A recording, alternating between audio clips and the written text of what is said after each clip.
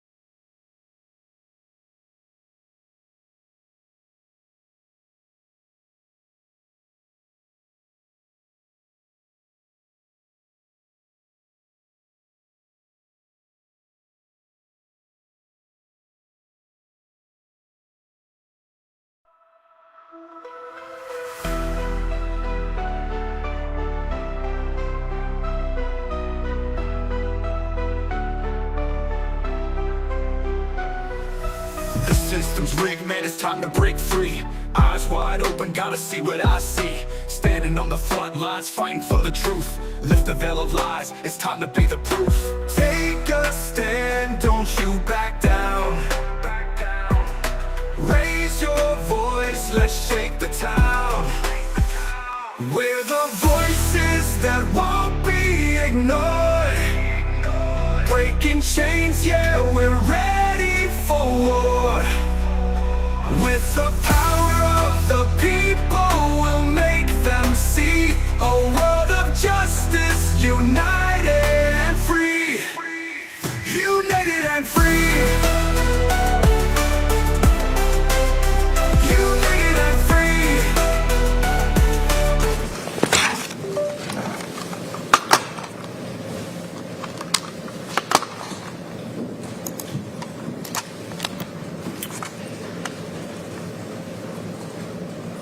Good morning. We'll go ahead and go on the record in Delaware, PCCB 009057. Todd Michael Mullis versus the State of Iowa. Mr. Mullis appears in person this morning together with his counsel. I believe the first thing that we need to address is the applicant's motion in limine. There are, I believe, 4 points. Is there any resistance on behalf of the state? Good morning, Your Honor. I'm just taking a look through it again just to make sure, but I don't believe we have any resistance on that, and we would join the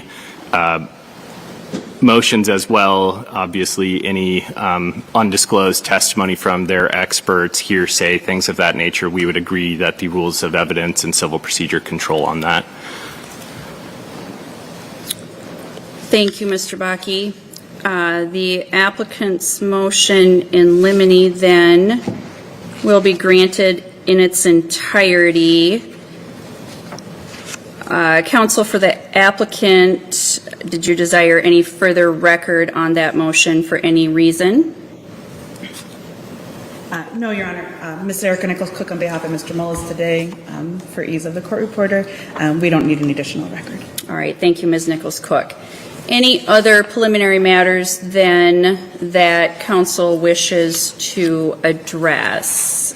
Ms. Nichols-Cook? Your Honor, we briefly talked off record about some exhibits. We're still talking to the state about that, and we will update the court on the next break. And I think we would request to do a short opening statement, but we don't have anything else preliminary. Any preliminary matters that the state wishes to address? No, Your Honor, I would agree with that recitation of our understanding. Okay. Ms. Nichols-Cook or one of your co-counsel, if you're ready to proceed with your opening, you may do so. Yes, Your Honor. Ms. Thompson is going to do the opening. Ms. Thompson, whenever you're ready.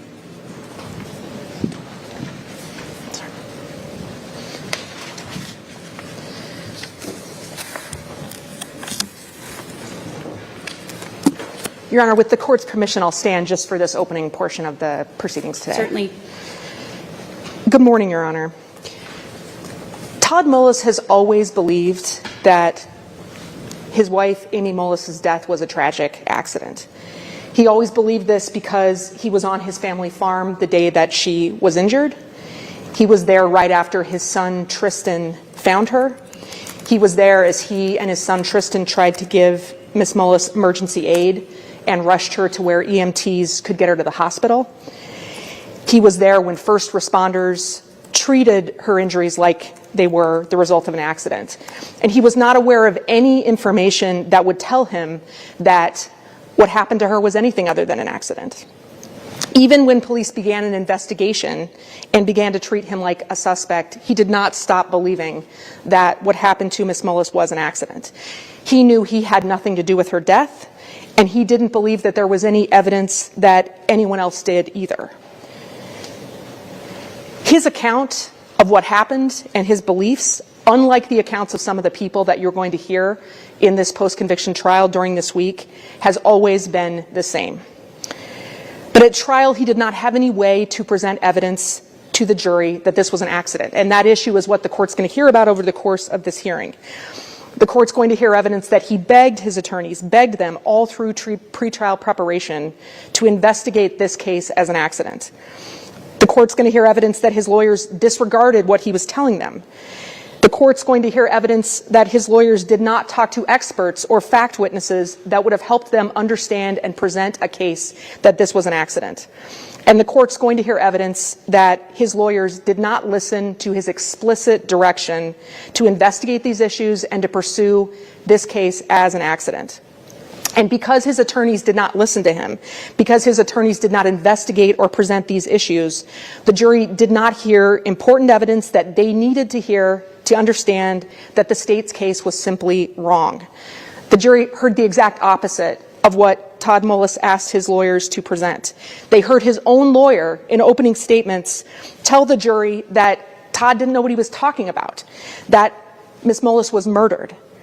They heard his own lawyer, in effect, tell the jury that Mr. Mullis was not credible. They heard his own lawyer make these concessions on day one, right when this trial began, and then really have no defense to present on Todd's behalf. His lawyers conceded guilt in this case without any plan to present another defense. The court is going to hear evidence that Todd didn't agree to this plan. He didn't know this was the plan. He'd actually asked his attorneys to do the opposite. And at this point in the proceedings, the court has heard in various pleadings at other hearings that we've had, the PCR team for Todd repeat this to you over and over again in all of the filings, that this was an accident, that this is what this case is about. And we've repeated that to the court because it's true. And it's among just the many reasons that Todd Mullis deserves a new trial and what this court is going to hear at this hearing. On behalf of Mr. Mullis and his team, we're grateful that after all this time that Mr. Mullis is able to be in court this morning to remedy this wrong. Nobody listened to Todd at trial, but this week he'll have an opportunity to be heard through this case. And the court is going to hear other important evidence as well that the jury never heard that is going to create at least the reasonable probability that the outcome of his trial would have been different if the jury had heard everything that the court is going to hear over the course of this trial. The court also knows that this is the rare PCR case here in Iowa with an actual innocence claim. And that is what the court is going to believe and know about Todd after this hearing. The court also knows that all of Mr. Mullis's most important claims survived the summary judgment rulings that the court made, and that the court is going to hear his claims and his evidence this week. And everything that this court is going to hear is going to establish that the underlying trial that Todd had was nothing short of fundamentally unfair. It was unfair because of the actions that his trial counsel failed to take, that any reasonable attorney would have done on Todd's behalf. It was unfair because the state withheld from Todd important favorable evidence that would have undermined confidence in the outcome of this trial. And it was unfair because the trial prosecutors did things that resulted in misconduct in how they presented the case and what they presented. And the court's going to hear evidence that makes clear that Todd Mullis was right.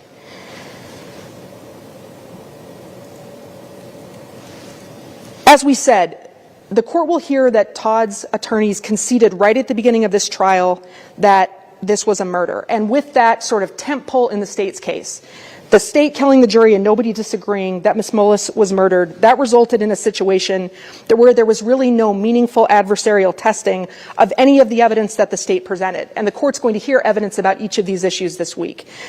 The court is going to hear that the state then was allowed to present witnesses giving contradicted hearsay and innuendo that painted Todd in a bad light.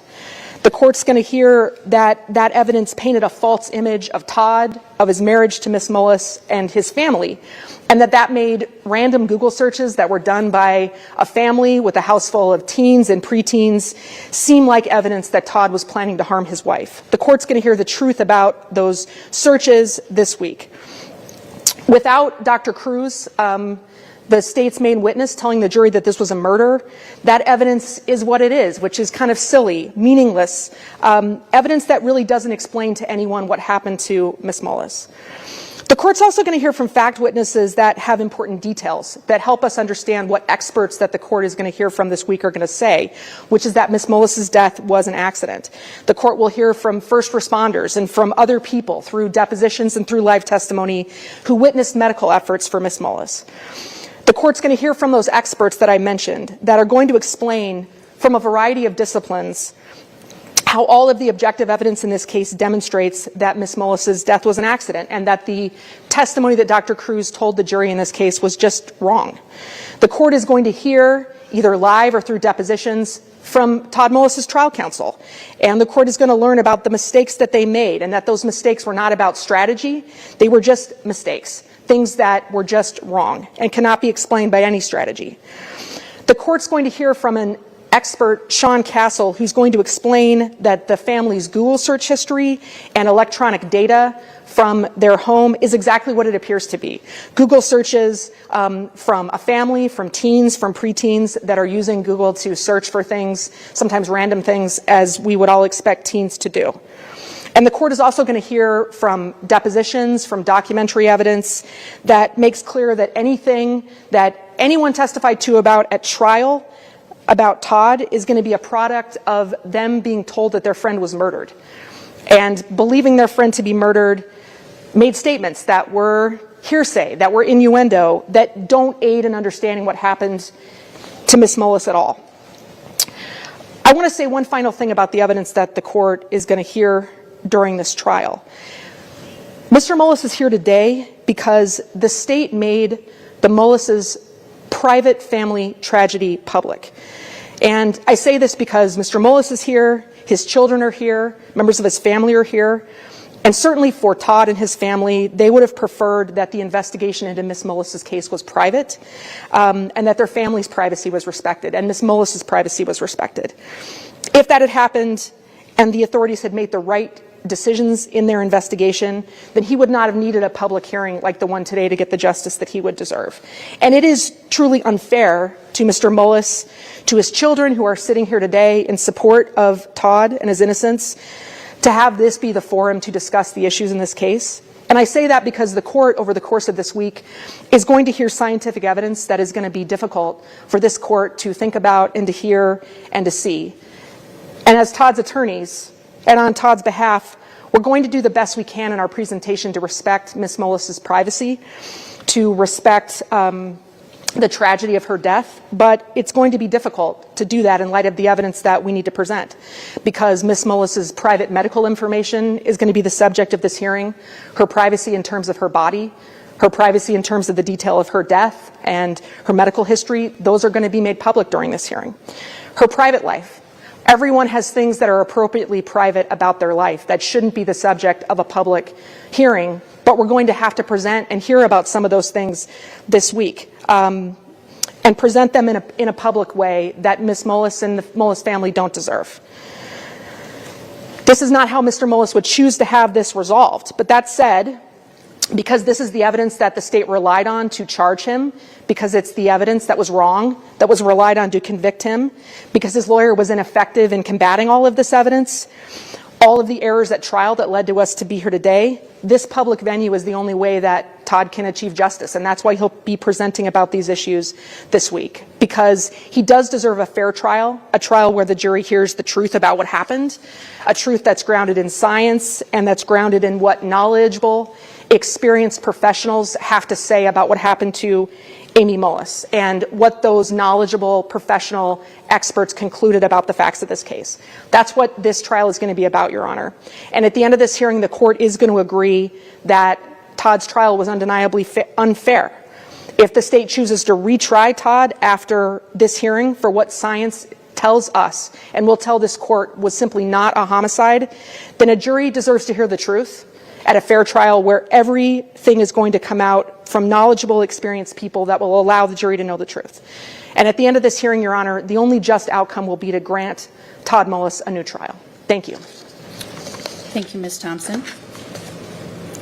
Counsel for the state, did you have an opening you wish to present? Briefly, Your Honor. Thank you. Whenever you're ready, Mr. Duden. Thank you. Good morning. My name is Josh Duden, along with Thomas Bakke and Scott Brown. I represent the state of Iowa in this post-conviction relief proceeding. As the court knows, Todd Mullis was convicted in September of 2019 for first-degree murder by a unanimous jury for causing the death of his wife, Amy Mullis. The Iowa Court of Appeals affirmed that conviction later on direct appeal. And here we are in a post-conviction relief proceeding which Mr. Mullis has brought and commenced to attack his conviction again. The evidence will show, and the evidence has in fact already shown, that Mr. Mullis took the stand at the underlying trial and agreed that Amy Mullis was murdered. He agreed on cross-examination that somebody took a corn rake and stabbed Amy Mullis in the back 2 or 3 times. He agreed on cross-examination that he actually knew this wasn't an accident. And yet we are here today to ensure justice and a fair trial occurred. The evidence will show that sufficient evidence still exists to support the murder conviction of Todd Mullis' murder conviction. The evidence was enough for the Court of Appeals to affirm it, and the evidence will be enough for the court to deny this post-conviction relief application in its entirety. Many claims are brought pending before the court right now, but the important evidence was presented at trial. And a shrapnel shot approach, or a shot in the dark, in a way, is not a way to hit the mark here. The evidence will show certainly that expert testimony will not be enough to attack what the evidence actually showed at trial and what has already been upheld on appeal.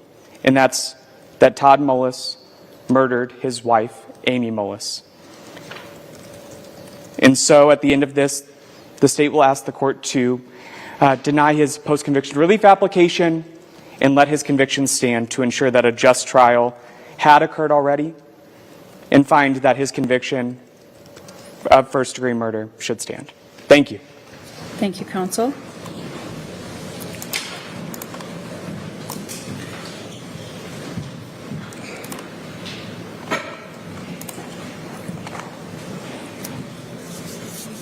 Are you ready to call your first witness? Yes, Your Honor. The applicant will call Carrie Pierce.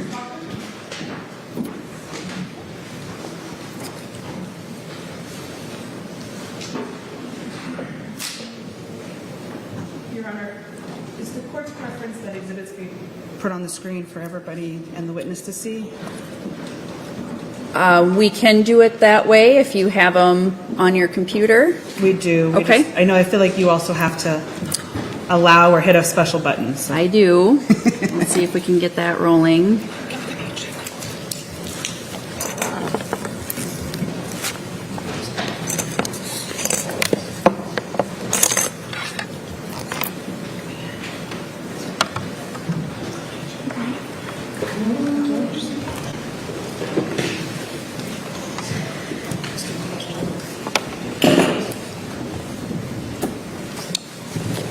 Go ahead and have a seat.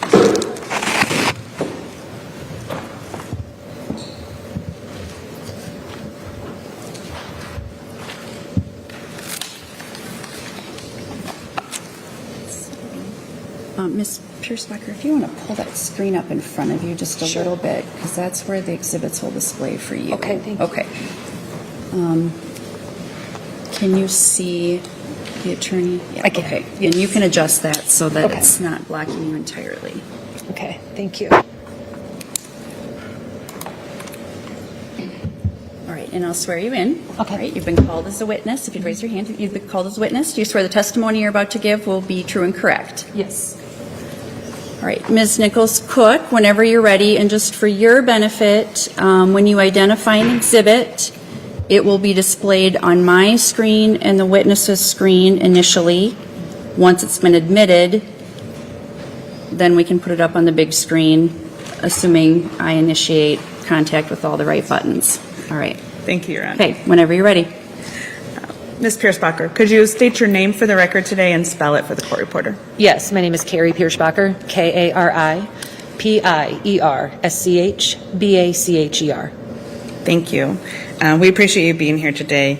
Can you tell the court how you are employed? I'm employed by Edgewood-Colesburg School District in Edgewood, Iowa as a music teacher. I'm currently the 512 band director is my current position. And do you also volunteer in your community? Yes, I do. I'm a volunteer fireman, an EMT in Greeley, and an EMT in Edgewood.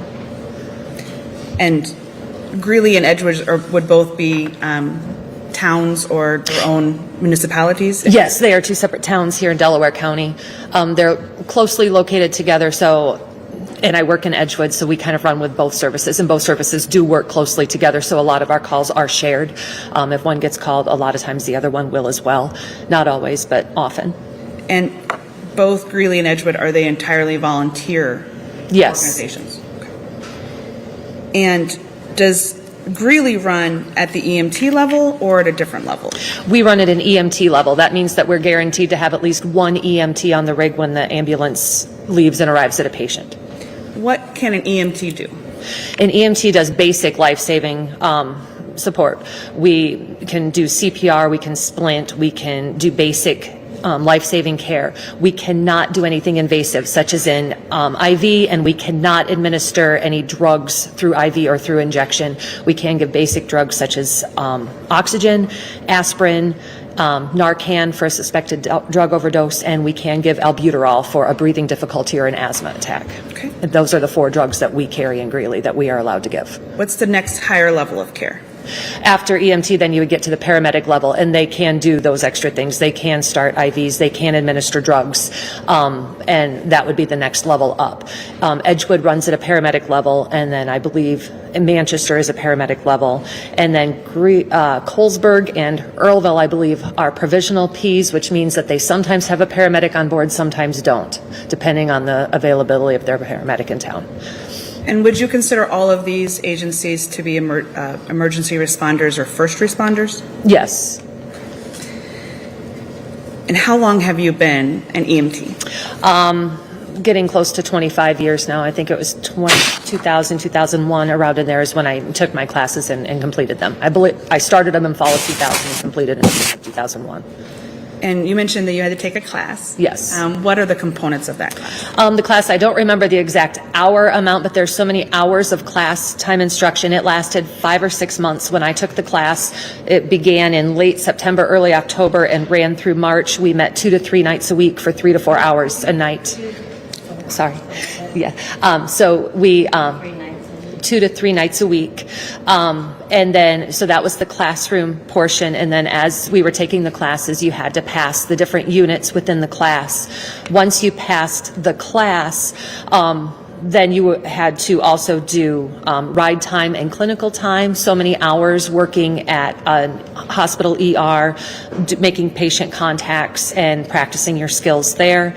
And then also so many hours ride time, which would be with an ambulance service, again, making patient contacts and practicing in ambulance situations.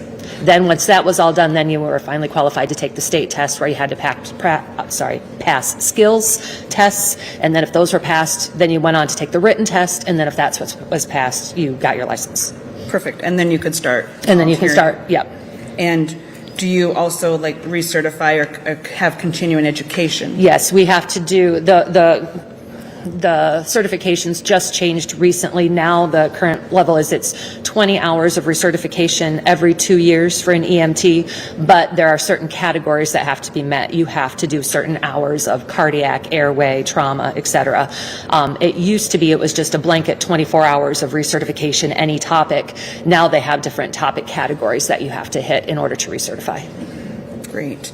And for the paramedic services like Manchester, are they also volunteer or are they employed or full-time employees? Most of the services in Delaware County are volunteer, except Manchester is a paid service. They are run out of the hospital, and that is their job is to be on call in the ER and run with the ambulance. And so as a volunteer, if you're not on a schedule or you're not being paid for certain hours, how are you notified when your assistance is needed? We all carry pagers or radios. Greeley actually carries like radios similar to a walkie-talkie, that if it's set on page, you only get notified when your department is paged, or you can possibly open it up if you want to and listen to everything that's going on in the county, and then you would hear when other towns are getting paged as well. But then when that goes off, then we know that we have a call and we respond to the station. And you also live here in Delaware County? I do live in Delaware County. And did you grow up here? I did grow up in Delaware County as well. And so are you familiar then with the geographic area and the roads and where different landmarks are? Yes. I want to ask you specifically about a call that, and about November 10th, 2018. Okay.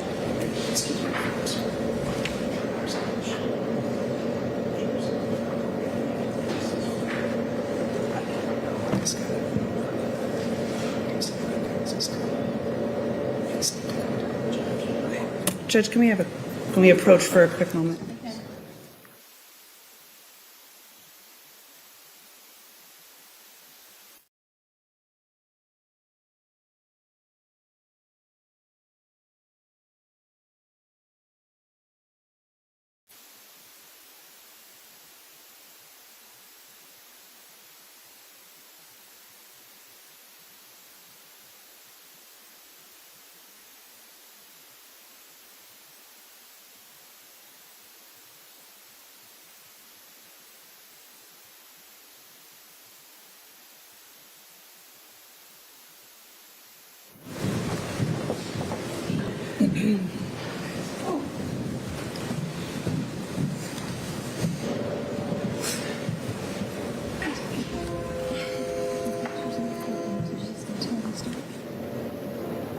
I've just been informed that there are individuals observing the trial who are taking photographs with their phones.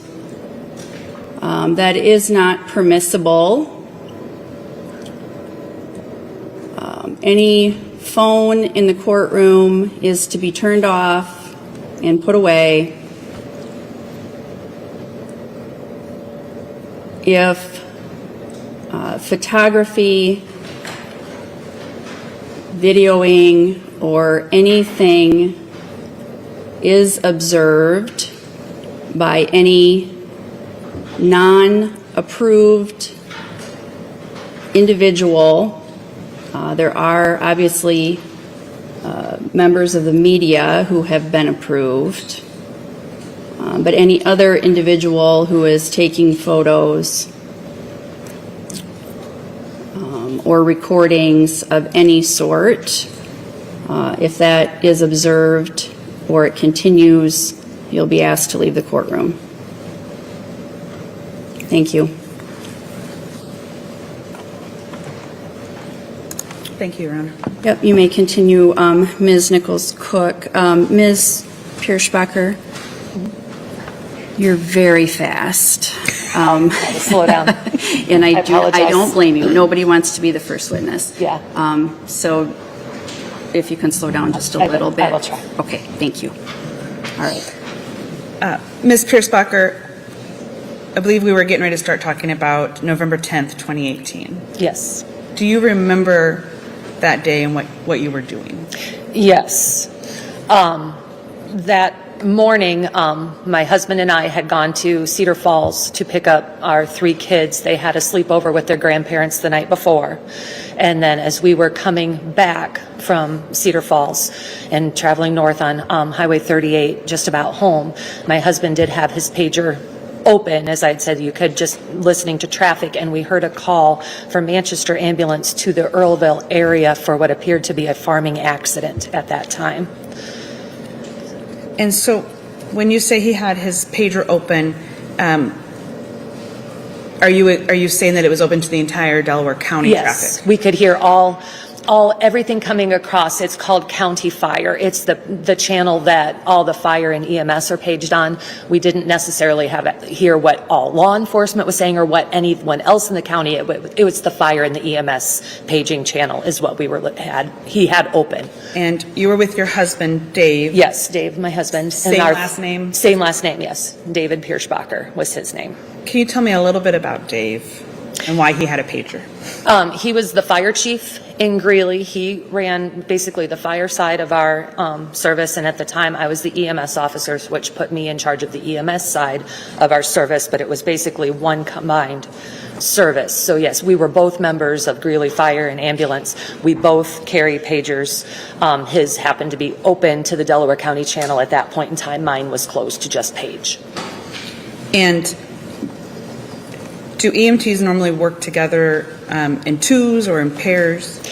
Our protocols is that you always go with at least 2. You never leave the station without 2. And since we are an EMT service, one of those 2 must be an EMT. We do have members of our service who are fire only. We have some people who are EMRs, which means emergency medical responders, which would be the next level below an EMT. There's a couple of skills that EMTs do that EMRs cannot. And we have a few of those. But our protocols are, if the ambulance goes, there's a minimum of 2 people on board, and one of those 2 must be an EMT. And was Dave an EMT? He was as well, yes. And it's my understanding he's unable to be here today. No, he is not here today. And why is that? He passed away in 2022. Okay. So while you were driving back from Cedar Falls, I think you started to say you were listening to traffic and you heard a call. Can you tell us about that call? We heard, it sounded like Manchester Ambulance getting paged for what at that time appeared to be a farming accident. It said that there was a male subject who was transporting a female subject to the hospital along 170th Street, that she had been hit by forks, and that that Manchester was paged out to intercept with them. But also at some point it was said that the original location was somewhere near Earlville, because I remember Dave asked me, why is Manchester responding to Earlville? And I said, I don't know. Was that unusual? Not kind of. Usually Earlville would have taken that area, but we didn't know, were they out on another call or something else? There are circumstances where different ambulances cover different territories. And is Earlville also a volunteer? They're also volunteer. EMS? Okay. And did you have any impression or recollection of what the demeanor was while you were listening to this radio traffic from dispatch? I just remember everything just seemed very confusing. We were just listening to the traffic, and we heard Manchester Ambulance go en route, and we heard them continue to ask dispatch for a location, and that they said that they were coming in on 170th Street, and then at some point we heard them say that the subject had stopped so that they could start CPR on the female victim, but they were somewhere along the road on 170th Street. So Manchester Ambulance headed in that direction. And so we were still continuing north on Highway 38 from Delaware to Greeley. And at some point, Manchester Ambulance was continuing to ask for more directions, or how far out are they, and they really weren't getting any information. And then Manchester Ambulance asked dispatch to page first responders. And that's when Dave and I said, oh, that's us. We need to get to the station, because we even flipped on our blue light, our light that we use to respond to situations, and we started heading right for the station, thinking that it was us getting paged and we had to get there. And then dispatch actually paged Manchester first responders. So we're like, oh, but we were already at the station at that point, so we just waited for a minute to see what would happen. And for those of us that didn't grow up in Delaware County, how close is Manchester and Greeley, or along 170th Street? Along 170th Street. 170th Street, it's also known as the Oneida Blacktop. It is a long road, I don't know, probably 12 miles, I'd say, between Greeley and Manchester-ish. I know it's 17 to my house, but I live a little bit further than Greeley, so. At some point, while you and Dave were at the Greeley station, did you prepare to respond or leave the station? At some point when we continued to hear the voice traffic back and forth of where are they located, how far out, Dave did get on the radio and ask Manchester Ambulance if he would like Greeley to respond from that side of 170th to see if we could find them, and figuring between Manchester and us coming from the two directions, eventually we would run into them at some point. And Manchester Ambulance responded yes. So Dave and I got in the ambulance and took off, and we radioed to Manchester that we were en route. We radioed to Manchester Dispatch that we were en route. Okay. And so is it a fair characterization that the people needing help were somewhere on 170th Street? The Manchester Ambulance left from the hospital in Manchester, and then you left from Greeley. Went from Greeley. And you guys, did you eventually meet? At some point we were going to meet up. We actually found the victim first. They ended up being very close to Greeley, actually. They had not gotten as close to Manchester as we had thought they had maybe gotten. We actually found them just south of Greeley, 2.5 miles, at kind of the intersection of 38 and 170th. Great. What did you see when you got to that intersection? When we got to the intersection, the first thing we noticed is the flashing lights from the deputies' cars. At that point, the deputies had arrived. We had just passed that location a few minutes before, but didn't notice anything. Now we saw the flashing lights, and so we're like, that's where it is, and we radioed to Manchester where we were. We went to turn into the driveway, and one deputy ran to the road to meet us to make sure that we saw them and that we knew that's where we were going. So we pulled into the driveway. It was the driveway of a home that was under construction at the time. So there was nobody who lived there. And the driveway was very rocky and muddy. It was under construction. And so when we pulled in, we could see a deputy was performing chest compressions on the female victim, and there was a forklift nearby for the construction of the home. And so after being paged that we had heard somebody hit by forks, I was still thinking bale spears from a tractor, and then I started to think, oh, that forklift was somehow involved in this incident. And so Dave and I pulled the ambulance over as we pulled into the driveway to the left to get out of the way for the other approaching ambulances. I went directly to the victim to relieve the deputy who was giving compressions, and Dave got the equipment out of the ambulance, the Lucas device and the AED. Okay. And then he met me at the victim a few seconds later. And if I missed this, did you know who was building that house or whose property you were on? I did know whose property we were on. It's the property of Brian and Rachel Krogman. Okay. And you mentioned that from the radio traffic and from the dispatch statements that you thought you were going to a tractor baling fork accident. That's what I thought. For those of us that aren't farmers, a baling fork, a larger item? It's a large attachment that goes on the front of a tractor to move large round bales. Okay. And did you have any concerns about a patient being transported by their family towards the hospital? No. And why is that? Because it's common in our area. We're very rural. We all know what the transport times are and what the response times are. I know just for our own department, our goal is from the time of the page to be at the patient within 10 minutes. And I think the community knows that too. So, and I know a lot of people kind of think, well, I can be at the hospital in 10 minutes. And so, no, it is not unusual for a family member to just take a loved one on their own, thinking that they could probably get there faster than waiting. And in your 25 years of being an EMT, have you responded to other farming type of accidents? Yes. It's not uncommon in the area. It happens. It's a farming community.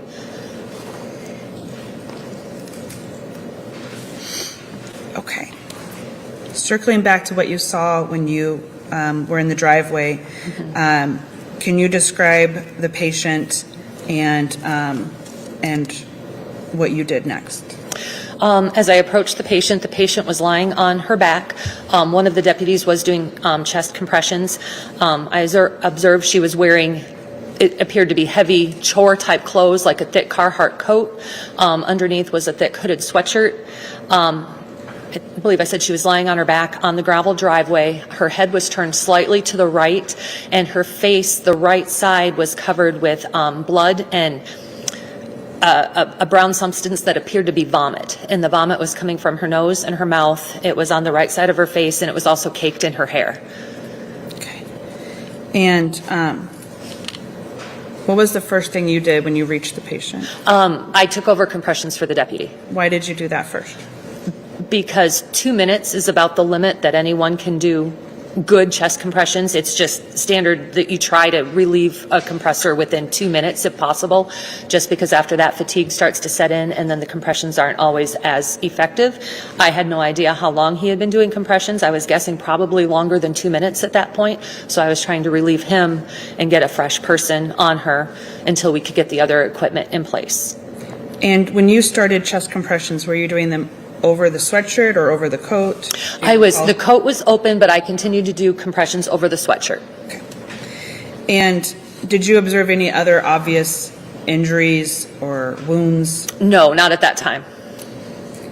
And were you expecting to see something else? Well, I was picturing getting hit by bale forks. I was expecting to see very large wounds somewhere and that I was not seeing. And so I was confused as to how the bale forks came into this picture, because I wasn't seeing the massive trauma that I was expecting to see, that I would expect bale forks to cause. And did you know who the deputies were at the scene? One was Deputy Thompson and one was Deputy Hollub. Okay. Did you guys have a conversation or exchange information about what had happened? We just started talking. I do know at one point when I started compressions and I asked what happened, one of the deputies told me, I think we were dealing with a fall. And then I'm pretty sure at one point I asked, did this happen here? Because I was still under the impression that that forklift I saw sitting off to the side had somehow been involved in this incident. And then that's when Todd, who was in the background, he said, no, this didn't happen here. This happened at our farm a few miles east of here. Did you know the identity of your patient at the time? At that point, no, I did not. Did anybody else from the Greeley EMT team respond? Eventually, there was a third Greeley person who got to the scene of the patient, Steve Engelken. As I took over compressions, I did ask the deputy to page Greeley for more help, because at that point our pagers had not tripped yet. It was just Dave and I. I knew we had other people close by that we could probably get there faster even than Manchester ambulance could, if they would just be paged. And the deputy asked for Greeley to be paged, and the dispatch replied with, Greeley's already on scene, they don't need to be paged. And so we asked again to have them paged for more help, and then Greeley was paged. By the time most of the responders responded, Manchester had already gotten there. So Steve Engelken is another member of our service who did get to the patient. I believe he got there at roughly the same time that Manchester ambulance arrived. Okay. But I know he was helping with resuscitation efforts at some point. The rest of the Greeley people arrived, but already saw Manchester ambulance and Greeley ambulance and everyone there, so they stayed on the road and conducted traffic control and did not approach the scene. Okay. And then you mentioned that Dave got the Lucas device and the AED off the ambulance. Can you tell us a little bit about what a Lucas device is? A Lucas device is basically an automatic CPR device. There's a board that resembles I don't know, maybe a snowboard would be the closest comparison I can think of. Has a slight curve to it. It goes under the patient's back, like from armpit to armpit, and then there's another U-shaped device that comes down and clips over top of that, and then from that device there's a plunger that goes down onto the patient's chest, and then once it's turned on, the plunger does the compressions for you, so then the manual compressions are no longer an issue and we don't have to worry about rescue or fatigue. The Lucas just keeps going with good quality compressions. Okay. And so, and then how is an AED different? The AED is an automatic external defibrillator. That is the part that actually attaches to the person's chest and shocks the heart to try to get it back into rhythm. Okay. And what did you do? What did you guys do first? Once Dave got to us with both of those devices, the first thing we did is attach the AED. At that point, we pulled the victim's sweatshirt up and we attached the two pads. The pads go upper right, lower, and then on the right side, and then on the rib, lower rib on the left side. So we attached the pads, we turned it on, it analyzed, and then an AED is looking for a certain cardiac rhythm before it will issue a shock. So as it analyzed, we stopped our compressions and let it analyze, which is protocol. And then the first time it analyzed, it said no shock advised, which meant it did not pick up that shockable rhythm. Continue CPR, so we continued CPR. Okay. And when you pushed your patient's clothing up, did you make any observations about other injuries? Yeah, we looked, as we lifted up her shirt, we were looking for some other things to see because I was still trying to figure out how this injury happened. There was what appeared to be possibly a slight bruise on the right rib cage. At that point, it was very faint. We thought maybe it was a bruise, but we weren't 100% sure. And then there was also a mark above her right breast that looked possibly like a very small puncture wound, but again, we weren't 100% sure what we were looking at. We saw something there, but were not able to determine what had caused that. So we made note of it in our report. Did you observe anything, any injuries on her face area? Again, possibly a slight bruise on the right side that was noted in the report. Again, at the time that we saw her, it appeared very faint. We thought it was possibly a bruise, but we were not 100% sure. So again, we noted it in the report. Okay. After you set up the AED, did you then do the Lucas device? Yes, once we did the first analyzing with the AED and said no shock advised, continue CPR. I continued manual chest compressions, and then Dave and the deputy started setting up the Lucas device. Dave started and the deputy assisted with getting everything in place. I continued manual compressions until the Lucas was in place and could start. Okay. And you were able to utilize the Lucas to do chest compressions? Yes, and then once it was in place, we turned it on and the Lucas took over chest compressions. What did you do after that? Then I went back to the ambulance to get the airway bag to secure an airway and to start breathing for the patient. So I brought the airway bag back to the patient, opened it up. I took out a King LT, that was the intubation device preferred at the time. And so that's what I took out. At the time that I had gotten that out, then that's when Manchester arrived on scene. Okay. I apologize for the interruption, but could we have a quick sidebar? Sure.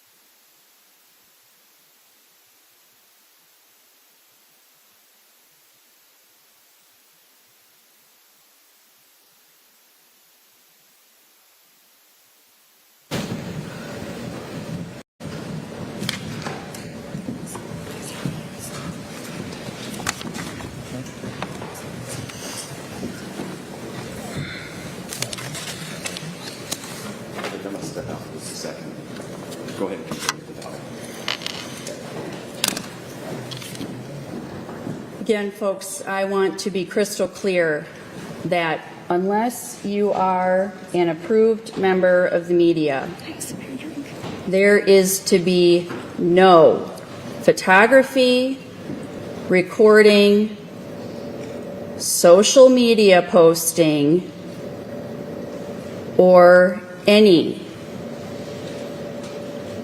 recording of any kind of this proceeding. I am aware that there is a specific individual in this courtroom who has posted photos on a social media site from this trial this morning. It is only because I cannot ascertain specifically if that photo or those photos were posted before or after my preliminary warning that that individual is not already being removed from the courtroom by a deputy. If there are any further posts, the individual will be removed, as will any others. We will not have this proceeding derailed by members of the public who are not following the restrictions on recording, photography, and the rules of this court.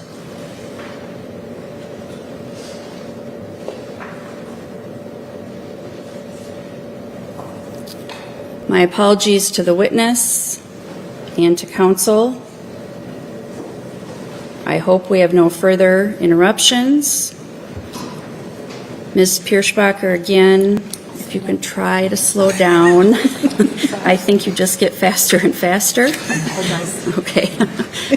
All right. Ms. Nichols-Cook, whenever you're ready. Thank you, Your Honor. Ms. Pierschbacher, maybe act like we're high schoolers, I guess, and we don't listen the first time and just go slow for us. But we were talking about an airway bag, and could you help us all understand a little bit about what you were using? I think we've all seen mouth to mouth, and so tell me about the airway bag. Okay, so our airway bag specifically carries all of the equipment that we would need if a patient were to have a breathing problem. There is an oxygen tank in that airway bag. There is also it's called an AMVU bag. It's the bag that you put over their mouth and squeeze to help ventilate them. That we carry in there. There is also nasopharyngeal airways, which go into the patient's nose, and oral airways, which are hard airways that go into the patient's mouth that are used to hold the tongue out of the way. Those airways are used for a patient who is still semi-conscious and would have a gag reflex, who would not tolerate anything down their throat. In this particular case, we used a King LT, which is a long tube that is inserted into the patient's mouth, and it goes into their trachea, and there are two balloons that blow up to hold it into place, and then there's a small opening at the top that AMVU bag I was talking about. If you take the mouthpiece off, the round tip goes right onto the top of the King airway, and then we can ventilate directly into the patient's lungs. So that is what I was getting, the airway bag, and that's what we had decided was our best option for that patient at that time. Okay. And was your patient responsive at all? No. And in order to insert the tube then into your patient, did you have to do anything with her mouth or her nose? Yes. So when I inserted the tube, what I did is I positioned myself at her head so that she was directly in front of me. I was at the top of her head. Other people were still working on doing things with her. I was kneeling on the ground above her head, and then what I do to insert is I reach through and I grab her lower jaw and her tongue, and I lift it up to pull the tongue out of the way and to open her mouth. And then with my other hand, I take the tube and insert it into her airway, and then we have a syringe that then blows up those balloons to hold that tube into place. Okay. Earlier you mentioned that the right side of your patient's face had blood or maybe a vomit substance. Yes. Was that still present when you were inserting the tube? It was still present, and before the tube was inserted, we used a suction device to suction her mouth clean and clear so that we could get the tube in without getting any extra debris into her airway. Would getting debris in her airway be harmful to your efforts to get her breathing? Well, it could, because then it would be basically like aspirating whatever that was, and then it would just cause further problems for the patient down the road. Okay. And I think you mentioned that as you were working to do this, the Manchester paramedics arrived. Yes, the Manchester crew arrived because at first when they arrived, we filled them in on the situation and told them what we had done so far and what we knew. And then I actually backed off on the airway for a moment just because at that time it was their scene to control. And I just said, we're about to insert an airway. And then that's when they said, well, you are an EMT, you can do that skill, right? And I said, yes, I can. And then they said, please do help us. And so we stayed on scene and continued to help them as they were doing what they were doing. And in addition to suctioning out the mouth and the nose, did you also have to move her face or handle or wipe things off of her? I don't remember if we did any wiping. I do know we did have to suction, and then her head was turned slightly to the right, so we would have pulled her head back to center to make it easier to insert that tube. Okay. After you inserted the airway tube, what do you remember doing next? At that point, then we hooked up the airway bag, and I started to ventilate for her. The ventilations were going in harder than I expected them to. I was feeling some resistance, which is not normal. But at that time, that's when we were getting ready to move the patient. They had brought a sheet from one of the ambulances, and so the way that we lifted her that day is we did something called a log roll, where we roll the patient onto her side, put the sheet under her, pull it back out from the other side, and now she's laying on a sheet instead of on the bare ground, and then we're able to use that sheet to lift her and get her onto the cot and into the ambulance. So the sheet was the method that we used that day to get her up onto the cot and loaded. So at the time I got the airway in place was the time that we rolled her, got her onto the sheet, and moved her towards the ambulance. I was ventilating the whole way to the ambulance. When we got to the ambulance, I did tell the paramedic, please check this airway. There's more resistance than there should be. Make sure I got it right. And then I handed the airway bag off to one of the Manchester personnel, and they continued care to Manchester. Did you note any other injuries during that log roll procedure? During the log roll procedure, I did not see any other injuries myself. As the patient was rolled, I moved with her face to continue to give ventilations. I did hear one of the Manchester responders say, we have a through and through, when they saw her back. I personally never saw her back at the scene. I don't know what it looked like, but I did hear one of the Manchester responders make that comment. Did you note any other injuries to her mouth, a cut, or anything like that? No. And in your experience, is the act of performing CPR or using a Lucas device a traumatic event to the body? It can be, yes. Was your care ending then as the patient was loaded into Manchester's ambulance? Yes, that is where our care of the patient ended. We handed off to Manchester. Shortly after Manchester ambulance arrived on scene, so did Manchester first responders, because they were paged out after. So between those two crews, they got enough people in the back of the ambulance to continue care all the way to Manchester. So it was Manchester's full ambulance crew, and then I believe a couple of their first responders who came out in the first responder rig also went back with them to be extra hands to help with resuscitation. So we were not needed to go in the ambulance with them. They had enough people. Okay. And at that And at some point, do you learn the patient's name?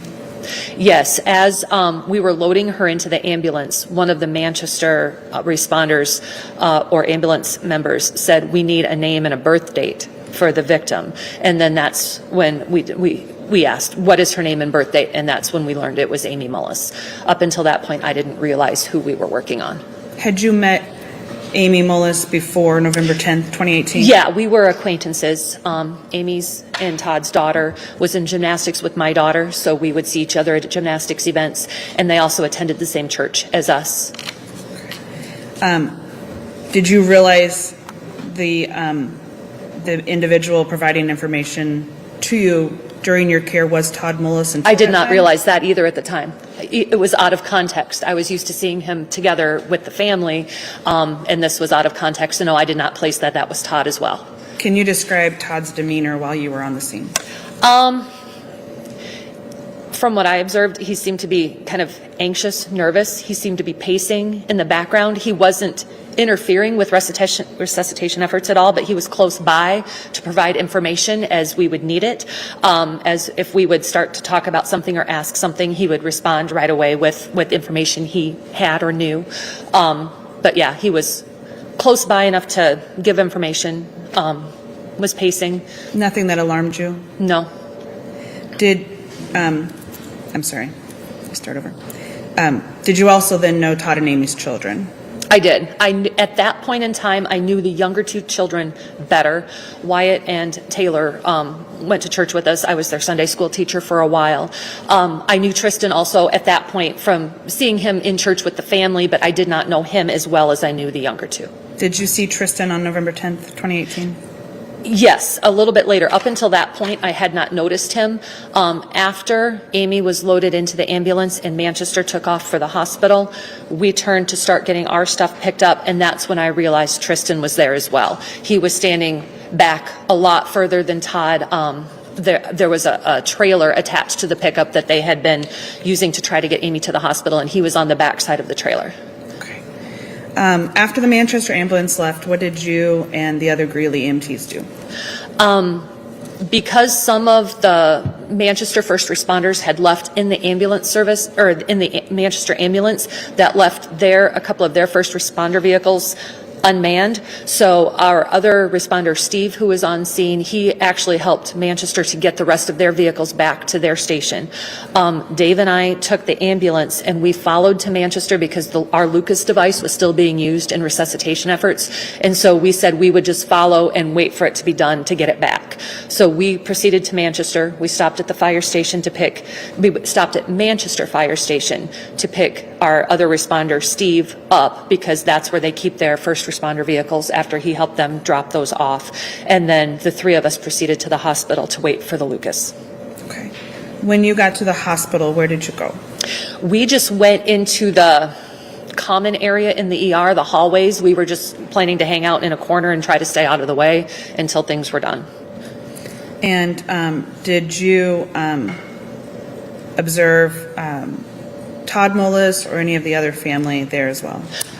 Todd, I believe, was there and had a friend with him, and they were in kind of the family waiting room. They had a special waiting room, not the general public waiting room that everyone goes into. There's a separate one back in the ER for family to wait in, and so he was in there with a friend. Okay. Did medical staff approach you and Dave or Steve? One of the RNs came up to us as soon as we got there, and calls for hearsay. What did you and Dave do after you interacted with medical staff? we waited. Dave we would take turns waiting in the family room with Todd. Dave spent most of the time in there. I went in, I believe, once for a couple of minutes. Right here. And were you asked to go in? Were you instructed or informed that you needed to go into the waiting room? Objection calls for hearsay or relies on hearsay testimony. Your Honor, it's been offered to show what she did and why she did it. Overruled. The witness can answer. We were told to make sure Todd was not left alone and to make sure one of us was with him at all times. Hearsay again, ask that the objection precede the response, Your Honor. Ruled, the answer will remain in the record. In your 20-plus years of experience as an EMT, has that ever happened to you before? No. Did you make any observations of Todd's demeanor while you were in the waiting room or at the hospital? It was similar to on scene. He appeared anxious to me, was pacing. At some point, were you able to not stay in the family waiting room any longer? Another RN came in. Are you familiar with former Sheriff LeClaire? I am. Did you see him at the hospital on November 10th? I did. Did you speak with him or see him speak to anybody? I did not. Calls for a hearsay response again, Your Honor. I didn't ask what was said, Your Honor. I did not speak to him myself. I did observe he and Dave speaking to each other. And since Dave was a fire chief in the county, was that unusual or alarming? No. Okay. At some point, were you able to retrieve your equipment and depart Manchester Hospital? Yes. At some point when the Lucas device was finished being used, we got it back and then we left and returned to Greeley's fire station. Okay. Did you respond to any other EMS calls that day? We did have another EMS call later that night. Did that take you back to the Regional Medical Center in Manchester? Yes, we transported that patient there as well. Did you ever learn that there was concerns or instructions to complete your report in a certain way? When we returned back for that second EMS call that night, we were actually with Edgewood crew at that time. Edgewood was the transporting service. They needed extra help, so Dave and I both ended up being in the back with the patient on the way in. When we got to the hospital, I stayed in the rig and started cleaning everything up. Dave and the rest of the Edgewood crew members actually delivered the patient into the ER. When Dave returned to the ambulance after dropping the patient off, he told me Objection, Your Honor, hearsay within hearsay. Sustained. Let me try to rephrase a little bit there. Did you complete a report about the service call regarding Amy Mullis? I did. And did your husband, Dave Piersbacher, contribute to that report? He did. Did your colleague, Steve Ingleton, also contribute? He did. Okay. And did you have an understanding that you need to take some extra care or caution when writing your report?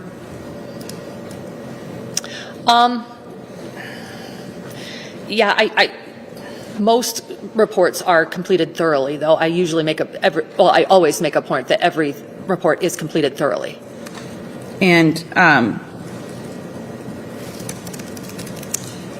at some point, did you learn that Amy's death was being investigated as a murder? I did. And do you recall when you learned that? That evening at the ER. Okay. I've got a copy of your report here marked as Exhibit 216. If we can show that to you to make sure we have the right report. We'll try to get it on the screen there for you.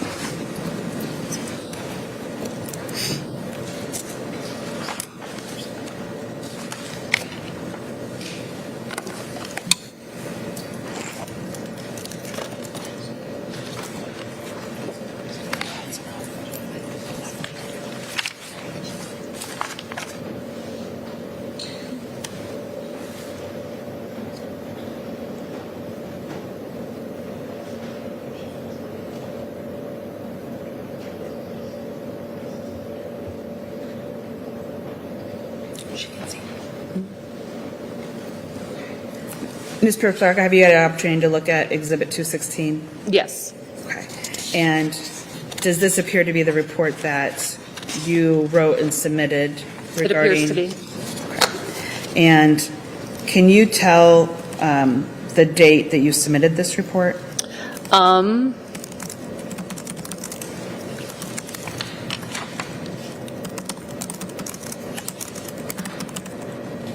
I'm not sure it's on this front page, but if I remember correctly, it was November 13th.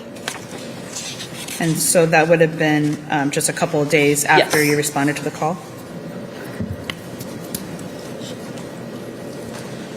And I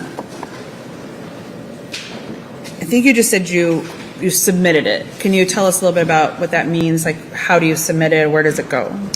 The system that we use for EMS reporting is called Image Trend. We all go in and it's what every EMS service uses. We complete the report and then it stays open, and when we are satisfied that it is done, we hit lock and submit, and it is locked and submitted, and then it uploads to the state database, and at that point then it is considered submitted. Okay. And after you submitted your report here in Exhibit 216, did law enforcement ever talk to you about your observations from November 10th or your report? No. Did anybody from the Delaware County Attorney's Office talk to you about it? No.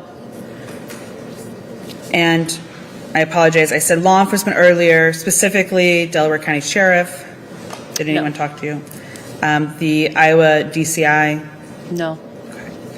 And have you ever spoken to anybody from the Iowa Attorney General's office about the substance of your report? No. And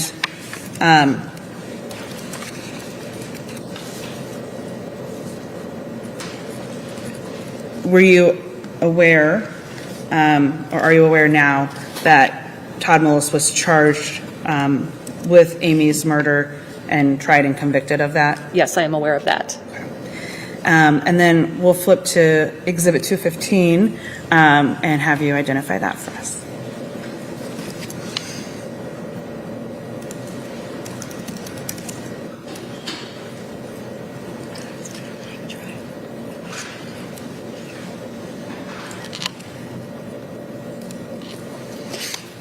Yeah, this is an affidavit. So 215 is an affidavit that you signed regarding November 10th. Yes. And my copy is a little faint, so maybe yours is a little better, but is it dated in 2023? I believe so. I don't see the signature page on my screen, but I believe that's when it was. We'll scroll for you. Yes, 2023. And prior to this affidavit in 2023, did you speak with any attorney representing Mr. Mullis? No. Any private investigators or anybody talk to you? No. Was there anything about Todd's behavior or demeanor on November 10th that was alarming to you or caused you concern? No.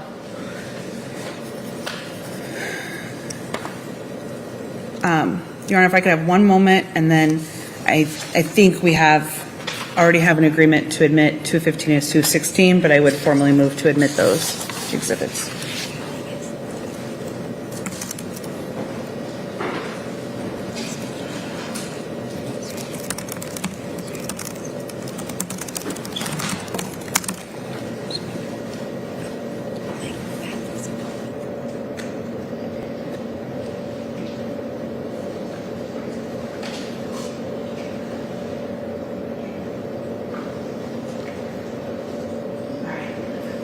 Got one or two more. I apologize. Thank you for your patience. Ms. Pierce-Bacher, while you were on the scene that day providing care and waiting at the hospital, did you ever observe any or hear anything that caused you to think that Ms. Mullis's injuries were not an accident? No. Okay. And I know you said earlier that it's not uncommon for there to be farming accidents. And so can you expand a little bit on that? Like what types of accidents you have responded to over the years? Your Honor, I am going to object on the grounds of beyond the scope of the lay witness's testimony. She's not a certified expert, and it's her testimony as to other incidents are irrelevant for her insight and for purposes of this proceeding. Sustained. Let me re-ask that. Have you responded personally as an EMT to other farming accidents? Yes. And have those included things like falls Yes. and onto whether it's a farm implement or a fork or some other tool? Objection, Your Honor. Again, this is irrelevant. It's both beyond the scope, not an expert, and simultaneously leading. Your Honor, I'm asking for her personal experience. I'm not asking for an expert opinion. Yes, we have been called to emergencies that involved farm implement, and we have been called to emergencies where people have fallen. We've been called to emergencies where people have been trapped. Yeah, there's several different types of farming emergencies that happen. Okay. One last question is, do you have any recollection of the weather on November 10th? It's winter in Iowa, but other than that, do you have anything? It was very cold. I remember it was very cold, very bitter. I believe there was like a skiff of snow on the ground at the time. Okay. Nothing further from me, Your Honor. Counsel, any objection to Exhibits 216 and 215? Your Honor, no objection to the inclusion of 216, but we would object to the inclusion of Exhibit 215. As it is hearsay, includes hearsay within hearsay as well, and is inadmissible. I believe it also predates the filing of this case and therefore was not made as a part of the record for any sort of consistency. 216 is admitted.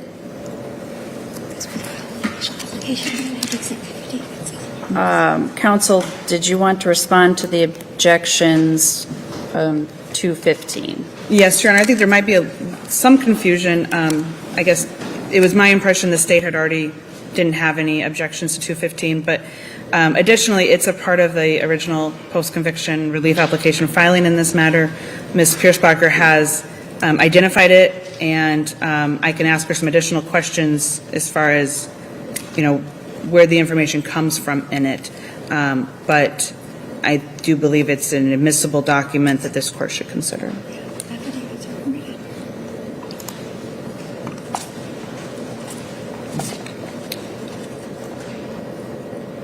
Well, to the extent it was identified as an attachment, I guess, to the petition, it's there. The court will consider it in that fashion. Generally, I'm not going to admit affidavits, though, of witnesses who are here to testify.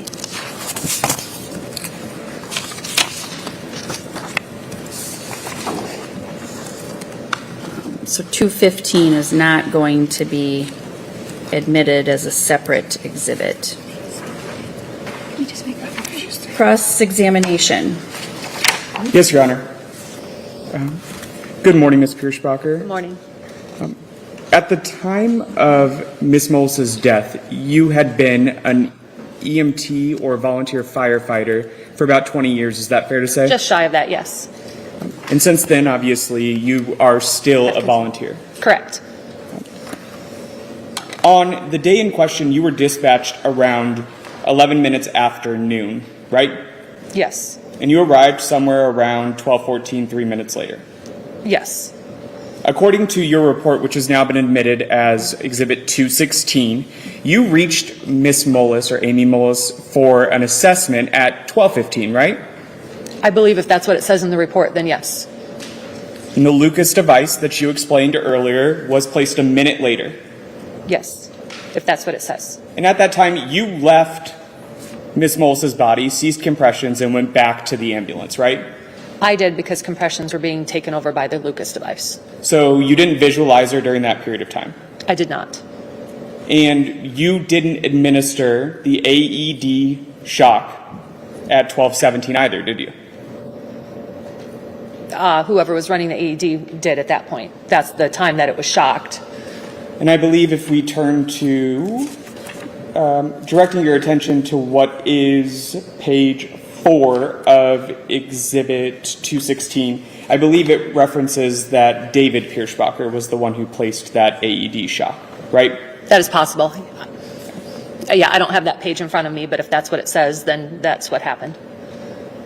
And 1 minute later, Manchester Ambulance took over the care Yes. of and administered the life-saving efforts for Ms. Mullis, right? Yes, once they arrived, yes. So the entirety of your interaction spanned about 3 minutes. Probably, yes. And for the portion of those 3 minutes, you weren't actually with Ms. Mullis the whole time, were you? Not the entire time, no. And according to your report, as has already been admitted, you didn't see the injuries in question, right? I did not. And you didn't observe the full extent of any puncture wounds, right? I did not.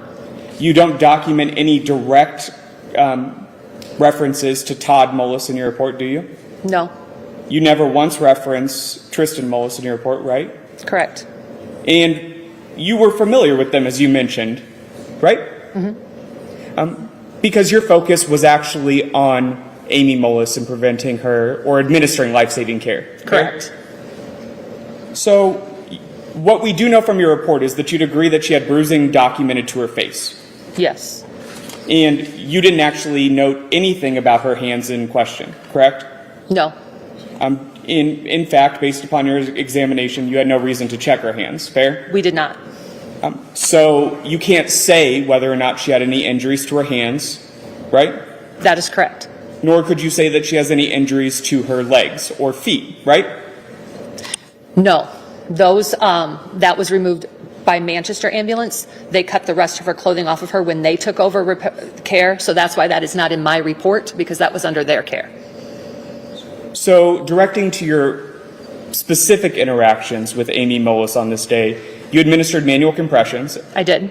and you placed the King airway device, right? I did. Tube. How long or how many tubes have you placed, would you say? Over the years. Can we get a little, I'm sorry, objection, a little foundation as to like a time period? Are you talking the entire 20 years or? Sure. In a general sense, without holding you to any specific number, over your 20 years' time at that point, how many airway devices had you placed? How many tubes? At that point, well, those were relatively new at the time. I mean, we haven't had those in the entire 20 years that I had been an EMT, but I placed a dozen. So you were fairly experienced or aware of how to place them. Yes, And to be fair, those don't come into contact with a patient's lips or anything like that specifically, right? no, mostly it's my hand that comes in contact with her face or her lips as I'm moving her face out of the way to put the tube in. And in this instance, Manchester Ambulance is the one who was doing the suctioning, not you, Yes, right? that is correct. So you weren't applying any force with an outside suction, right? No, And do you recall or have any reason to believe you caused an injury to her lips yourself?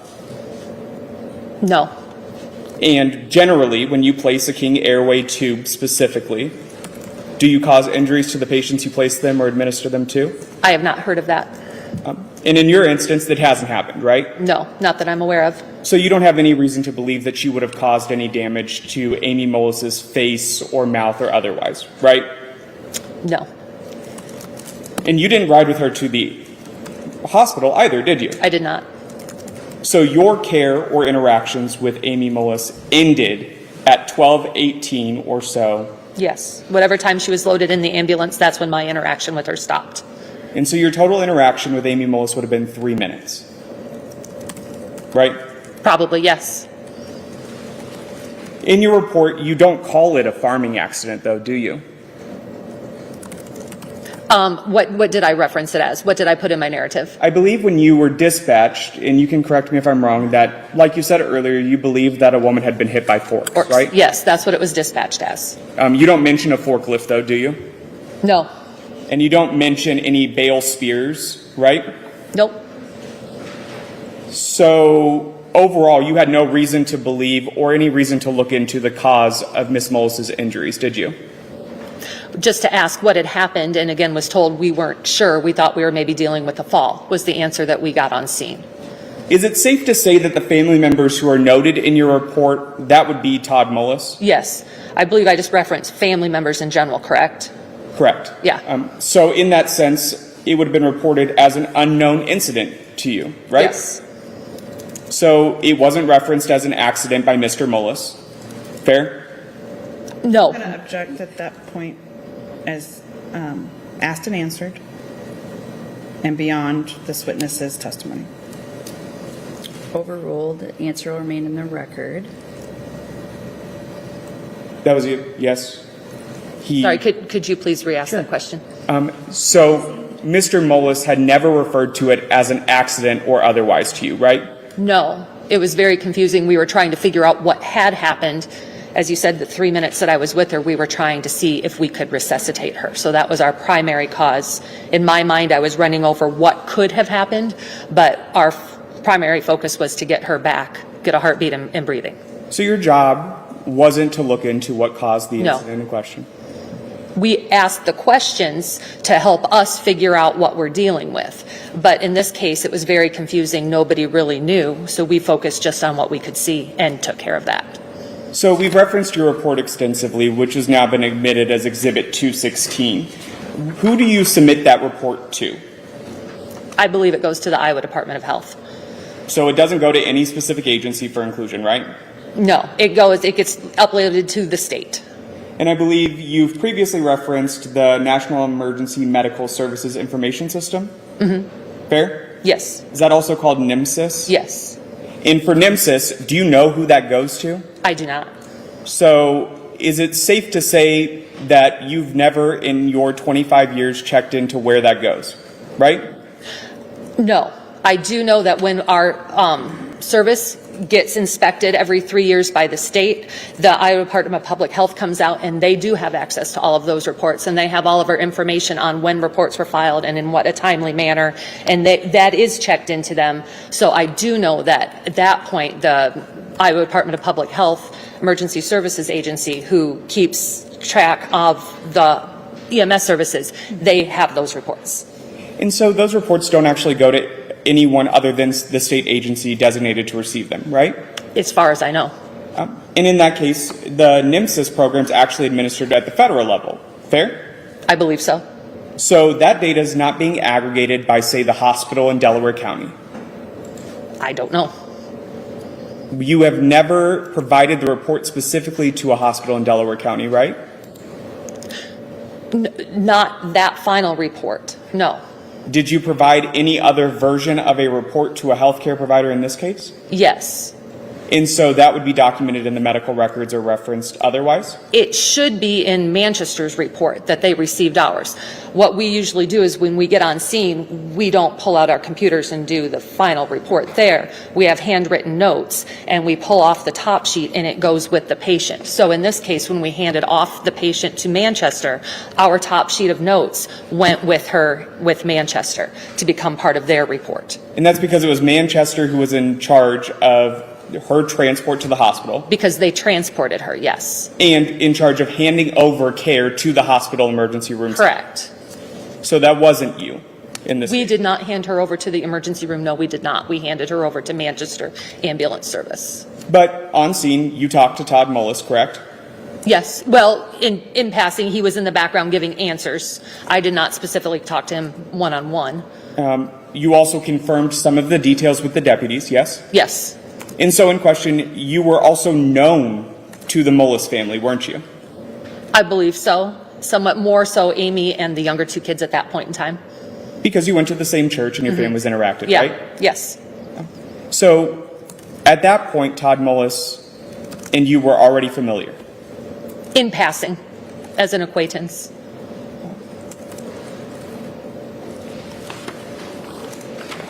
Ultimately, it's safe to say you can't actually explain the full extent of Amy Mullis's injuries that she sustained that day, right? No, I cannot.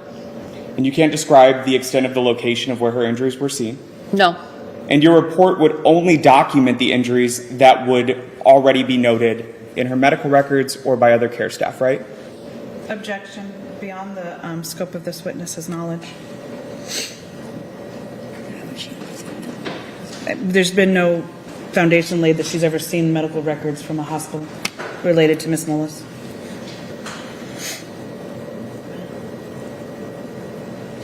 Kelly, can you read me the question? I'm sorry.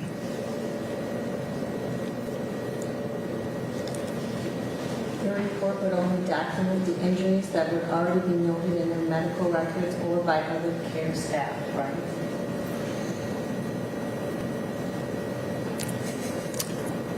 I'm not sure I understand the question. I'm Would you mind happy to asking rephrase, one? Your Honor. Right, thank you. You mentioned earlier that the extent of the injuries would have gone to Manchester ambulance, right? Correct. And that Manchester ambulance would have provided that information also to the hospital, correct? Yes, they should have. Yes, I assume they did.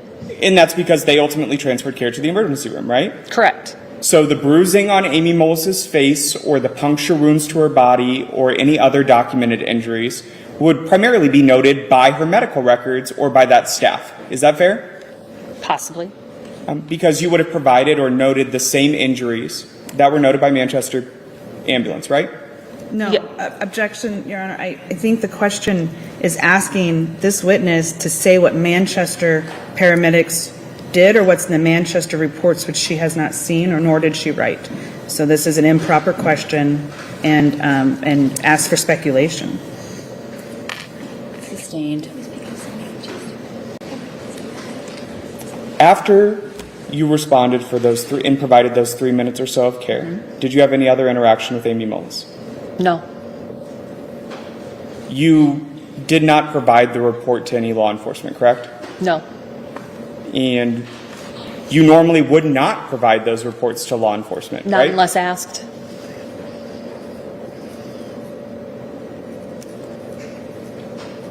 I don't have anything further, Your Honor. Any redirect? Very briefly, Your Honor. Ms. Pierce-Bacher, law enforcement knew you were on the scene. Correct. You have been a member of the Delaware County community your entire life. Correct. Law enforcement spoke with you while you were providing care. Yes. Is it a normal protocol and or is it required by the Department of Public Health that you complete and submit a report? Yes. Do you have any obligation to send that report out to the law enforcement you interacted with? No. And you mentioned that you would have taken the top sheet of your notes and sent them with the patient. When you describe that, are you describing like a carbon copy where you also kept a copy of Yes. those notes? And we talked a little bit earlier about you submitted this report, but it included observations and actions of the other two EMTs from Greeley. Yes. Okay. And is that normal protocol for an EMS EMT report? Yes. And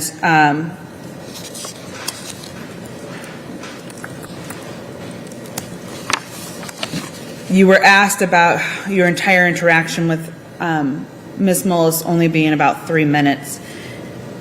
Is that unusual? No.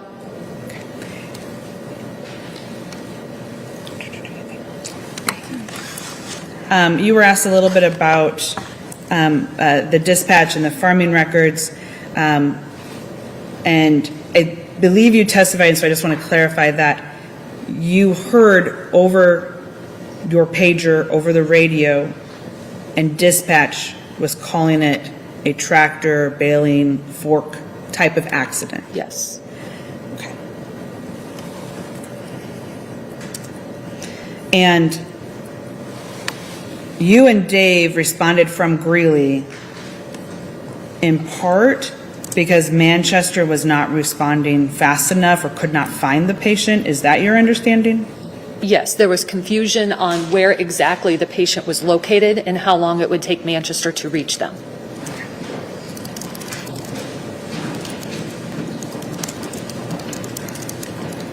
Ms. Pierce-Bacher, you heard us talk a little bit about your affidavit. Is there anything in your affidavit that you feel it is not accurate or reflective of your experience on November 10th? No. Objection relevance, Your Honor. This affidavit's already been excluded. The objection's overruled. The answer will remain in the record.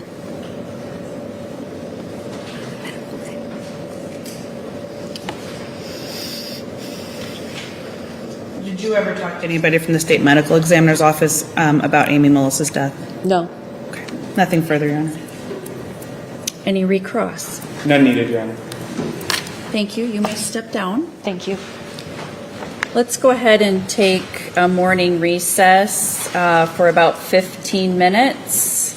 I'll see you back then.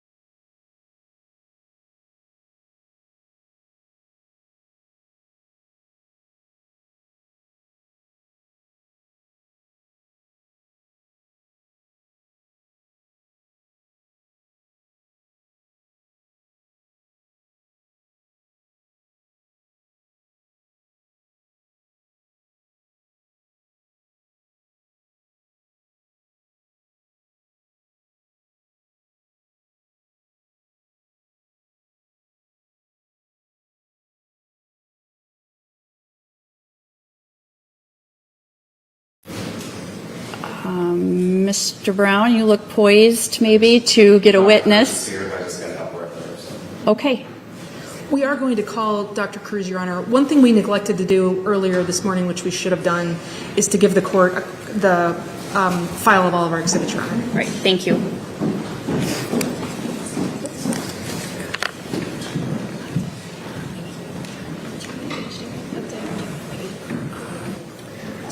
Good morning, Dr. Cruz.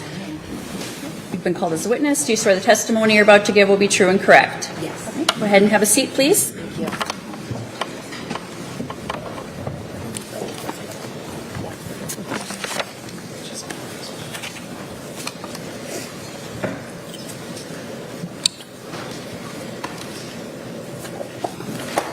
Ms. Thompson? Thank you, Your Honor. Whenever you're ready. Good morning, Dr. Cruz. Good morning. We have not met, but my name is Tara Thompson. I'm one of the attorneys for Todd Mullis in this case. Okay.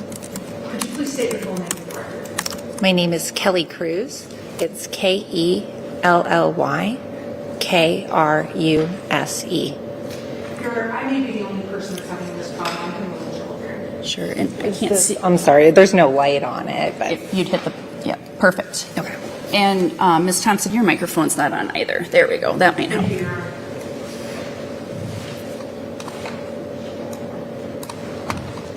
All right, with that out of the way, Dr. Cruz, you gave testimony in Todd Mullis' trial, criminal trial back in 2019, correct? Correct. And at that trial, you testified about the autopsy that you performed on Miss Amy Mullis back in 2018, right? Correct. And you prepared a report based on the autopsy that you conducted? Correct. In your trial testimony at Todd's criminal trial, you gave your opinions about the cause and the manner of Miss Mullis' death? Correct. And at that proceeding, you testified that the manner of her death was a homicide? Correct. And you testified that it was your opinion that someone struck her with a corn rake and that killed her? I testified that she had injuries that would be consistent with those caused by the corn rake. Was someone striking her with the corn rake and that causing her death? Correct. Those are opinions that you maintain today, Dr. Cruz, is that right? Correct.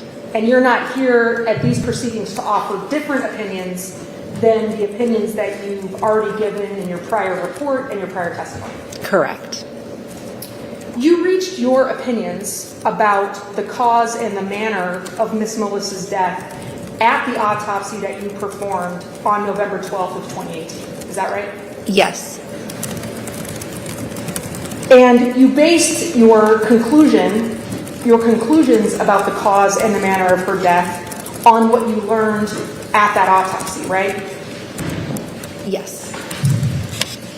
Is there any disagreement in your mind or any confusion in your mind that Miss Mullis was found with something called a corn rake that had been impaled in her back and her side?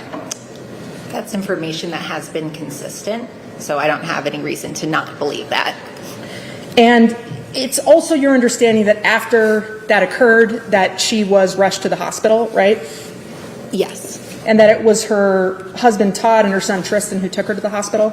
That's what I've been told, yes. And it's your understanding that they got partway down the road to the hospital when they were met by emergency medical services, people who performed resuscitative efforts on Miss Mullis? Yes. And then it's those EMTs that then took Miss Mullis to the hospital?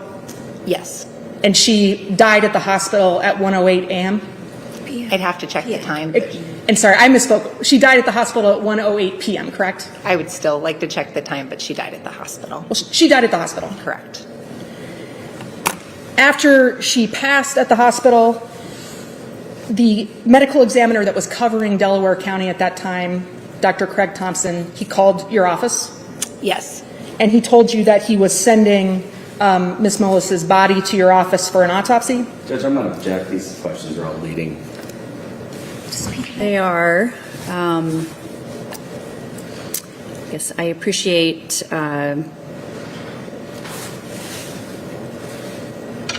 Ms. Thompson moving things along, if that's her intention in using leading questions. But since there's been an objection, if you could rephrase and avoid using the leading questions. Your Honor, this was the subject of the pretrial motion that the applicant filed, and I do want to be heard on this issue. We filed a pretrial motion about this exact issue. We can take it up at sidebar or with the witness, but we filed a motion about this issue. Okay. It's just background information anyway.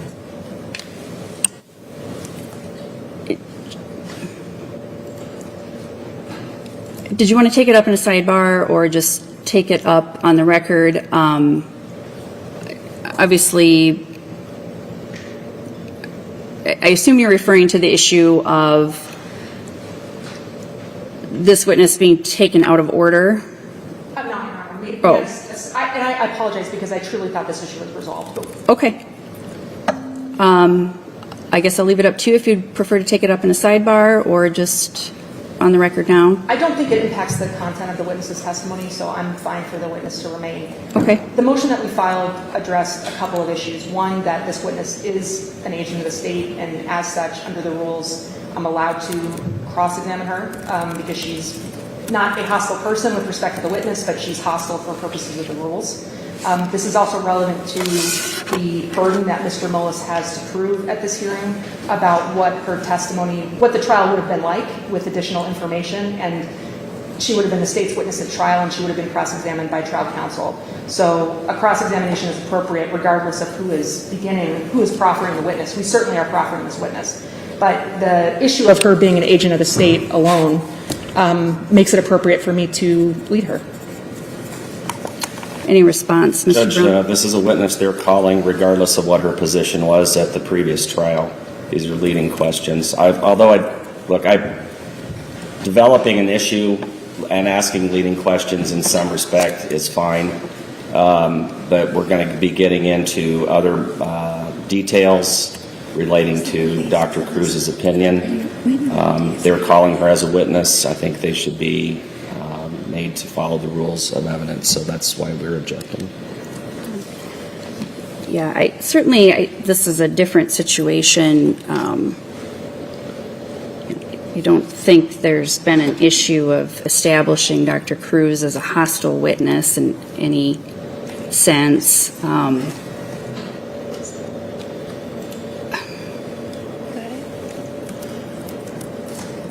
As far as her being an agent of the state, counsel, if you want to lay some foundation to establish, again, that agency relationship, something that would support or demonstrate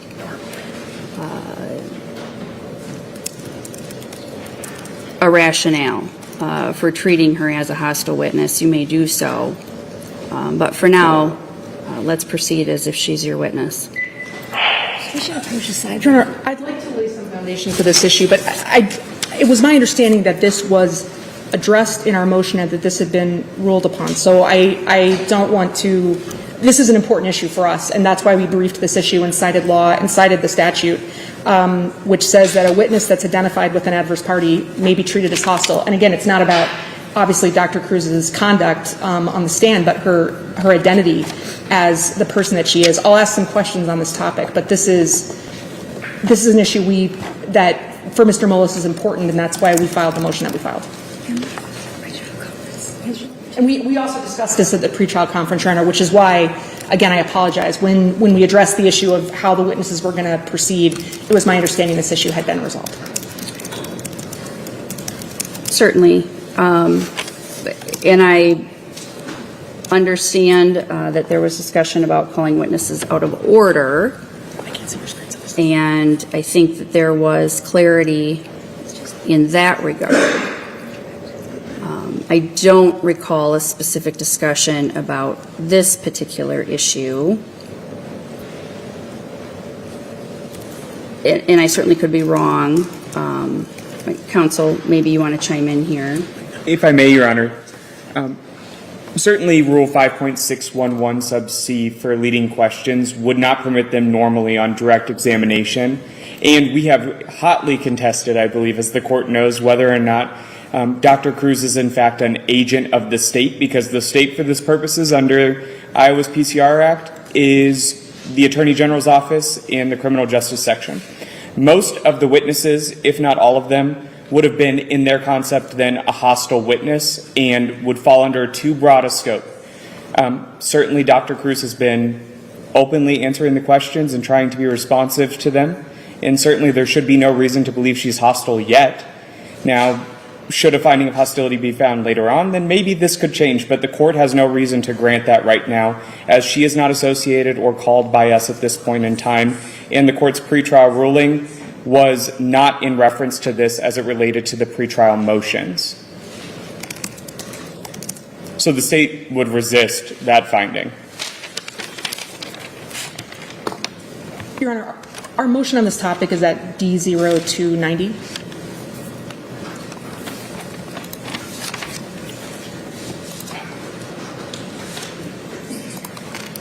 Did you say 290? Is that correct? Yeah, From- D0290. From 20. That's the motion to admit deposition testimony, yes? It addresses other topics as well, which includes being able to lead this witness. And Your Honor, again, I don't believe that the court ruled on that, and that wasn't pertinent to this at this point in time either.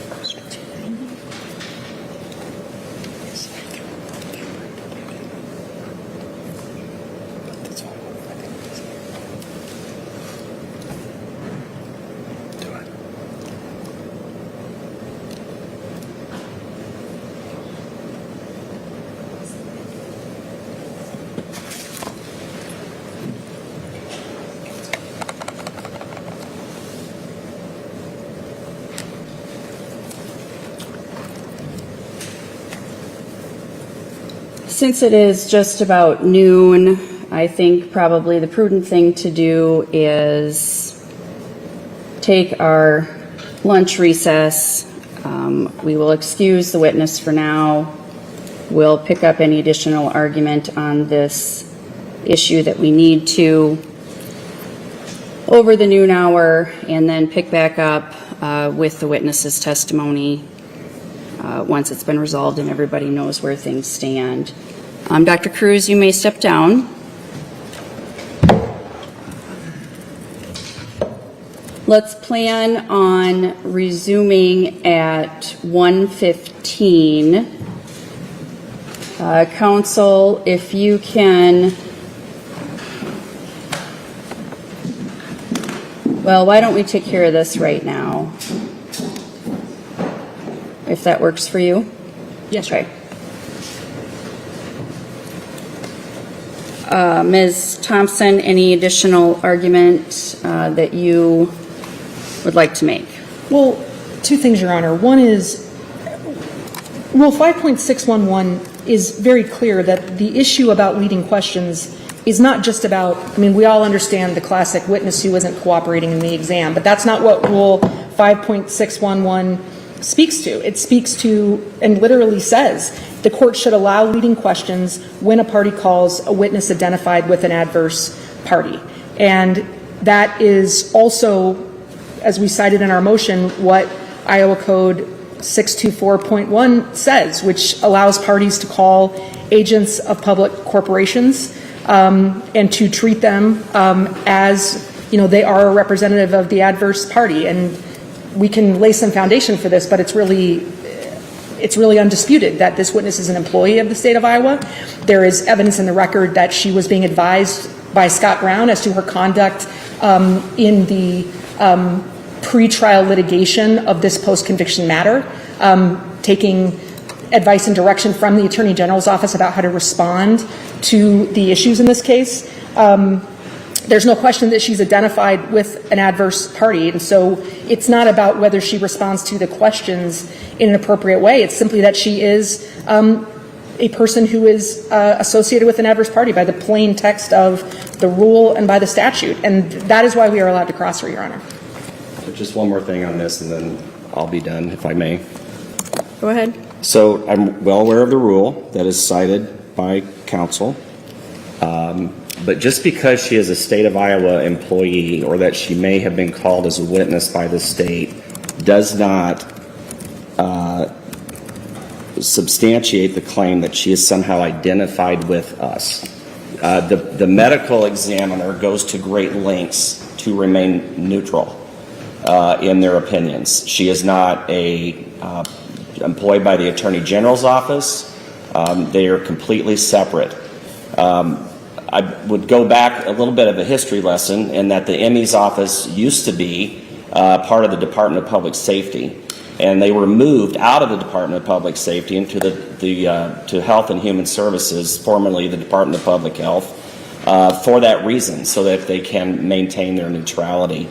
She gave an opinion that we utilized at trial. They don't like it, and that's fine. But that does not mean that this rule has been, that the terms of this rule would allow them to ask the leading questions in the manner that counsel is claiming she can ask leading questions. May I make one more point of record, Your Honor? Go ahead. I mean, the offer of proof that we'll make, which we can elicit from this witness on the stand, is that shortly before Mr. Mullis filed his post-conviction pleading in this case, my colleague, Ms. Neshawat, wrote a letter to the medical examiner's office directed to this witness, giving this witness information about new material in this case and asking to speak with this witness. And the records that we have reflect that this witness consulted with the Attorney General's office, consulted actually with counsel to my left, and from that conversation determined that it would be inappropriate to speak with Mr. Mullis's counsel, and so she did not. And that reflects that she is taking legal advice or, direction in this case from literally the attorney sitting to my left. She did not communicate with us. She is not a neutral party in this litigation. And she remains an employee of the state of Iowa whose office is in the same building as the Department of Public Safety, who is an employee of the state of Iowa, whose work in this case was in the context as an employee of the state of Iowa. So that's exactly what this rule talks about.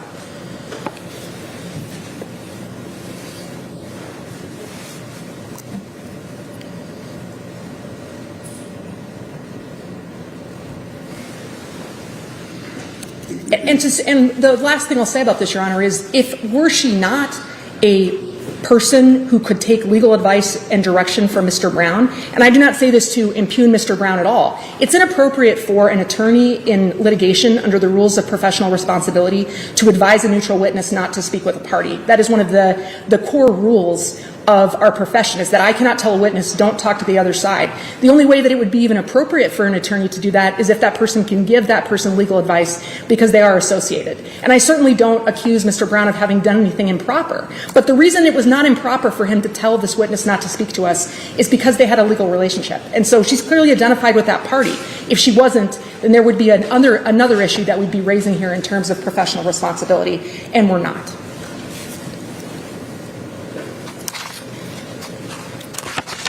At this time, the state is not planning on calling her as a witness. Is that correct? Your Honor, Dr. Cruz is listed as the state's expert witness and would be handled at the same time.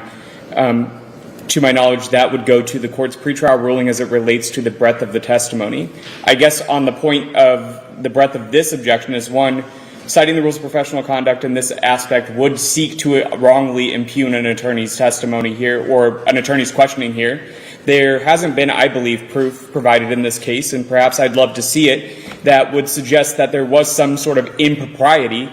But beyond that, the deposition testimony that they sought to admit into the record already and sought stipulation to, for instance, regarding Dr. Cruz, they were, Mr. Mullis's counsel was completely comfortable asking open-ended questions there. and this sort of accusation would predate that.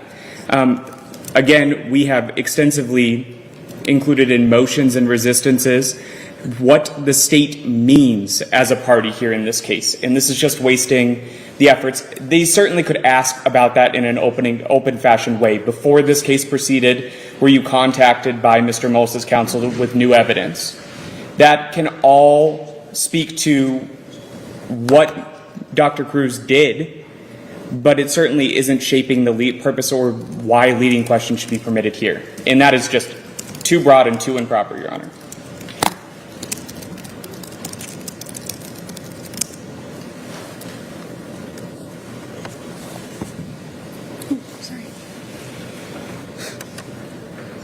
Obviously, this isn't as black and white as it normally is because this is a PCR.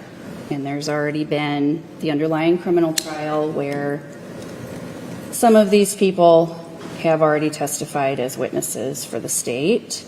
It's also not as black and white as it normally is because some of these people are employees of the state, albeit in different offices. And some of them have no other place to turn for questions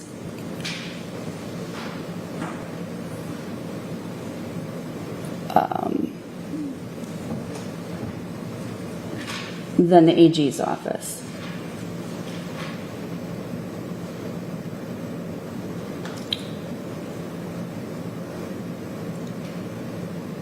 Looking not just at Dr. Cruz, but at the list of names that are included in the motion that was filed on February 3rd.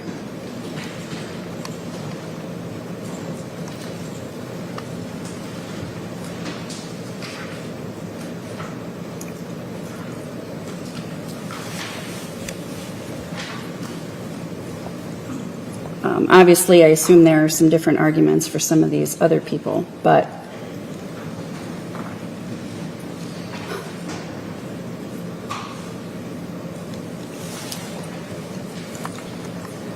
specifically with regard to Dr. Cruz,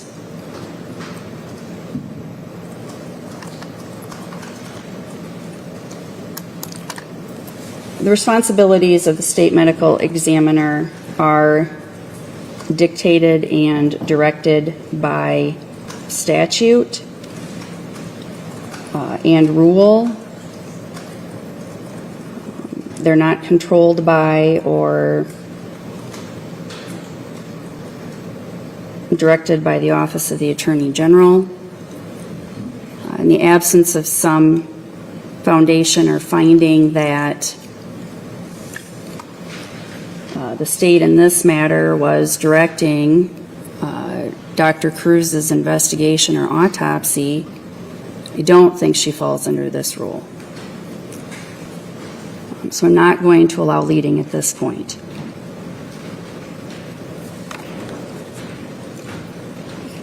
And I think generally speaking, it's probably going to be the same with regard to the rest of these individuals. I am assuming that similarly, there probably has been communication between these individuals and counsel at various points, but they are from different agencies.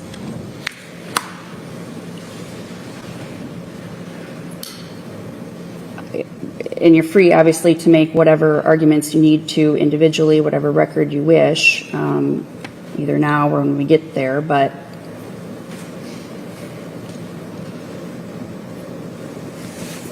that's where things stand for now.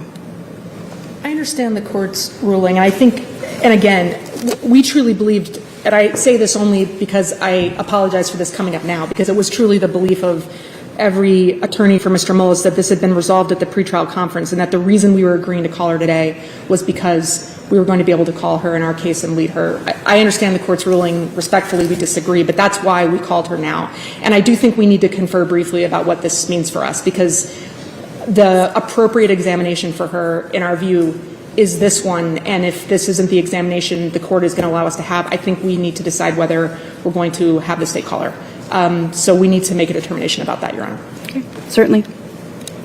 And we can, as I said, we'll take our lunch break at this time and plan on resuming at 1:15, and I'll be in chambers, so if there's anything that we need to talk about with regard to the schedule, you know where to find me. Thank you, Your Honor. Okay. Your Honor, there's only one more issue that might be helpful Sure. to address while there's no witness on the stand.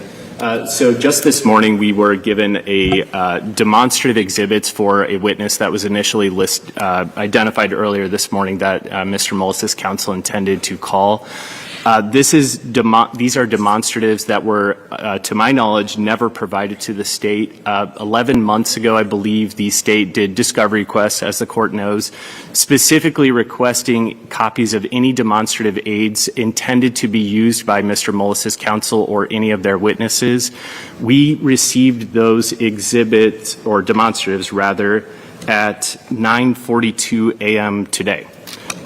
It was never produced in discovery, and I know Mr. Mullis replied, because I inquired while trial was ongoing, whether these demonstratives were provided in discovery, and the response was that they got them this morning from the witness.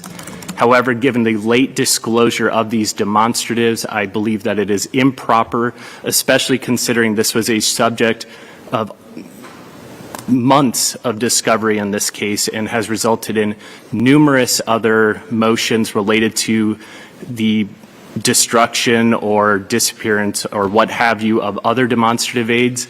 So I think it is an unfairness to the state to have additional new demonstratives, including highly technical mathematical calculations in them, and we can show them to the court if that would aid in your ruling. But I believe any demonstratives that had not been produced in discovery prior to the start of trial would be improper and unfair. Thank you.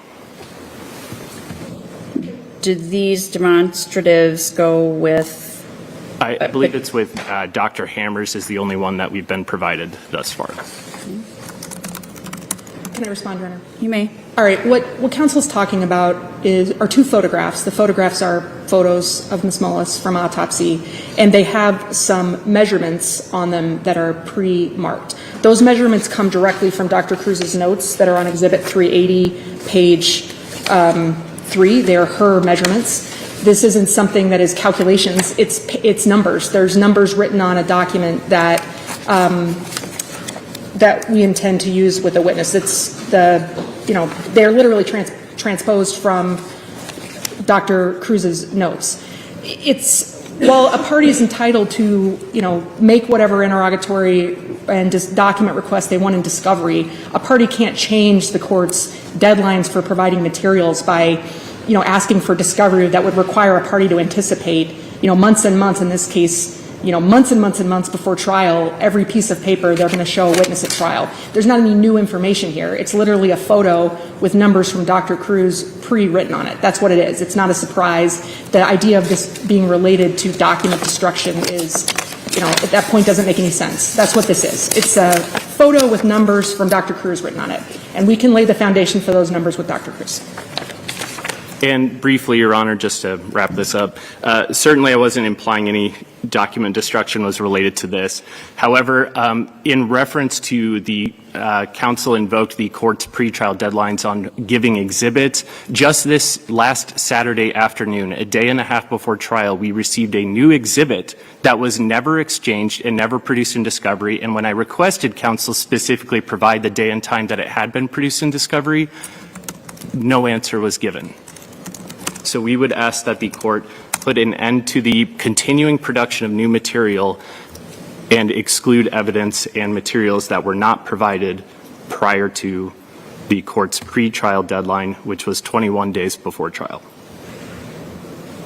If somebody could please provide me with a copy of the demonstratives so I could take a look at it quickly over lunch, I will do so and let you know what we'll do with that. We'll see you back here at 1:15. Court's in recess until then.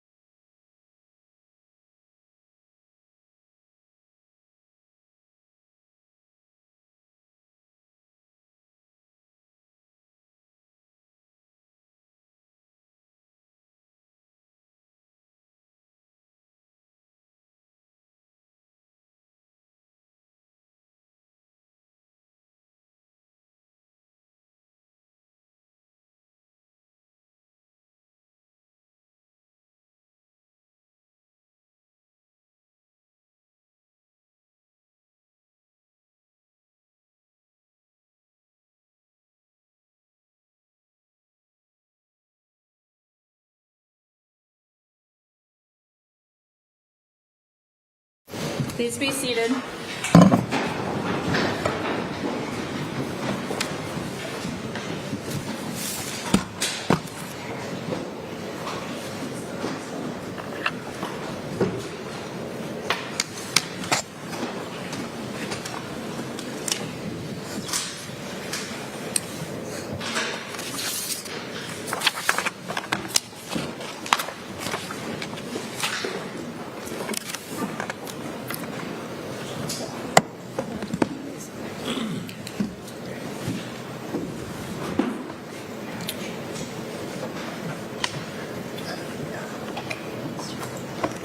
All right, if we're ready to go back on the record,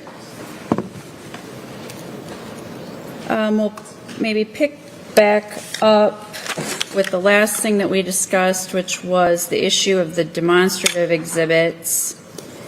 I did receive those from Ms. Nichols-Cook.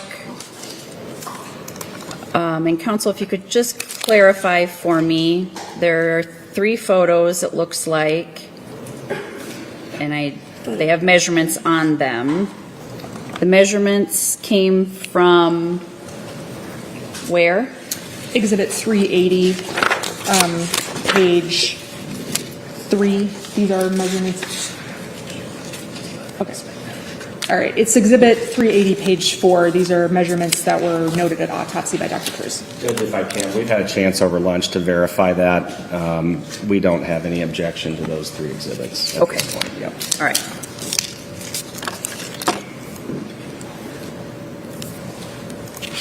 At some point.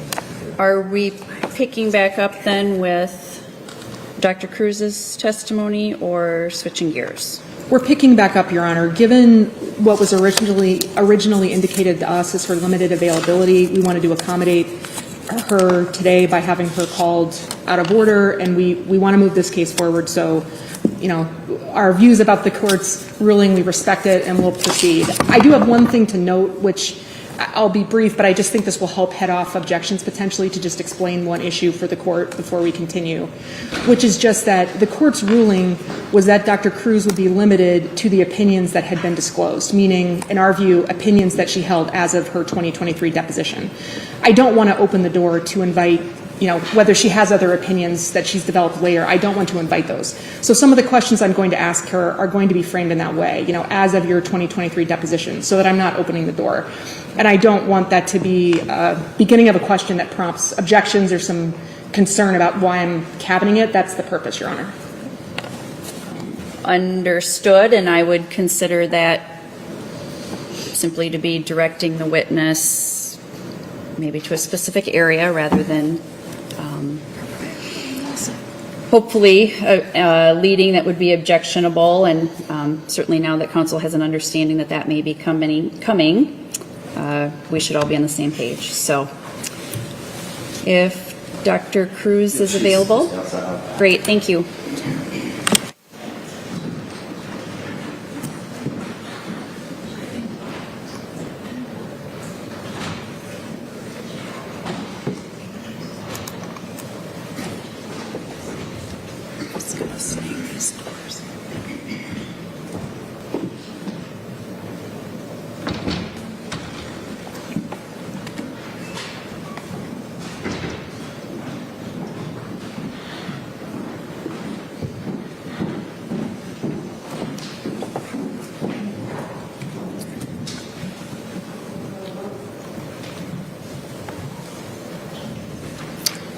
Welcome back, Dr. Cruz. Go ahead and have a seat, and I would just remind you that you remain under oath.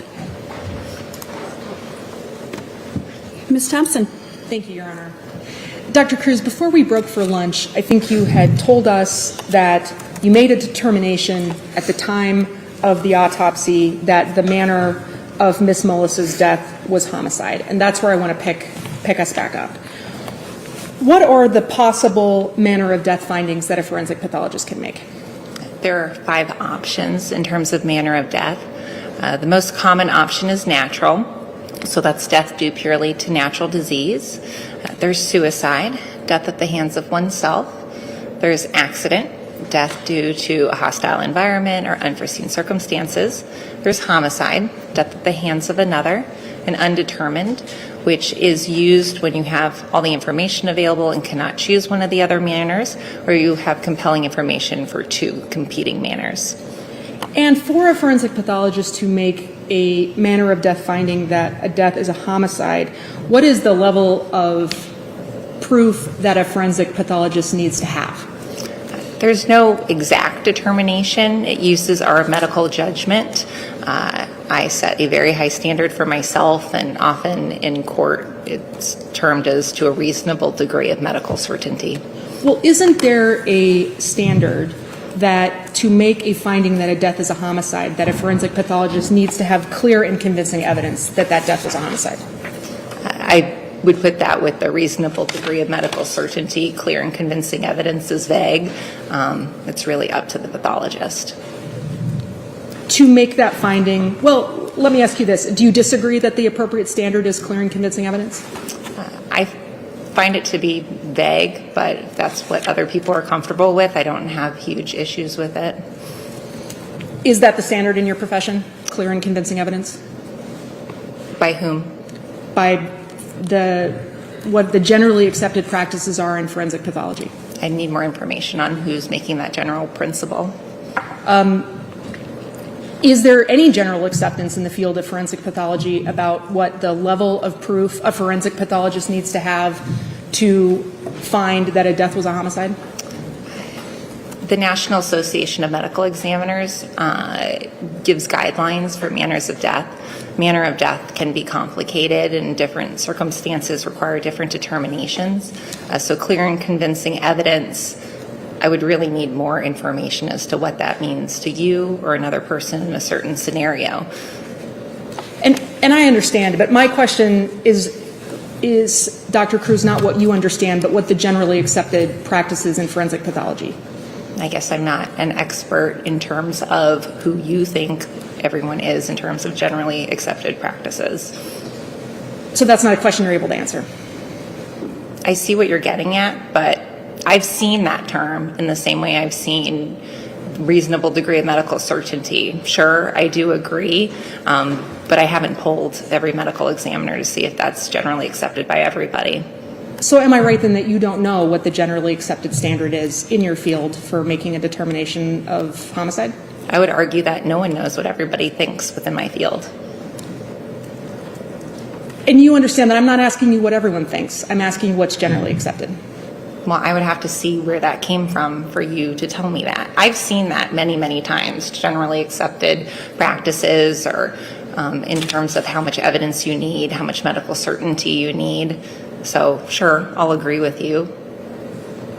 All right, thanks, Dr. Cruz.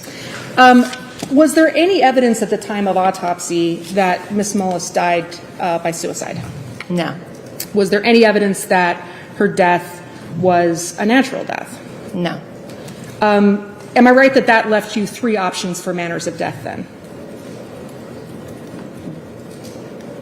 Yes. And that left you with it being undetermined, an accident, or homicide? I suppose.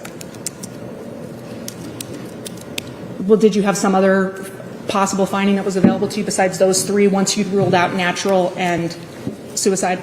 I think it suggests that I considered accident, which was not the manner of death. Mike, and I appreciate that, but once you had decided it wasn't a suicide and it wasn't natural, we have three other possible options left, understanding you picked one of the three. Correct, but I'd like to be sure that that doesn't indicate that was my natural order of thought. Well, understood, and I think that's what we're talking about here today. At the time of autopsy, what was your understanding of the number of times that the corn rake that was at issue in this case had? It had 4. And at the time of autopsy, how many penetrating injuries did you determine that Ms. Mullis had in her back? 6. Did you focus your autopsy analysis ultimately on the cause of those 6 penetrating injuries in her back? Could you restate that? I'm sorry. Sure. I mean, was it your determination at autopsy that those that the area where those 6 penetrating injuries were in her back, that those injuries were the cause of her death. Yes, those injuries were the cause of her death. So that's the area of her body you were focused on ultimately in making your determination about what the cause and manner of her death were. Sure. I want to, and I think you said this to us a second ago, that that at the time of your 2023 deposition in this case, and let me ask you first if you recall being deposed in 2023. Yes. At the time of your 2023 deposition in this case, what was your understanding of why Ms. Mullis's death could not have been an accident? Could you define what I mean, my understanding or how I came to that determination? Well, let me ask you this. At the time of your deposition in 2023, why did you determine that Ms. Mullis's death could not have been an accident? My determination of why it wasn't an accident goes back to 2018 and has remained the same throughout, so I can explain that determination if you'd like. Please do. So an accident, as it was initially suggested, would say that Ms. Mullis fell on the corn rake. There hasn't been, as far as I know, any argument to the contrary in terms of the corn rake causing her injuries. I conceded at the deposition, and I believe it to be reasonable, that a person could potentially fall on a sharp object, such as the corn rake, once. To think, as a medical doctor, that someone could fall on something backwards, be impaled entirely through their torso, pull that object out through the back of them, then fall on it again, pull it out, and potentially fall on it a third time, which I think seems reasonable, is way outside any degree of medical certainty.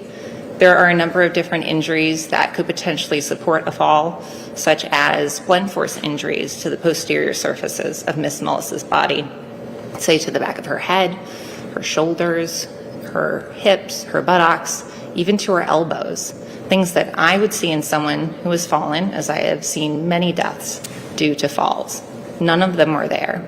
So it's lack of supporting evidence for an accident, and also the thought that she could fall on the rake, pull it out, fall on it again is entirely impossible from a medical standpoint.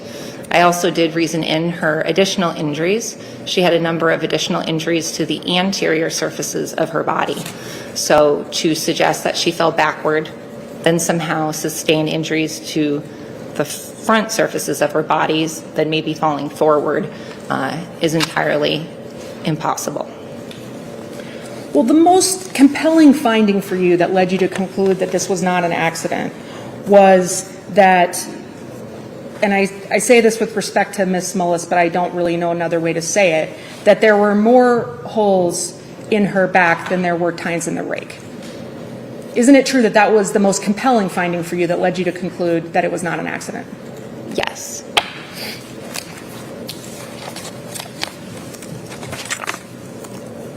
And from the testimony you just provided, at the time that you determined that this was a homicide back at the autopsy in 2018, could you envision any way that Ms. Mullis could have fallen on this rake more than once and caused her injuries?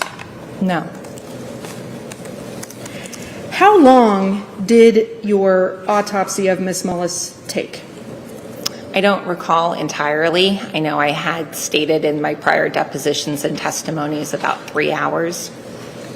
That is a pretty standard time for you in terms of how long an autopsy would take? I perform more than one autopsy at a time, so it really depends on the type of cases I have that day. It simply depends. When you say that you're doing more than one autopsy at once, you have more than one body in the autopsy suite that you're looking at the same time? Is that what you mean by that? Yes. In your prior testimony in this case, did you say that your autopsy of Ms. Mullis took between 2 and 3 hours? I'd have to go back and look, but I think that's a reasonable statement. Well, if I represented to you that that was your prior testimony, do you have any reason to think that's wrong? No. And you said that you do more than one autopsy. Let me start that question again. Back in 2018, you said that you would do more than one autopsy at a time. Yes. Does that mean that during the 2 to 3 hours that you would have been looking at Ms. Mullis's body, that you weren't spending that entire time looking at her body? No, I wouldn't be standing there the entire time. And that's because you'd be looking, is that because you'd be looking at more than one body over that time period? It would be a mixture of me looking at other bodies, and I have an autopsy technician who assists me with the autopsy process. There are components to the autopsy that they do alone, and I don't need to be there. In that process where you are looking at more than one body at once, is your attention divided between different cases and different bodies? Yes. Do you know how many different bodies you were looking at during the 2 to 3 hours that you did the autopsy for Ms. Mullis? I do not recall, no. Was it more than 4? No. Was it more than 3? It should not have been more than 3 at that period of time. We did no more than 3 in one day.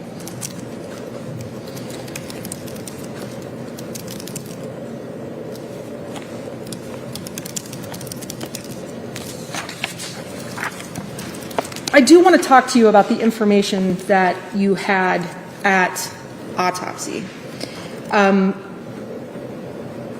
the time that you conducted the autopsy of Ms. Mullis back in 2018, the time at which, as you've testified, you determined that her cause of death was, or that the manner of her death was a homicide. Did you have a short conversation with Dr. Craig Thompson before you conducted that autopsy? I did. And Dr. Craig Thompson was a medical doctor, is that correct? Yes. Was he a forensic pathologist? No. Was he someone who had your same level of qualifications to evaluate injuries? You'd have to ask Dr. Thompson. I'm actually not quite too sure what type of a doctor he is. But you understood, at the time you talked to Dr. Thompson, you knew that he was, what did you know that he was not a forensic pathologist? Yes. And do you, at the time that you talked to Dr. Thompson, did you consider that you, as a forensic pathologist, had more expertise in determining the cause and manner of death than a person who was not a forensic pathologist? Yes. At the time you talked to Dr. Thompson, did he tell you whether he had any concerns about Ms. Mullis's, the circumstances of Ms. Mullis's death? He told me, as I recall, that he had concerns about her injuries being non-accidental in nature. And were those concerns that you as a forensic pathologist took with a grain of salt, since he was not a forensic pathologist? I accepted them. I wasn't dismissive, I think, which is what that suggests. I heard them and said, I will see what I see at autopsy.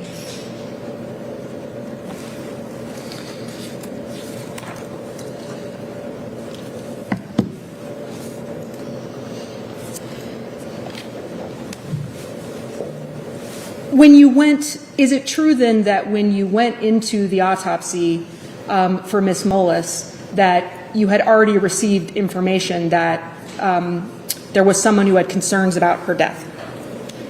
As we established, Dr. Thompson told me he had concerns. So is it true then that you started with the thought in your mind that there was something concerning about Ms. Mullis's death?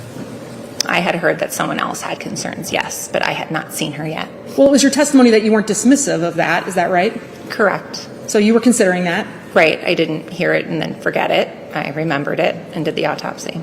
Did you hear any information before you went to conduct the autopsy that Ms. Mullis's death was an accident? Yes. And where did you hear that from?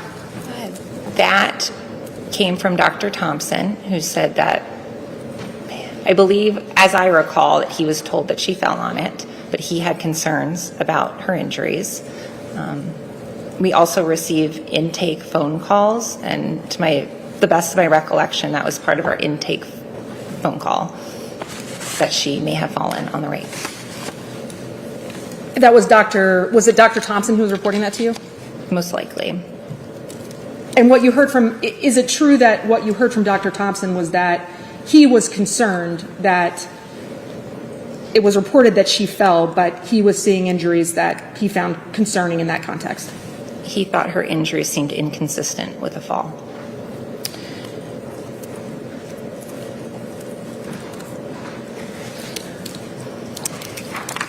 After talking with Dr. Thompson, well, let me ask you this. Did you take any other information about Ms. Mullis's death into your autopsy other than your conversation with Dr. Thompson?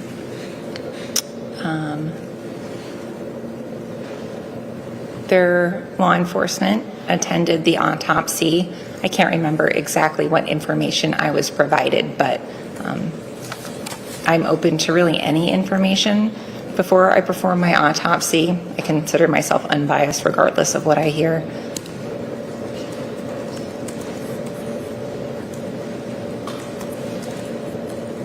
As to what you just said about considering yourself to be unbiased, do you consider at the time you start an autopsy that information that you hear could give you implicit bias?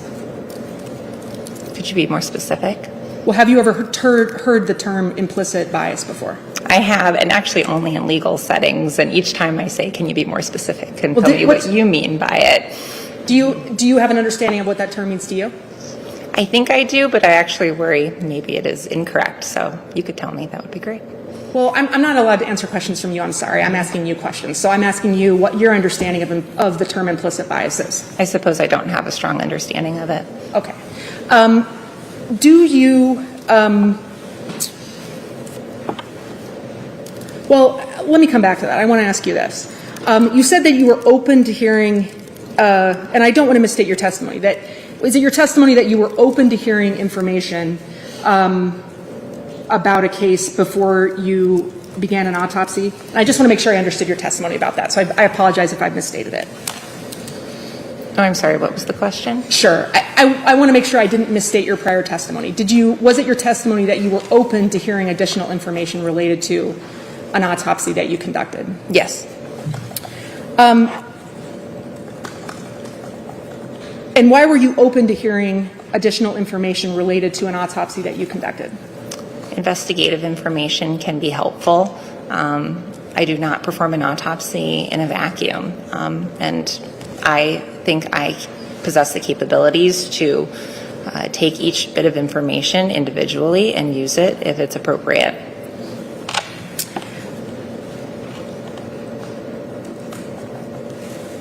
When you began Ms. Mullis's autopsy, the information you had about her death came from your short phone call with Dr. Craig Thompson. Is that right?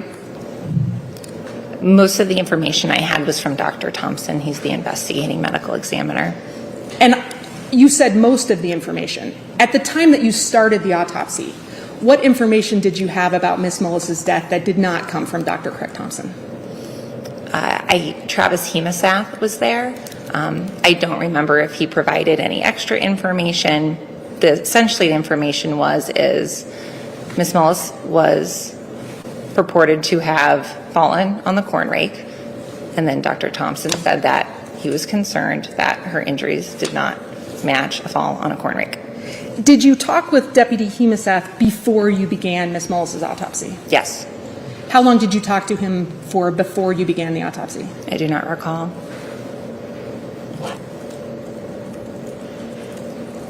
Did you have information from any other source before you began the autopsy other than your conversation with Dr. Thompson and your conversation with Deputy Hemosath? Not that I can recall at this time.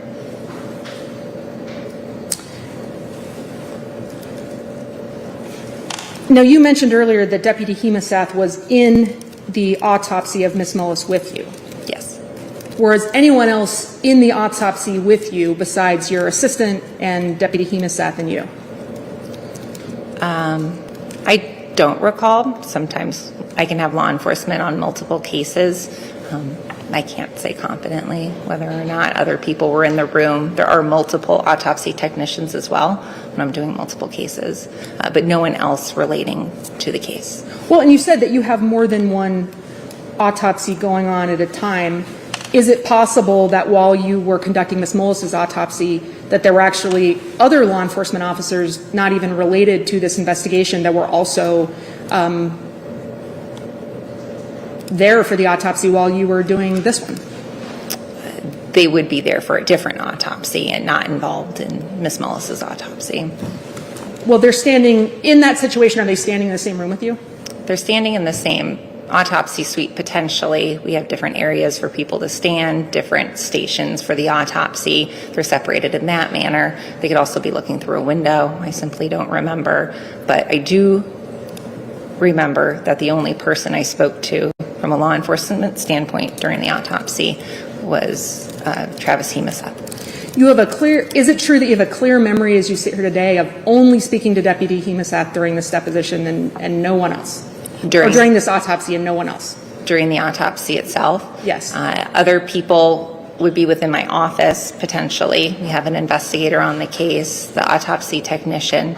I don't recall speaking to anyone else about Ms. Mullis during the autopsy, no. And the autopsy suite that you're describing, is it an open room with more than one table in it for where the bodies sit for the autopsy? It's fairly open, yes, and there are multiple tables. How far apart are the tables? I don't know. Are they further apart than 3 feet? Yes.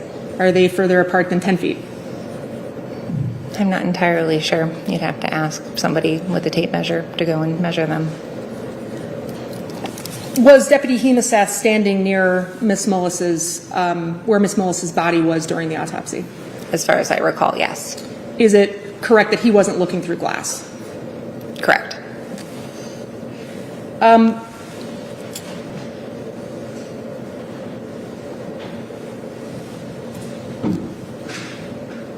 To make sure that I understand the order of what occurred, am I correct that you had information from Dr. Thompson, you spoke briefly with Deputy Hemesath before this autopsy, you talked with Deputy Hemesath during this autopsy, and then at the conclusion of this autopsy, you made your findings? Yes. There is no requirement that let me ask you the question this way. Is there any requirement that at the conclusion of an autopsy, you as a forensic pathologist have to make your cause and manner of death determination right then? Not that I'm aware of, no. It's true that there's absolutely no requirement that that occur. Is that right? Not that I'm aware of. And it's your testimony that you are open to more information related to a case. Is that right? Always. In this particular case, did you seek any other information between the end of the autopsy and when you made your finding at the conclusion of the autopsy that the cause and manner of Ms. Mullis's death was homicide? So in between when the autopsy was complete and when I said it was homicide? That's right. I did not. Is there an example of what I could have done? I finished the autopsy and I said it was homicide. And you asked about examples. That is what I want to ask you about. I mean, given that you are open to, well, I want to get to the issue that you just raised, but I want to go back to one thing for just a moment. Do law enforcement officers come to every autopsy that you perform as a forensic pathologist? No. Did you draw any significance from the fact that Deputy Hemesath was at this one? No. How long of a drive is it from where Deputy Hemasath worked as a law enforcement officer to where you did this autopsy? I don't know. Was it your understanding that Deputy Hemasath was a law enforcement officer in the community that we're in today? Yes. How long of a drive is it from here to where you did this autopsy? I believe it's about 3 hours. Is it your testimony that you drew no conclusions from the fact that Deputy Hemasath drove 3 hours to be at this autopsy with you? No, we have many people visit. Some just come for educational purposes. I encourage it. I think it's important for people who deal with death understand what an autopsy is like. When you talked with Dr. Hemasath or Deputy Hemasath at this autopsy, Dr. Cruz, did he tell you that he was there for educational purposes? Not that I recall. I mean, did he tell you he was there to investigate Ms. Mullis's death? He did. It was not your understanding at the time of this autopsy he was there to educate himself about your process. Well, he may have expressed it, and I didn't remember. I'm just saying people drive a long ways to see an autopsy pretty regularly. Had you ever had Deputy Hemasath at an autopsy with you before this one? Not that I recall.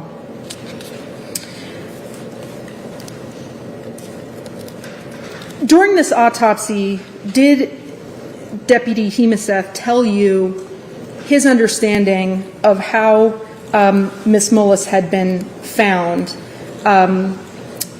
in terms of the position that she was found with the corn rake in her that led to her getting medical treatment in this case? Yes.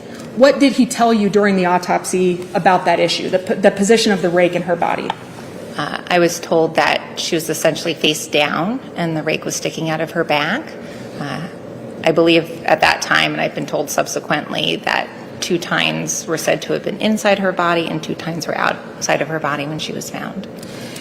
During the autopsy, did Deputy Hemasath tell you that Ms. Mullis had been found with the corn rake in her back with the handle of the corn rake facing toward her head?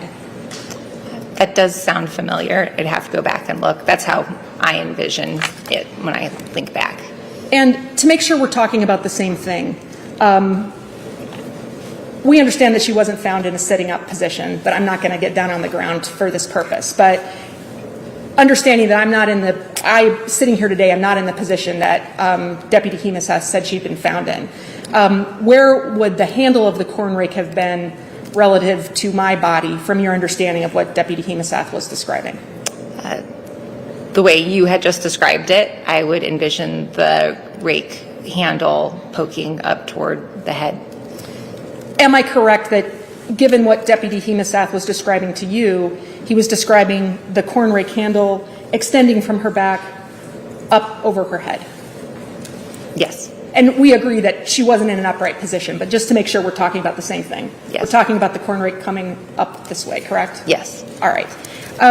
As you sit here, well, let me ask you this. At the time of your deposition in 2023, was that your understanding of how she had been found? Yes. Was that your understanding at the time of your autopsy? Yes.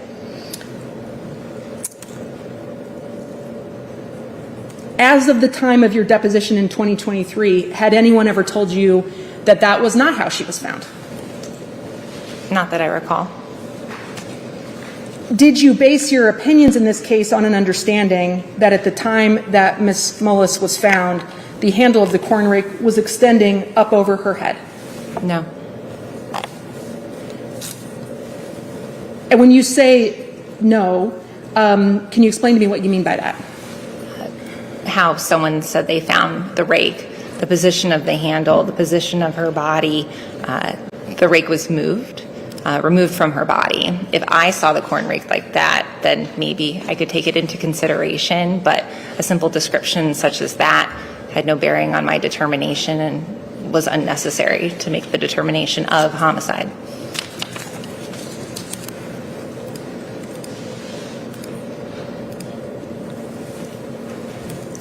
Why was it unnecessary for your ability to determine whether this was a homicide to try to determine what position the rake was in at the time Ms. Mullis was found?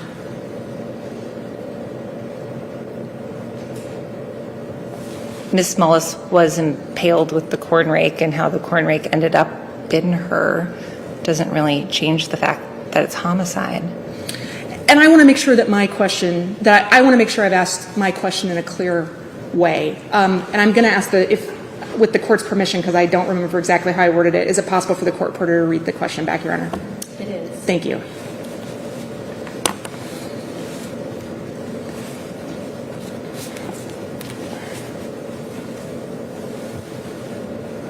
Why was it unnecessary for your ability to determine whether this was a homicide, to determine what? To try to determine what position the rake was in at the time Ms. Mullis was found? Was that your understanding of my question when you gave the answer you just gave? Yes. Am I correct that it was not important to you to understand the position that the corn rake was in at the time Ms. Mullis was found? I would need more information to consider it, such as what injuries were associated with that corn rake in the position in which it were found, if you follow. Well, at the time of your autopsy, what you were doing was looking at her injuries and trying to understand what those injuries were. Is that correct? Well, I could tell what her injuries were. Was the purpose of your autopsy to assess what her injuries were? Yes. And so when you say that you would need more information,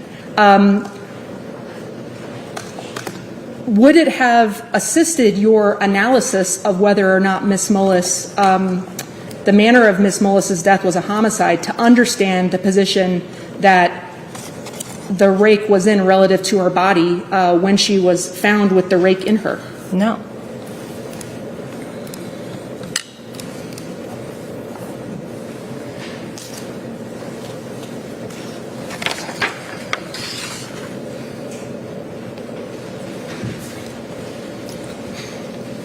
We've been talking about your conversation with Deputy Hemesath at the time of the autopsy.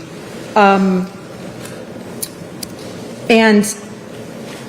during your conversation with Deputy Hemesath during the autopsy, did you discuss with him the possibility of Ms. Mullis's injuries being the result of a fall? We did discuss how they were not the result of a fall. Well,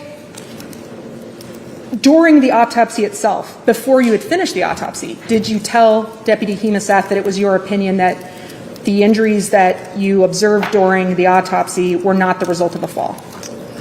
I told him definitively at the end, and he had asked, and we discussed that they were allegedly from a fall, and he asked me, could they be from a fall? And I said no. Was it your opinion that these injuries weren't from a fall even before you finished looking at Ms. Mullis's body? It was determined at the end of the autopsy.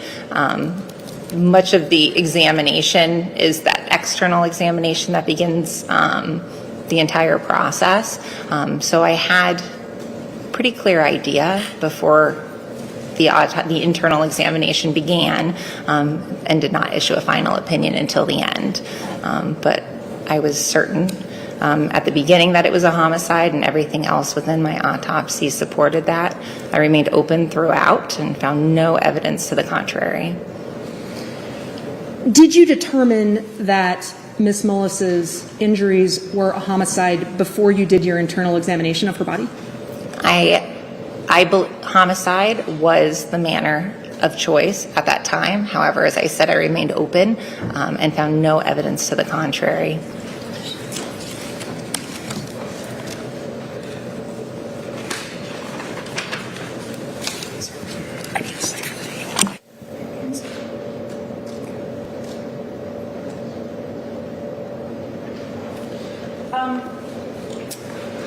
While you were conducting the autopsy with Deputy Hemesath present, did he ask you if he could bring the corn rake into the autopsy to assist in an analysis of this case?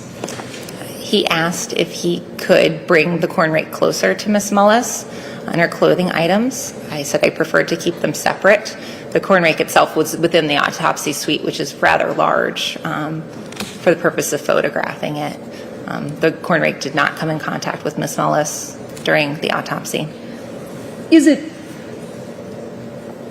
during the autopsy, did you photograph the corn rake? Yes. During the autopsy, did you compare the corn rake directly with the injuries on Ms. Mullis's body? I examined each separately. As I had said, I did not put them close together, but I examined them separately and within a very small time period. How far apart were the tines on the corn rake? I would have to check my notes. I don't quite remember. Which notes would you like to check to answer that question? I guess I would have to go back at the photographs because I did not put that in my actual written notes or in my autopsy report. Was it important to your analysis to know how far apart the tines of the corn rake were? It was information to consider. Like I said, there had been no information to suggest that anything other than the corn rake caused her injuries. There are some inherent difficulties in comparing a fixed object with the human body, which is malleable and can contort into different positions. So taking straight measurements from an object and comparing them directly with the body is fraught with issues. But measurements such as that are important just to have every bit of evidence possible. Is there a reason, if it was important for you to have those measurements, that you didn't document them in your notes or your report?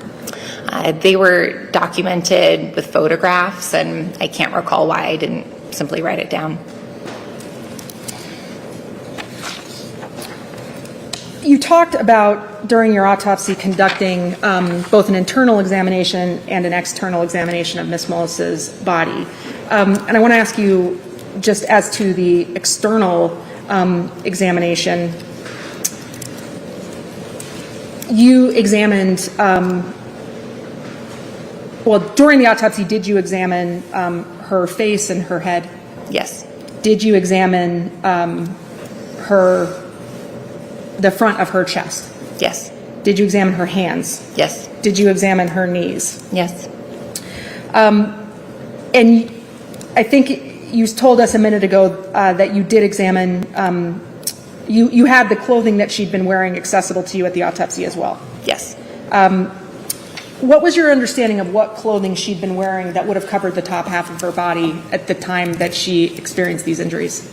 I know on the outer layer she was wearing a thick jacket, and I believe she had 2 additional layers of clothing on top. At the time that you conducted the autopsy, did you look at Ms. Mullis's clothing for any holes? Yes. Why did you do that? The holes were actually quite obvious when we photographed them. It's within our standard procedure to photograph clothing as it is received, so I make note of everything I see.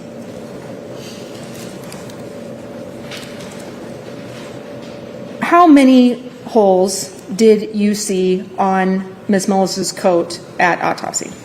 I saw multiple holes. I did not count them. Were the holes in her clothing important information to help you determine what the cause and manner of her death were? No.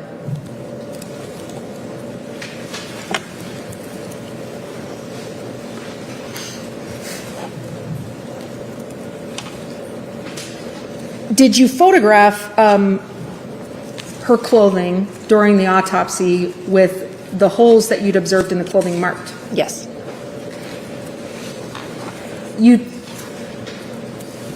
Did you take, well, I'm actually going to show you, at this moment, Your Honor, I'm going to show the witness exhibit 524.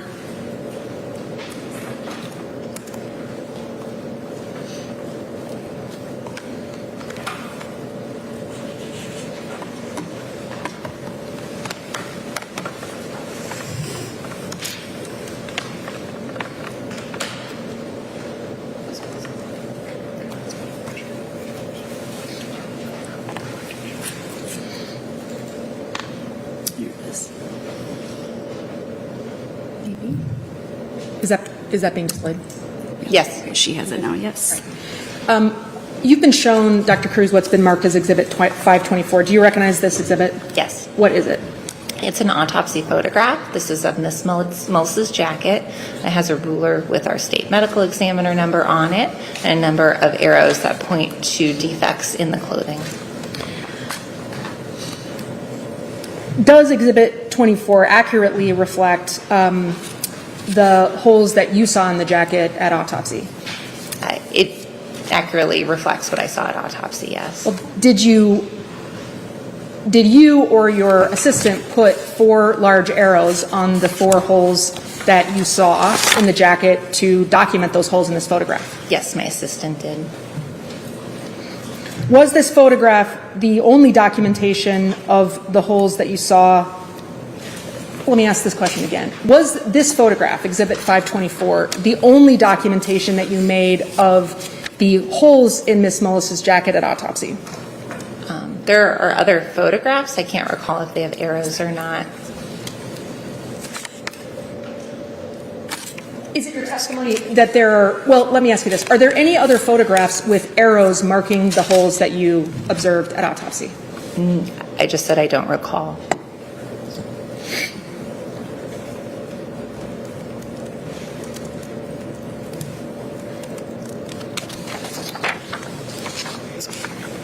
We were talking about your conversation with Deputy Hemesath for a minute, and I believe it was your testimony that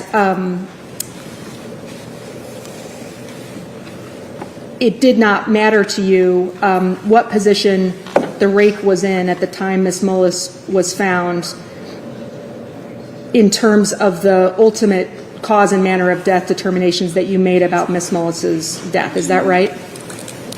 Well, someone says in terms of the position, yes. I mean, that's taking someone's description at face value. So no, I did not take it into consideration and did not need to. Well, did the information about how the rake was found in her body help you to make it clear what caused the injuries? The fact that a rake was found in her body was helpful, yes. Did it help you to determine which injuries Miss Mullis experienced in what order? No. Did it help you to determine, well, is it your testimony today that the fact that the rake was in her body in a certain way was not important to your assessment of the cause and manner of her death? The fact that someone says they found the rake in a certain position was not something I considered or needed to consider.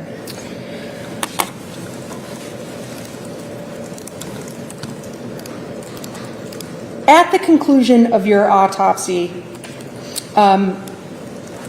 did you feel confident that Miss Mullis's death was a homicide? Yes.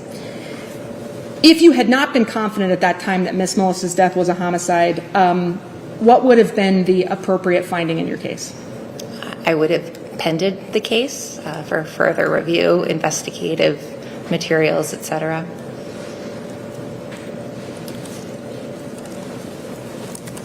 And you did not pen the case at the conclusion of the autopsy? Officially, I did on paper, but verbally, no, I did not. It was determined to be a homicide. Was the reason that you penned the case on paper because law enforcement asked you to do that so that they can continue an investigation?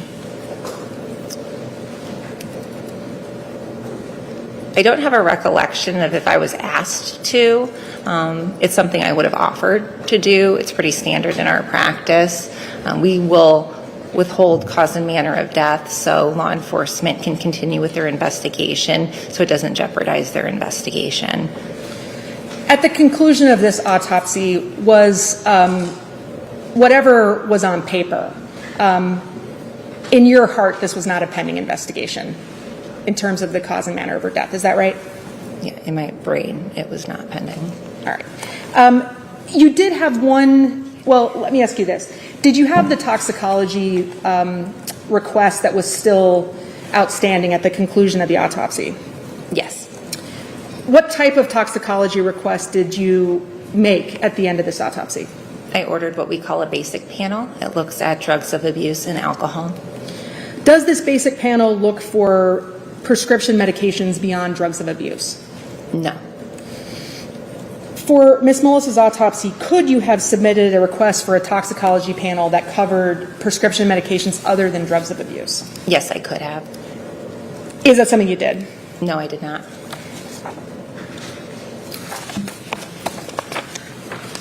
You told me a minute ago that you were open to, that you, in your general practice, are open to other information about your cases other than what you see and observe at autopsy. Is that right? Yes. At the time that you determined that Ms. Mullis's death was a homicide, did you want any context about where exactly her body had been found? No. Did you want any context at the time you determined this was a homicide about where on the Mullis property she had been found? No.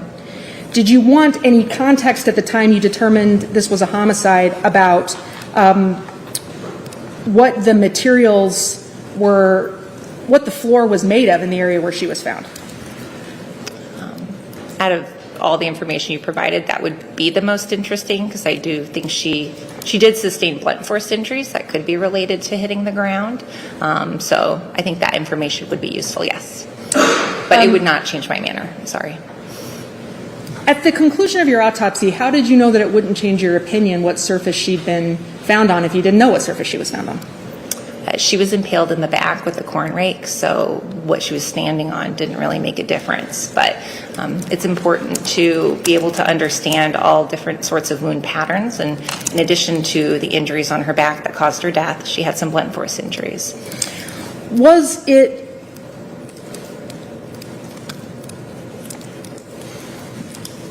well, and as to the blunt force injuries, at the time that you determined that Ms. Mullis's death was a homicide, did you know what had caused any of the injuries that you say were blunt force injuries on her body?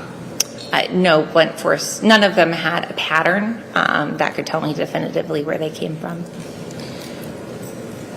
Is it true then that you did not need to understand what those blunt force injuries were in order to determine that Ms. Mullis's death was a homicide? I did not need them, no. I mean, is it true that those blunt force injuries then were not relevant to deciding whether or not Ms. Mullis was the victim of a homicide?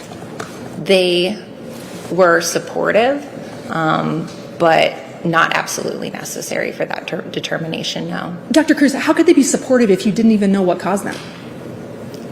They were supportive, as I had said earlier. She sustained a number of puncture wounds to her back, suggested to be from a fall, which would make the manner of death an accident, which is seemingly the only other option than homicide. If someone falls backwards, they don't get injuries to the front of them. So that supported that she was impaled with the corn rake and did not fall backwards on it. Is that the only reason in your mind that determining what caused the blunt force injuries wouldn't be relevant to your determination about whether or not this was a homicide? I think relevant is misleading. It's important to document everything you see and not be dismissive of it. So I take my findings and I do my best to interpret them appropriately. Seeing an injury and then getting additional information as to what could have caused it is always helpful and important for every pathologist to take that into consideration. I did not need them to determine that her cause of death was due to the sharp force injuries of her back. Her death was not due to blunt force injuries. Was it possible in your mind at the time that you completed Ms. Mullis's autopsy that there could be an explanation for every single one of the blunt force injuries that you observed on her body that would explain that those injuries were caused by her everyday life or an accidental source or something that did not have to do with her being struck by, in your mind, struck by a corn rake? Are you saying there are explanations like that for them? I'm asking you, did you consider that possibility at the time you determined this was a homicide? blunt force injuries are difficult to interpret, so it's always important to consider that they could have come earlier in the day and may not have been associated with the injuries that caused someone's death. The sheer number of Ms. Mullis's injuries and the nature of them is highly suggestive that at least most of them are associated with her death. Is that because of, in your mind, the number of other things you observed? I've performed many autopsies, and the number of her injuries was substantial. And I do not think they were incurred during the course of her everyday life. Well, at the time that you determined that Ms. Mullis's death was a homicide, did you take any steps to learn what the cause of any of the other, what you say were blunt force injuries on her body were? As I stated, blunt force injuries can be difficult. None of them had a clear pattern to them. So you could take steps to postulate as to how they happened, but there's no way to know for sure. And to say you know exactly for sure how they happened is incorrect. And Dr. Cruz, isn't it true you were taking steps to postulate how they happened by postulating that in your mind, because of the number of them, they must have been associated with her death? I'm not saying exactly how they occurred, which is what you asked me. But it was your testimony that because of the number of them, it was unlikely that they were injuries that occurred in the course of her everyday life. Wasn't that your testimony? Yes. So you were postulating that based on the number of them, even though you didn't know what they were caused by, they were related to her death? That they were most likely related to her death, at least most of them. So isn't it true that you were postulating what those injuries were without really having any understanding of why they were there? I do not know exactly what caused them. However, in my expertise, my medical opinion, those are not due to everyday life. And that's an important determination we need to make as forensic pathologists, because we often get cases, more often than not, when there's concern because someone has a number of injuries, then law enforcement may think that their death may be due to an injury. And we then determine if those injuries could be due to normal, everyday life. That's something that's standard to my practice, and I feel very comfortable doing that. Did you have any way to distinguish at the time of Ms. Mullis's autopsy whether what you say were blunt force injuries on her body were injuries that she experienced in a fall versus from some other source? Like I said, you can't say exactly what it is. It could be from a fall, absolutely. Striking objects while falling, striking the ground, absolutely. And if the blunt force injuries that you say you observed on her body during the autopsy are consistent with a fall, then how could any of those injuries be supportive of the idea that Ms. Mullis's death was a homicide? The blunt force injuries are on the opposite side of her body to the other injuries. So either she fell forward or backward. You can pick one.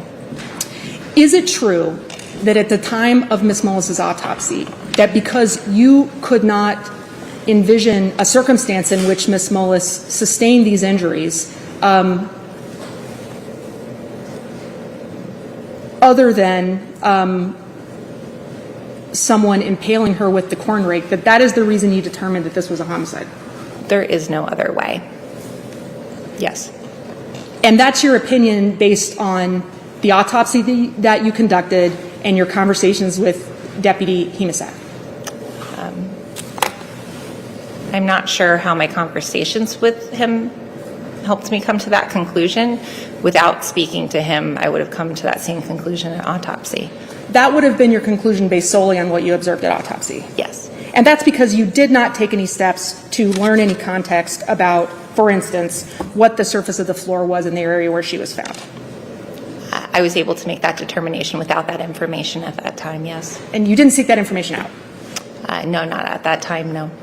Did you need to know at the time that you determined that Ms. Mullis's death was a homicide whether she had been found with her face resting on a surface for some period of time? I was aware that her face was on the ground, and I am aware you have someone saying that her face was resting on the floor for such a period of time. She sustained a very large abraded contusion on her jaw. I don't think that's an appropriate explanation of that injury, especially given that she has additional injuries to the left side of her head, such as bruising to her left ear, bruising behind her left ear. But if that's what another forensic pathologist wants to say, then it still doesn't change my opinion. Well, Dr. Cruz, that wasn't my question, was it? I mean, my question was whether at the time you determined that her death was a homicide, whether you had information at that point about whether her face had been resting on a surface. I don't recall. I know that I was told that she was prone, so face down, so her face could have been resting. It's a possibility. At the time you made your determinations, did you take any steps to learn that? Where her face was? Yes.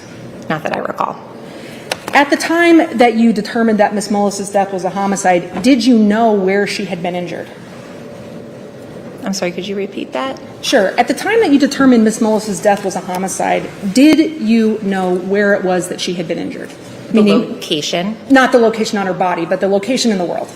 Yeah, I'm very body focused, if you haven't noticed. I was told she was injured on a farm in a shed. Well, you were deposed in this case, isn't that right? I was deposed twice. You were deposed in this case in 2023? Yes. And isn't it... Do you recall being deposed in this case? Yes. Did you testify at your deposition in 2023 that you did not know where it was that she had experienced these injuries? Correct. So at the time you determined that her death was a homicide, you did not know where it was that she'd been injured? No, I was told where she was found, and all that's just information from other people. I have absolutely no idea where she was injured. At the conclusion of your autopsy in this case, did you certify the death certificate for Ms. Mullis? I waited. That's that pending cause and manner. I eventually did certify it. And I understand. I was not intending to imply that you did that immediately, but at some point after you completed the autopsy, did you certify the death certificate for Ms. Mullis? Yes. What does it mean to certify someone's death certificate? A death certificate is a document that has a number of bits of information about a person. The part that I'm responsible for as the medical certifier include the cause of death, the manner of death, how injury occurred, and some other little bits of information. So to certify the death certificate means to place that information into an electronic record, and then I electronically sign it. By certifying a death certificate, are you certifying that the information on the death certificate is accurate? Yes. I'm going to show you what's been marked as Exhibit 354.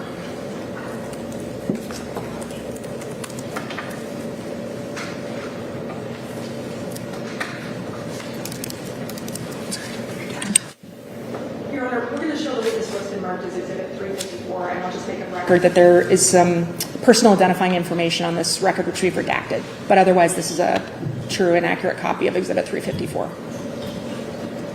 Okay, the record will reflect that.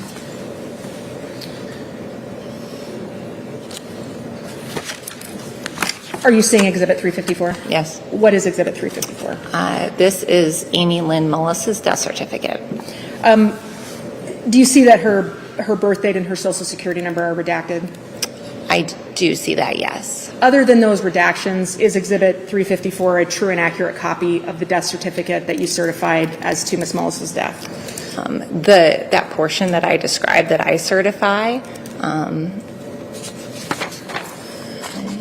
I can say yes. The decedent information portion is the responsibility of the funeral home, so I'm not necessarily comfortable saying that's true. I don't know where she lived. Other than the decedent information section, did you complete the remainder of this death certificate? Most of it, yes. Not that funeral home portion at the bottom, but really that central area. Understood. Did you complete the portion of this death certificate that provides a medical cause of death? Yes. And what did you certify as the medical cause of death for Ms. Mullis? Sharp force injuries of torso. Is it your opinion in this case that the injuries that Ms. Mullis had on her torso were sharp force injuries? Yes. And does this death certificate provide a space to explain what the injuries that you identify as the cause of death are due to or as a consequence of? Yes, that's what it said. In this case, there really wouldn't be anything appropriate to put underneath that. And why is that? So sharp force injuries of torso are essentially, well, there are two components of the cause of death on a death certificate. There's the immediate cause of death, whatever condition, injury that ultimately led someone to die right away. That can be due to something else, which is called the underlying cause of death.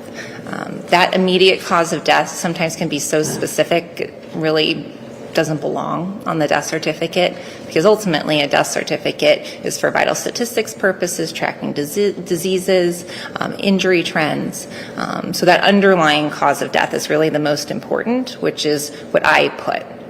So the sharp force injuries of torso is that underlying cause of death. If you wanted to put something above it into immediate cause of death, like pneumothorax, something along those lines, you could. But in my opinion, in this case, the sharp force injuries of torso is perfectly sufficient for cause of death. And did you identify in this certificate the immediate cause of death as you just described? I did not, and in this case, with an injury that happens quickly like this, one could argue you're getting into mechanism of death territory, which we are instructed not to do by the CDC. So to me, her death was sharp force injuries of torso. Did you include on this death certificate what the place of her injury was? Yes. And what did you say on Ms. Mullis's death certificate the place of her injury was? Farm building. Isn't it true that at the time, that by your testimony, at the time you determined the cause and manner of her death, you did not know in your mind where she'd been injured? Yes. At the time that you determined that Ms. Mullis's death was a homicide, did you want any context about what Ms. Mullis had been doing earlier that day? Want is an interesting word. I do like having information about the circumstances surrounding the death, so sure, I would want more information such as that. At the time you determined that Ms. Mullis's death was a homicide, did you have any information about what Ms. Mullis had been doing earlier in the day that she was injured? I believe I did. I believe she was working on the farm in some capacity.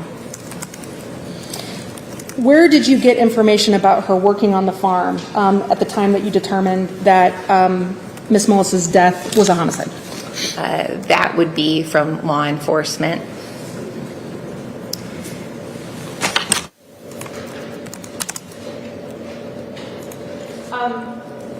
Isn't it true that that's not information you learned until after you had determined that this was a homicide? I suppose I can't recall clearly. We receive a lot of information in a short period of time, so it's definitely possible I learned it after, but it's a pretty simple bit of information. I don't think it would take too much digging to get that. Well, in this case, Dr. Cruz, did you receive a lot of information in a short period of time before you determined that Ms. Mullis's death was a homicide? I guess it's your opinion is that a lot of information. I had information about the circumstances surrounding her death. I didn't have finalized law enforcement reports, and as we established, I can't recall if I had her medical records or not. So I didn't have what one would consider a ton of information, but I didn't need it. The only information you had at the time you determined this was a homicide was information that you saw at autopsy and that you got from talking with Deputy Hemosath and with Dr. Thompson, correct? As far as I recall, yes. And that was not a lot of information. I suppose that's your opinion. Well, I'm asking if, in your opinion, was it a lot of information? Judge's been asking an answer, and she's also being argumentative at this point. Sustained. At the time that you determined that Ms. Mullis's death was a homicide, did you want any information about the prescription medications that Ms. Mullis was taking? No, but I had it. Oh, I'm sorry, after the autopsy, I did get that information. And to be clear, I'm asking about at the time you determined this was a homicide. At that time, you did not know anything about prescription medications that she was taking. Not that I recall, no.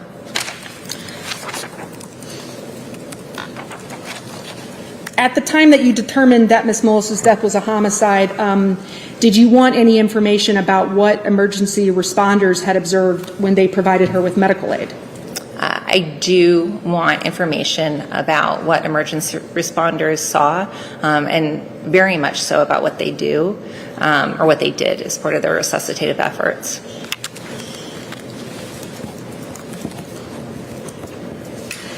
You testified a moment ago about being concerned in your testimony today about injuries that were on the front of Ms. Mullis's body.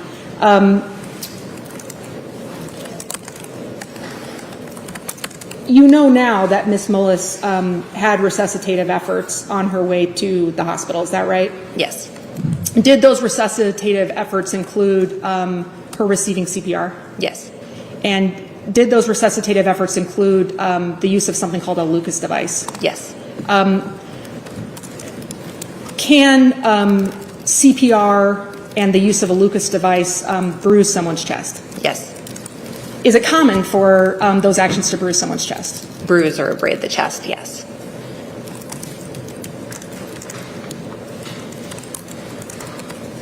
And so the any blunt force injuries that you observed on Ms. Mullis's chest that were in the area where CPR is performed, are those injuries that you would expect to be associated with CPR?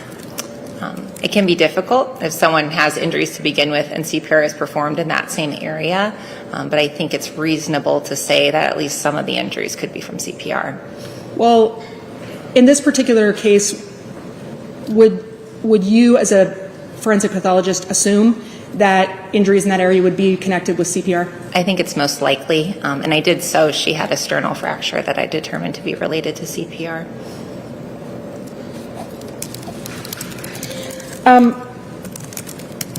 And you mentioned this a moment ago. At the time that you determined that Ms. Mullis's death was a homicide, did you have any of her medical records from Regional Medical Center? I do not recall.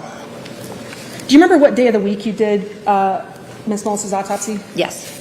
What day of the week was it? Monday. And what day of the week was Ms. Mullis brought into Regional Medical Center? It was a Saturday.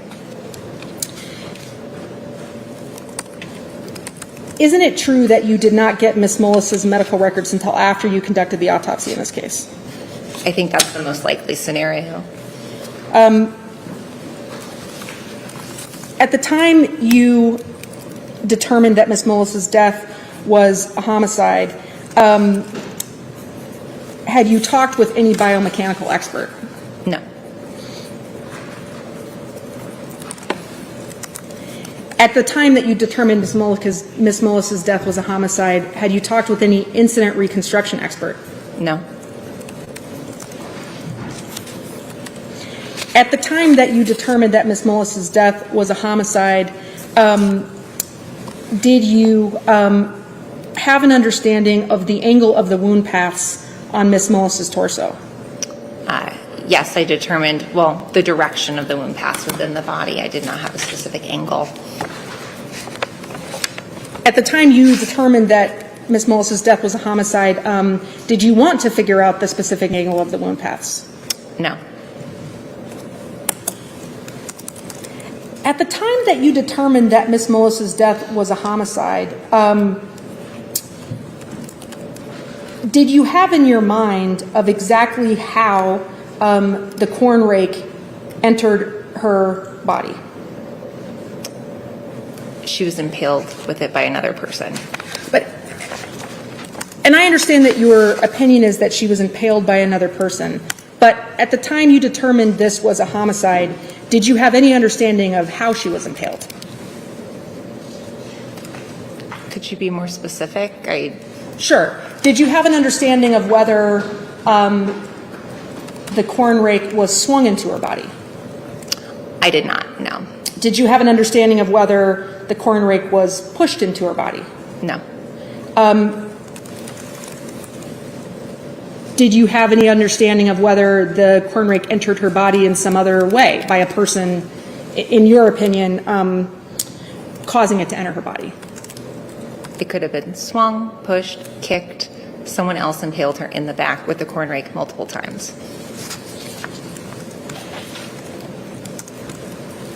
Was it important to you at the time you determined this was a homicide to try to determine which of those routes this was? That's not something I could do. At the time you determined this was a homicide, did you want to understand why there had been blood found on Ms. Mullis's hand? Did I? No. At the time you determined this was a homicide, did you want to figure out why there was blood on the handle of the corn rake? Want, again, is a hard word. I was aware that there was blood on the rake. I was told that she was found with a rake in her. To me, it supports the implement that caused her injuries. So I already knew all that at autopsy. At the time that you determined Ms. Mullis's death was a homicide, did you want to understand if there was some connection between the blood on the rake and the blood on her hand?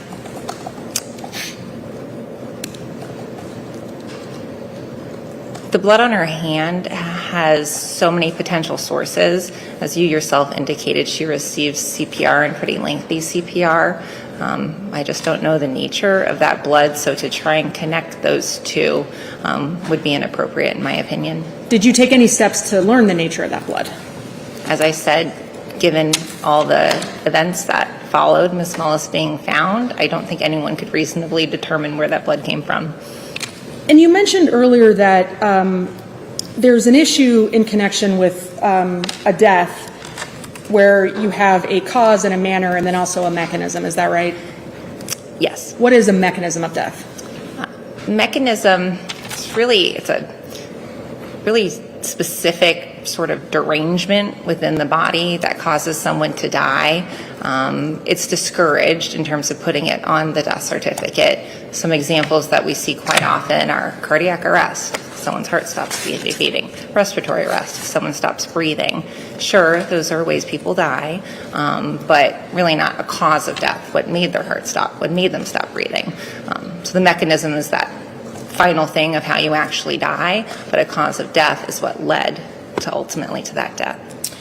And I understand your testimony that you did not need to list the mechanism of death on the death certificate, but at the time that you determined that Ms. Mullis's death was a homicide, did you know what the mechanism of her death was?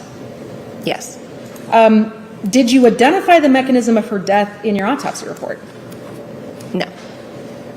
Did you identify the mechanism of her death in any of the reports that you prepared about your autopsy?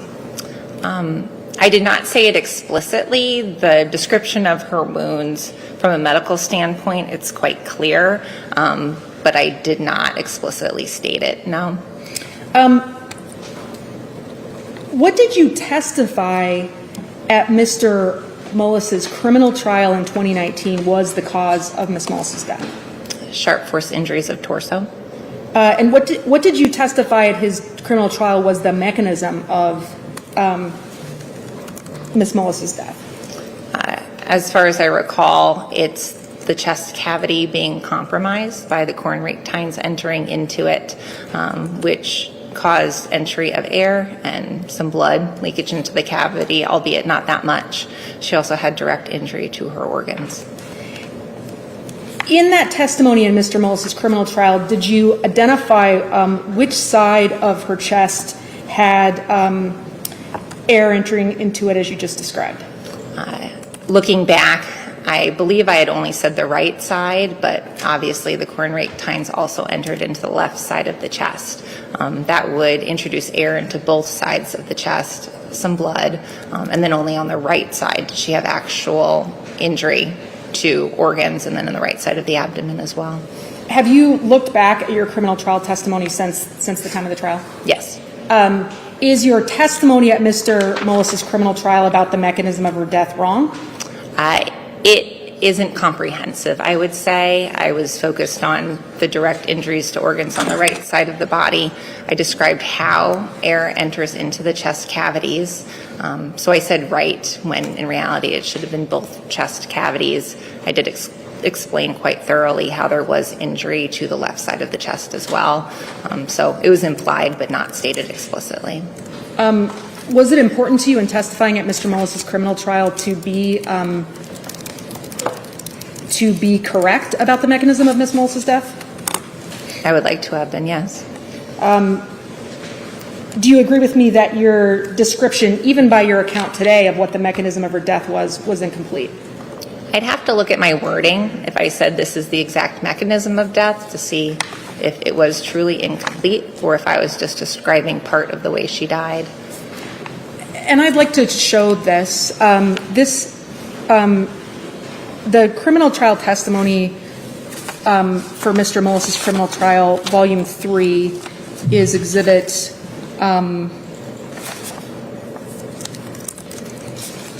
one moment, Your Honor. I'm sorry, what is it? 349. Thank you so much. 349. And I'm going to refer the witness to page 98. Sorry. 98.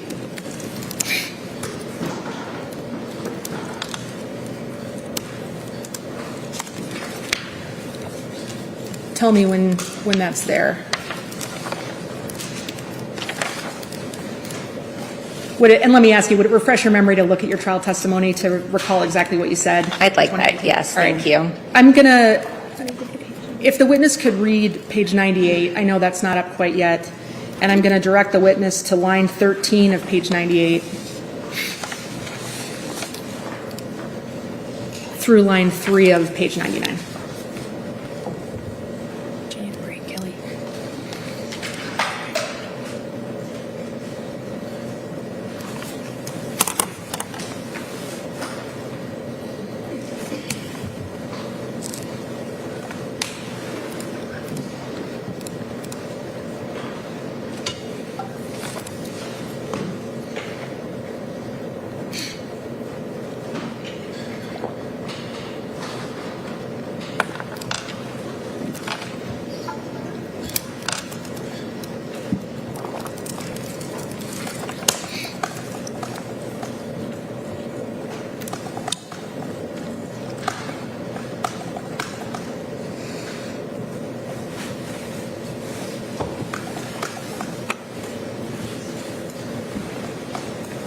Your Honor, I have a paper copy, if that would assist us in moving forward, that I'm happy to show the witness. I think we have it on the screen. All right, thank you, Your Honor. Yep.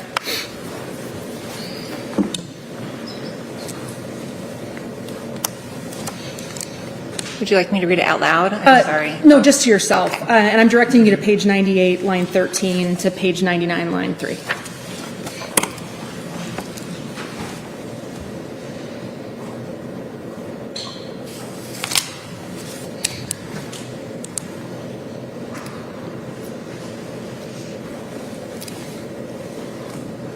We can go to the next page for me. Or Nicole, can you scroll down?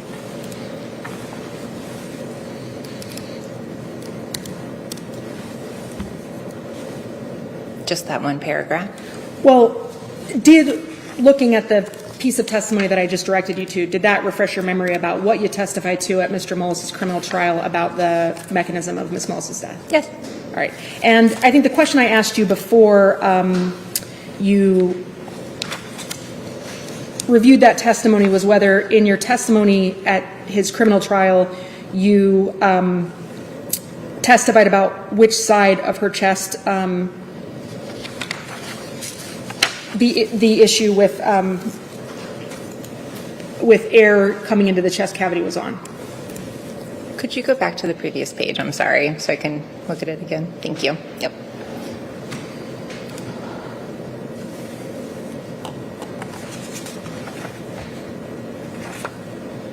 I see reading it now, and I think I was swayed a bit by reading your expert's opinion. It says that I said it only went into the right chest cavity, that I simply say it goes into her chest cavity singular, but I don't say what side.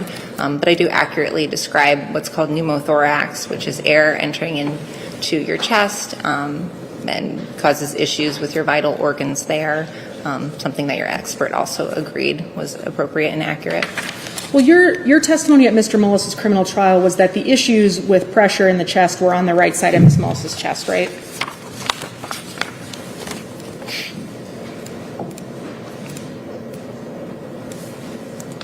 I said that she had injuries to her right lung, which caused leakage of blood. I was not specific as to what side the air came into, but I do say chest cavity singular, so I suppose it's up to interpretation. Isn't it true that at the time of your autopsy in this case, you actually didn't know which side of Ms. Mullis's chest had what you describe as a pneumothorax? That's something that's difficult to identify at autopsy. Upon review of her medical records, it's clear that she had a large pneumothorax or air in her left chest cavity. It's also clear from my autopsy and the medical records that she had a right-sided chest tube placed. Notes indicate that air was released from that right-sided chest tube, meaning that she had air in both of her chest cavities, which simply makes sense. Right, and does the fact that you didn't appreciate a left pneumothorax at autopsy, which I understand your testimony is you might not have appreciated that at autopsy. I mean, does that suggest to you that you hadn't looked at the medical records from the hospital that would have allowed you to identify that there was a left side tension pneumothorax? I did not review the medical records at that time. I'm not sure what difference it actually makes. From a medical doctor standpoint, her having pneumothorax should have happened. So if you asked me without even seeing the body, gave me that scenario, I would tell you that's what happened, and that was confirmed with the medical records. She died because she was impaled with the corn rake and the effects of having that corn rake inside of her body, which includes air in the chest cavities. Was the left side tension pneumothorax the actual cause of Ms. Mullis's death? The x-ray that identified the left-sided pneumothorax was taken after that right-sided chest tube was placed. The medical records indicate that it was pretty significant. So if she had left-sided pneumothorax alone, absolutely. But to say that it was the only thing that contributed when she also had right-sided pneumothorax, she also had direct injury to her lungs and to her liver, I think would be insufficient. Well, if Ms. Mullis hadn't had the left-sided pneumothorax and only had the injuries to the right side, those were injuries that she could have survived. Is that right?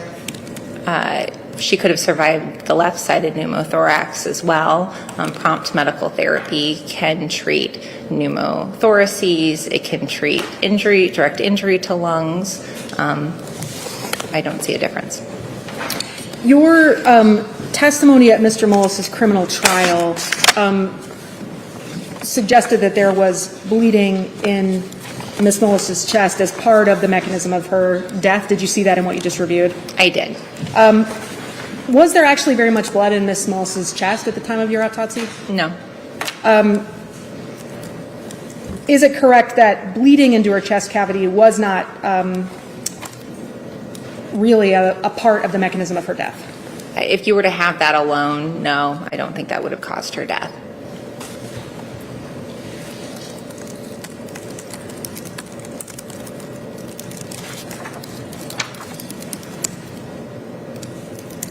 And I want to make sure I understand your testimony. Is it your testimony that whether or not she had the pneumothorax on the left or the right side of her chest wasn't important in your assessment of whether or not this was a homicide? No. Those are consequences of being impaled with the corn rake. It's a homicide because she was impaled in the back. Those are things that happened from being impaled in the back by another person, which made it a homicide. What happens to the body doesn't make a difference. Someone gets shot in the head, and I talk about bleeding on the brain, really doesn't make sense. They were shot in the head. Did you know at the time of her autopsy which injuries Ms. Mullis experienced first? The injuries on the left side of her back or the right? No.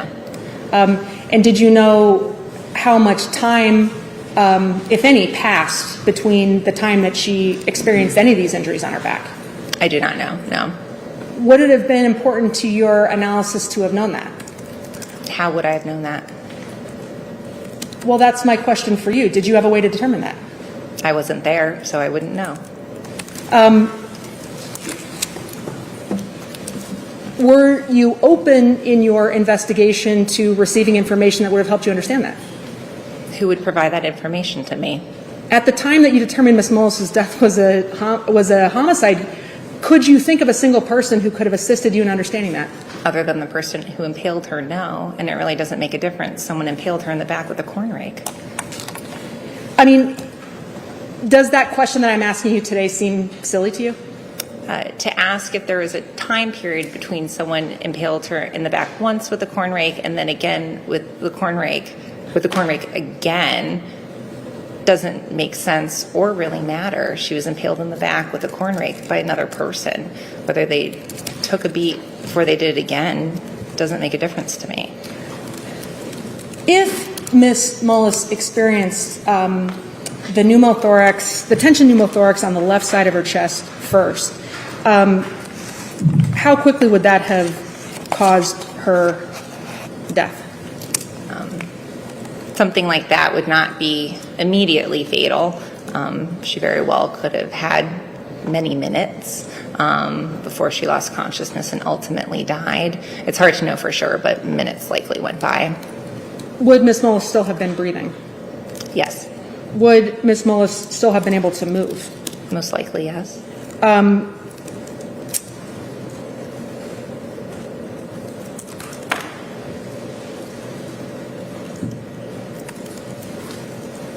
Would the pneumothorax have led to a situation where air entered Ms. Mullis's, where liquid developed in Ms. Mullis's lungs? Oh, we're fluid. Fluid, Then thank build you. up, but yes, yes. You're the doctor, absolutely. so fluid Yes, is a better word. No I appreciate problem. that. Yep. Would that have led to a situation where Ms. Mullis was breathing out foamy fluid out of her mouth and potentially her nose? Yes.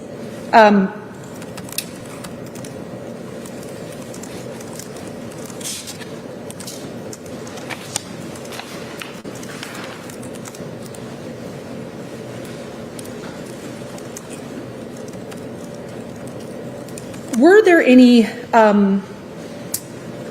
errors in the autopsy report that you created about Ms. Mullis's death? Yes, I do have a typo. What typo is in there? It's an unfortunate one. It's in the opinion section. When I state wound direction, I say from front to back instead of back to front. It's the danger of repeating something over and over again. It's the only typo I could find. And when you say that's an unfortunate typo, what do you mean? Well, it's important to determine whether it's front to back or back to front. It's a fact and obvious, but should have been written appropriately. Is it true that that's not a typo that you caught when you finalized this report? No. And did anyone else who reviewed your report catch that typo? No. Have you issued a corrected autopsy report at any point about Ms. Mullis's case? No.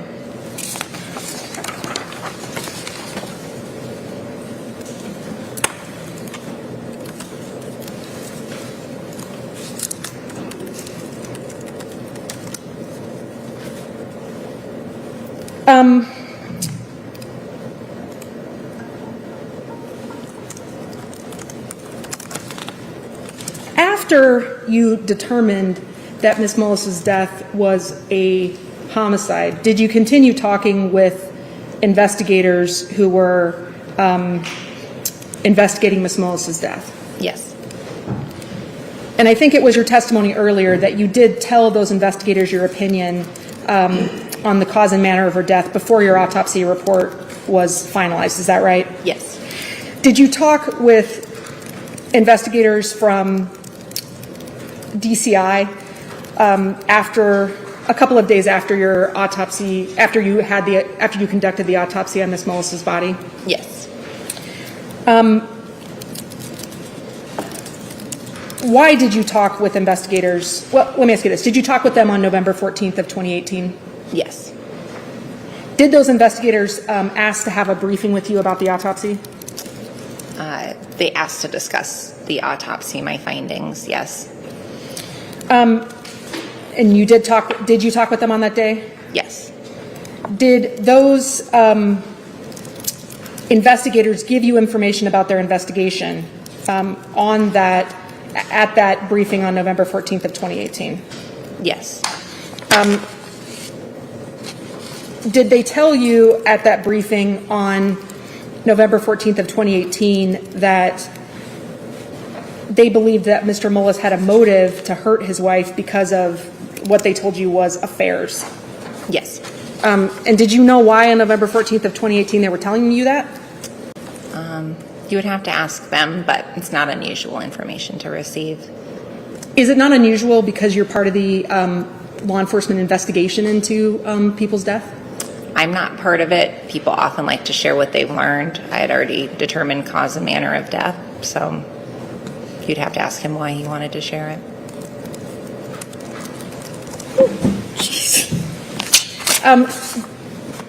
Did you tell investigators on that call on November 14th of 2018 generally what the conclusions of your autopsy were? I believe so, yes. And what did you tell investigators on November 14th of 2018 about, in your view, how many times it was that Ms. Mullis had been impaled on this corn rake? At least 2 times. Given the orientation of the wounds on her back, there's a high likelihood that it was 3 times. Did you tell them in this briefing that it was possibly, or that there was a high likelihood that it was 3 times? I believe so, and I maintain that. Do you agree with me that your case log notes don't reflect that you told them that there was a high likelihood that it was 3 times? That's my investigator's case log notes, and I'd have to look at it. But if it doesn't say it, it doesn't say it. Well, don't you participate in maintaining those case log notes as well? One person types them, so say there are multiple people who are a part of a meeting or a discussion, one person will type up the notes. Do you check those notes? I read them, but I do not edit them. I don't want to alter them. They're as another person remembered them. Do you initial those notes? No.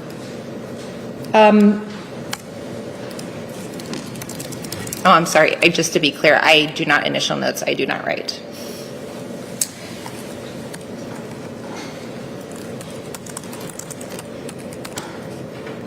I want to show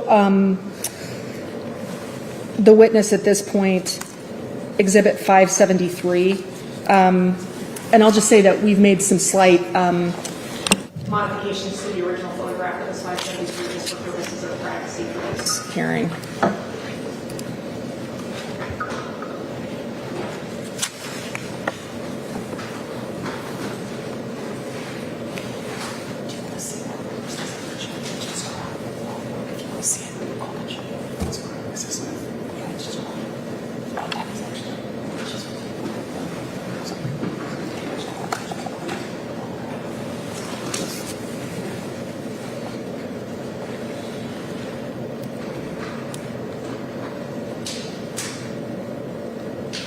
Is that Exhibit 573 in front of you? Yes, that's what it says. Is Exhibit 573 a true and accurate photograph of the condition of Ms. Mullis's back during the autopsy that you conducted on November 12th of 2018? It appears so. You said you altered it in some way, but it seems appropriate. And I'll just represent to you that it's cropped a little bit. Okay. Yes. From your original photograph. It seems fine to me. Okay.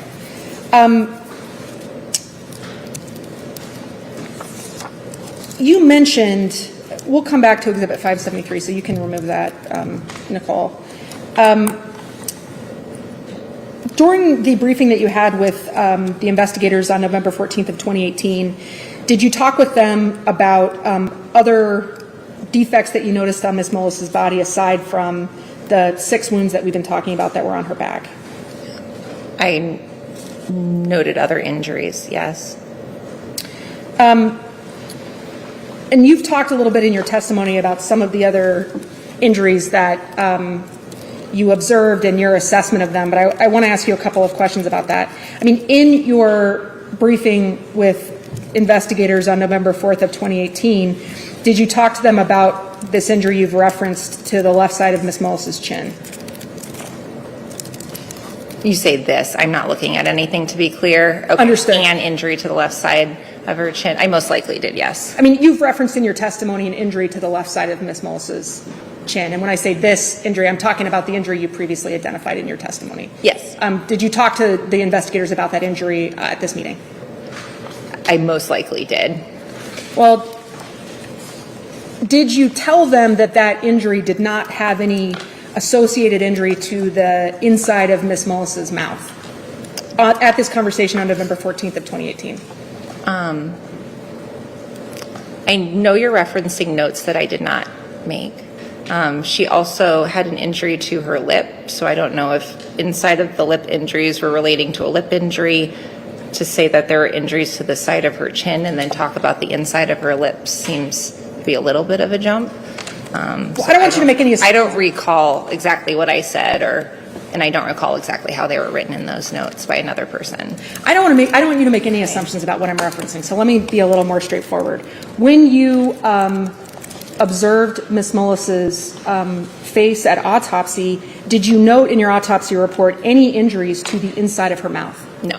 I mean, she didn't have any scrapes on the inside of her cheeks, did she? Not that I saw, no.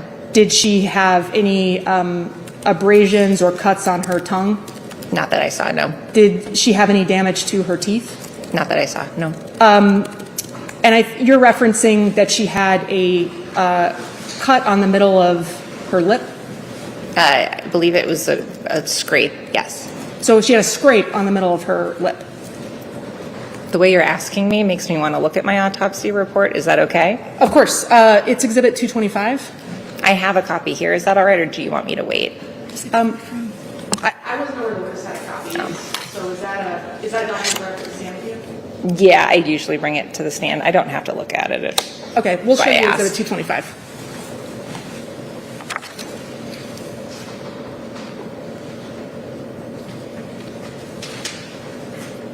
Is Exhibit 225 a true and accurate copy of your autopsy report? And we can scroll through for you if that's helpful. This is a photo request. It's not part of my normal autopsy report. Can you scroll down? Nicole?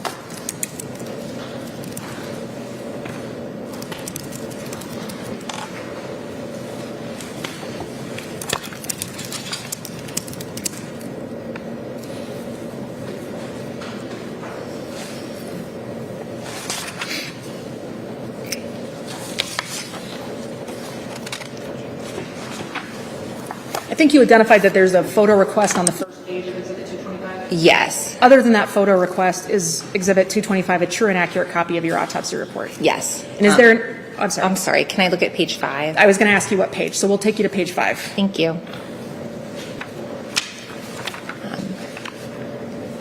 So yes, the very first sentence says there is a 1/8 by 1/8 inch red brown abrasion in the center of the upper lip. So that's a scrape. Was this scrape a small scrape? It was 1/8 inch. Is that small in your opinion? Whatever you think 1/8 inch is. Lips are quite small, so in I'm not- relation to the lips, it might be large. In relation to your back, it might be small. Did you consider this to be a small abrasion or a small scrape? Sure.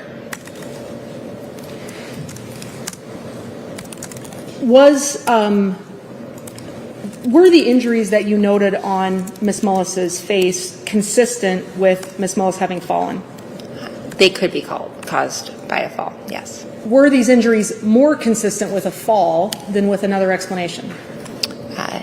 No, they didn't have any sort of pattern to them that would lead me in one direction or another. So they're called blunt force injuries. They're injuries that occur from the impact with an object that has a flat surface. So that could be the ground. That could be something else that simply has a flat surface to it. It's hard for me to know exactly how they occurred, but a fall is absolutely a possibility. Did you tell investigators during your briefing with them on November 14th of 2018 that Ms. Mullis's facial injuries were perhaps more consistent with a fall? I don't recall saying more consistent with a fall, but absolutely could be due to a fall.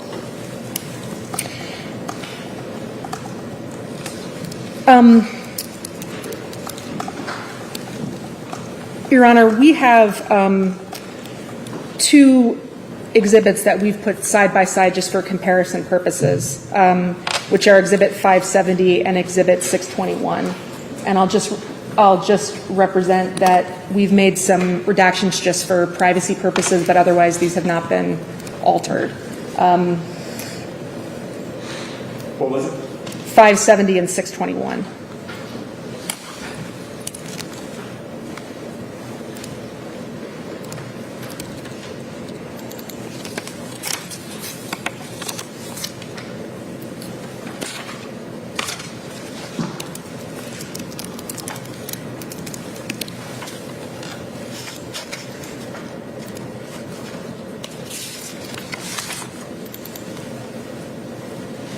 Are you seeing two images in front of you? Yes. All right.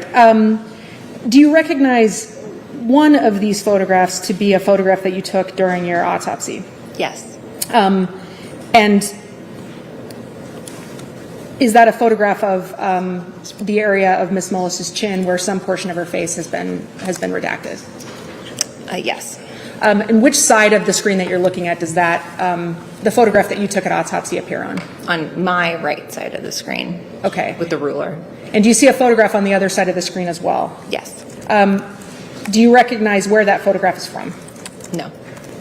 Have you ever seen the photograph on the left side prior to today? I do not recall having seen this before.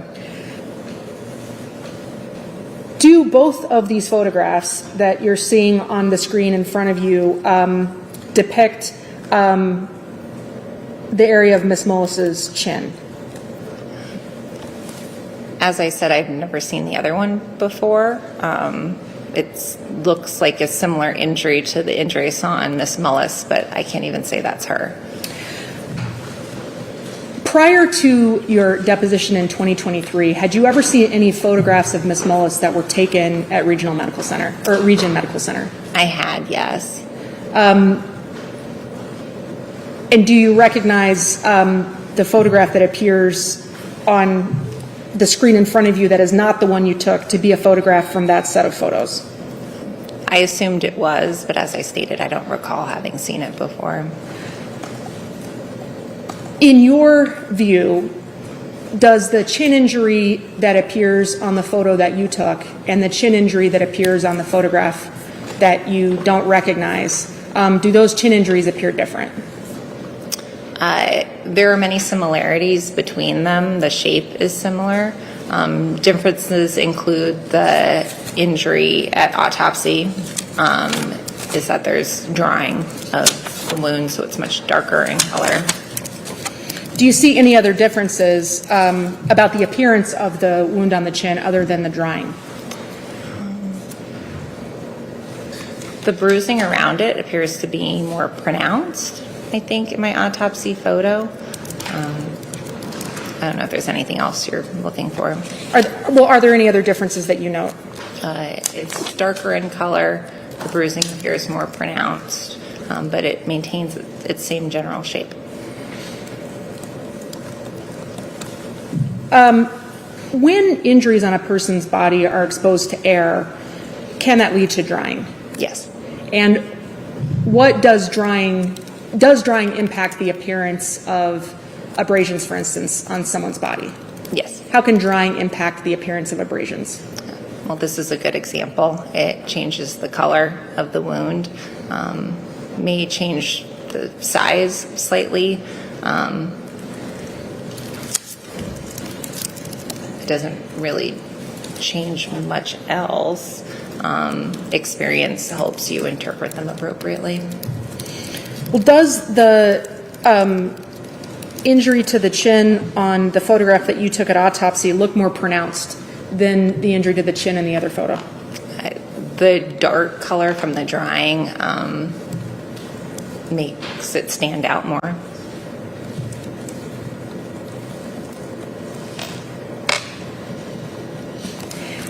Is the injury to Ms. Mullis's chin that's depicted in the photographs, or the photograph that you recognize of the two that are in front of you, is that injury consistent with a fall? could have occurred with a fall, yes. And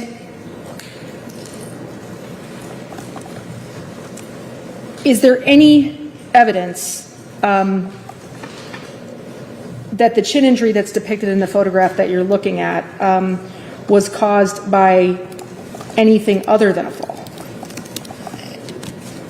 There's no pattern within it that I can tell that tells me what caused it.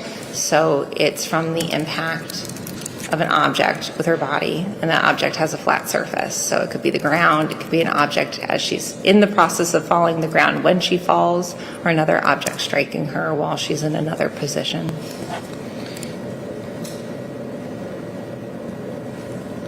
In your testimony at Mr. Mullis's criminal trial, did you tell the jury that this injury to Ms. Mullis's chin was consistent with a fall?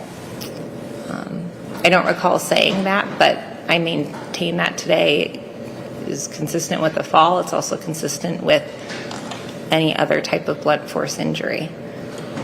Did anybody ask you at Ms. Mullis's trial whether this injury was consistent with a fall?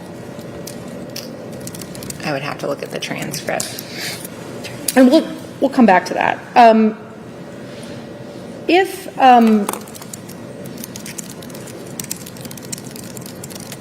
And I want to go back to her ears, because that's something that you mentioned earlier. And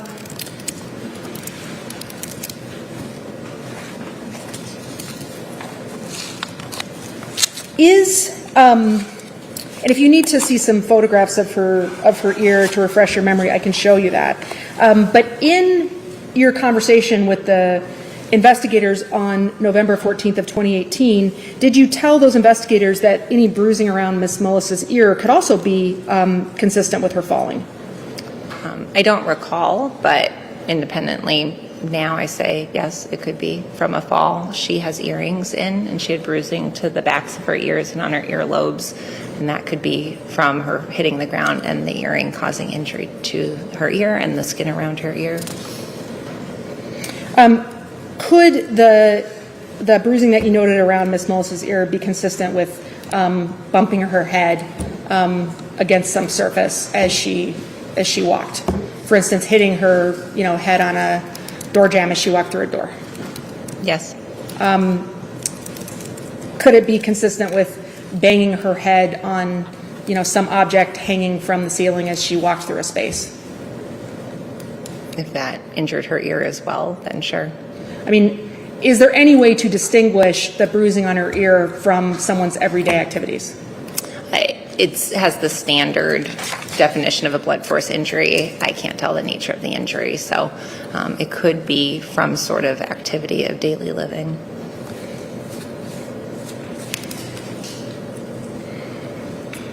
Did you tell investigators on this call on November 14th of 2018 that Ms. Mullis had a pretty low baseline hemoglobin? I did say that, yes. All right, and can having a pretty low baseline hemoglobin be something that can lead to anemia? Well, that's what anemia is. You're identifying that Ms. Mullis had anemia? Yes, from the medical record, she was anemic. Can anemia lead to dizziness? Yes. Can it lead to weakness? Yes. Can it lead to people falling? Yes. Ms. Thompson, is this a good spot for our It is. afternoon break? It is, Your Honor. Let's go ahead and take 15 minutes. We'll plan on resuming at about 30 or just before. Court's in recess till then.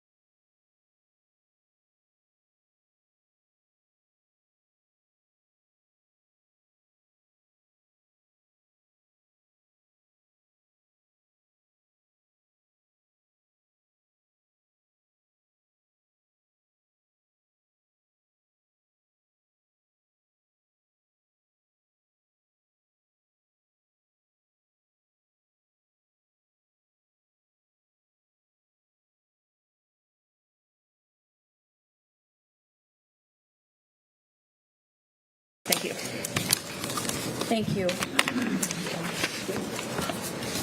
Mr. Brown? I'm going to try to be done by 4:30. Okay. Right? You may Give me a start chance. I'll your try to get. class. Dr. Cruz, I don't think came planning to stay this evening. Yeah, No. I didn't think so. So, yeah, I'll try to get through this. If I may approach the witness, I'm going to do this the old-fashioned way. You may. I'm going to show you three exhibits, A, B, and C. If you guys take a look at those for me. What is A? A is my CV. Is that up to date? I've since earned a certificate at Rake University in the education portion that I recently updated it with, but other than that, it's appropriate. What is B? B is, it starts with that letter to Deputy Hemastaff about his request for photographs and then continues into my autopsy report. Is B the entirety of your autopsy report? Yes. And then what is C? C is a quality assurance paper as part of our standard protocol at my office. All cases that are deemed homicide are formally reviewed by another pathologist in our office. Is that a record that's normally maintained in your office as part of your certification? Yes. Okay. In as much as they're not admitted, we'd offer A, B, and C. Any objection? They will be admitted. All right, Dr. Cruz, you were asked about a deposition where it was page 19. Do you recall? It was just a minute ago. Yes. All right, and on the page, do you have that page in front of you? No. You guys have that up. Please, I'm not connected. Page 19. Would you mind if we just showed her this copy just to... Yes. Page 19 of what? Please. You may. Her testimony. Thank you. See page 19 of the deposition? Yes. All right, and then was lines, I think, 8 through 11 you were asked to review. Yes. In lines 8 through 11, you said that she could have pulled it out of her once, meaning the rake, correct? Yes. All right, the next sentence is the difficulty of that in someone's back with the depth of the tines to me seems incredibly unlikely. True? Yes. All right, then what's the last line? I don't believe that was mentioned. What was the last comment that you made in that deposition on page 19? I say, and then the thought that she fell on it again, pulled it out, and again, it's just not a feasible possibility. Okay. Any of those opinions or characterizations, have those changed for you at all over this course of time? No. Okay.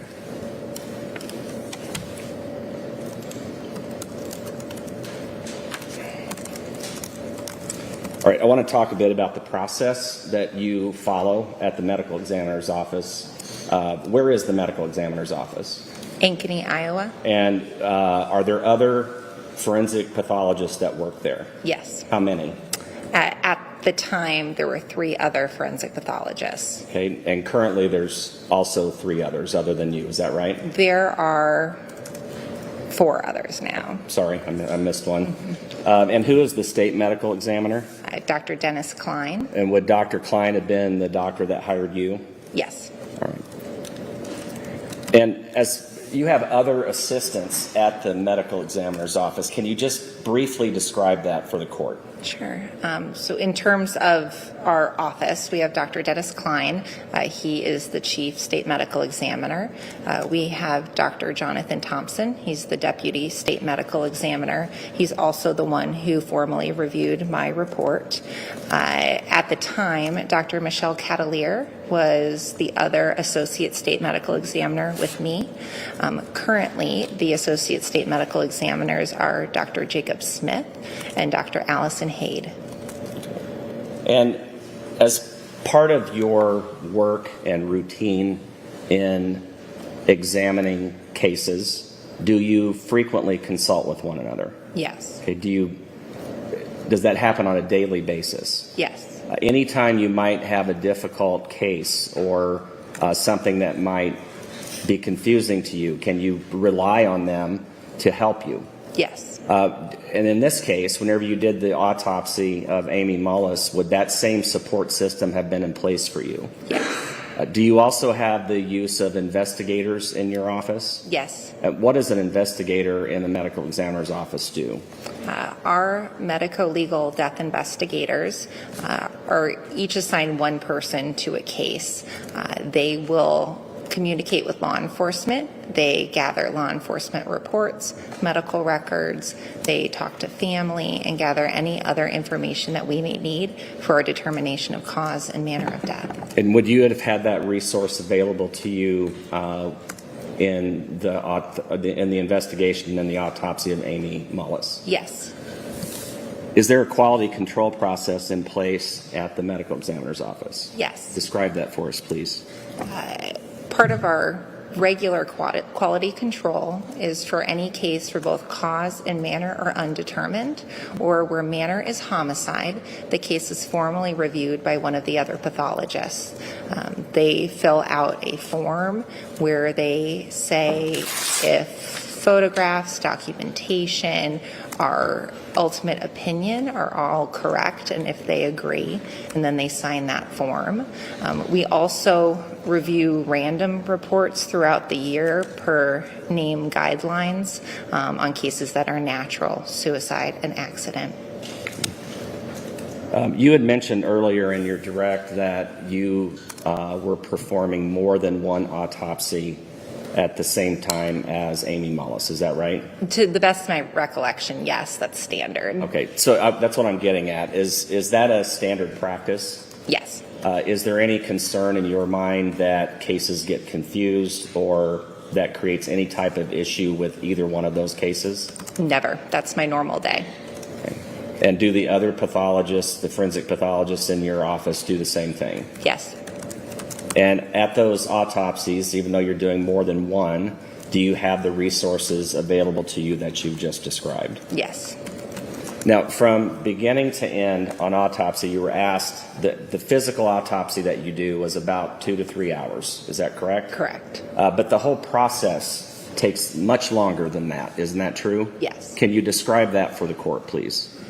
The physical autopsy itself is really the shortest portion of the whole process. The autopsy examination is performed with the photographs and the collection of evidence and other items. I then write my report. I review photographs as part of that report writing process, and then I wait for the results of any ancillary testing to return, such as toxicology, histology, looking at things under the microscope. That takes time, can take a matter of weeks. During that time, law enforcement reports, medical record reports, any other information is gathered as well and then reviewed by me. Once everything is back, everything is re-reviewed by me. My report is edited and then ultimately finalized. Since, for example, in this case, since it was a homicide, before the report was officially finalized, it received a QA by Dr. Thompson. All right, so what date did this case present to you? What was the first day you would have started working on it? The autopsy was performed on November 12th of 2018. And when did you sign out the final report?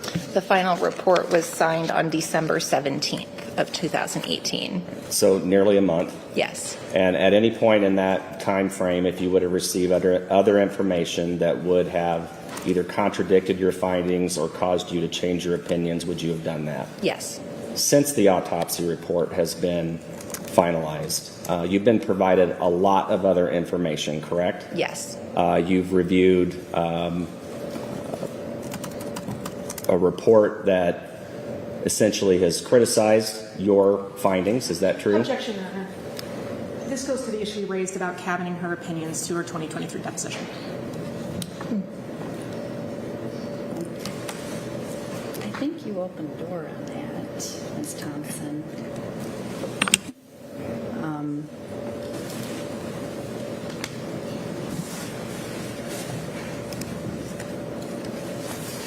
Mr. Brown, do you want to respond? Well, yeah. I mean, they want to sit here and complain about Dr. Cruz's opinions. They keep pigeonholing her to only go to the 2023. Clearly, they have other information that they're going to offer that criticizes Dr. Cruz's opinions. She has reviewed that information, and I expect her testimony to be that she has not changed her opinion, even based upon that. That's what I'm getting at. They cannot open this door and then close it on us. This is clearly admissible. This has to do with the court's pretrial ruling about the purposes for which she was designated in this case, and her designations not designating her as a cross-expert to respond on the applicant's experts, Your Honor. I mean, if the court determines I opened the door in my exam, while I might disagree, I would respect that, but this was the court's pretrial ruling. And I agree, which is why I was surprised by some of your questions that we were going there. I'm just looking back at my notes, but I understood some of your questions to be quite broad and to open the door. So I think this question, at least, is fair. So the objection's going to be overruled. Do you remember the question at this point? I would ask that it be read back. Well, and there was an objection, so it'll have to be, so. Thank you. Thank you.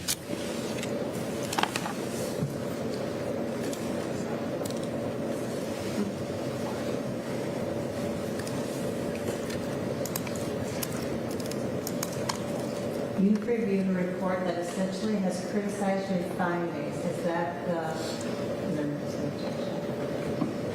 May I continue with that, Judge? You may. Okay, you've reviewed a report that has essentially criticized your findings in this case, correct? Yes. Has that, and you've done a thorough review of that report? Yes. Is that from Dr. Hammers? Yes. And has that review caused you to change any of the opinions that you've given in this case? No.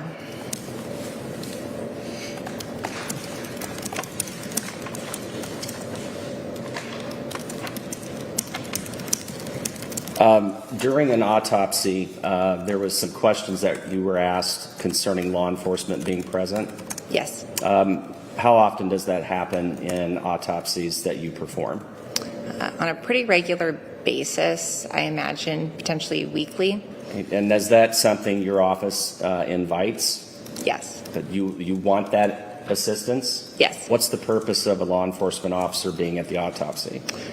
Law enforcement officers can learn a lot from the autopsy. We encourage them to come. They interact a lot with family and may learn how to better investigate a case, to not disturb the body in a certain way that might affect us at autopsy. We think they benefit greatly from it.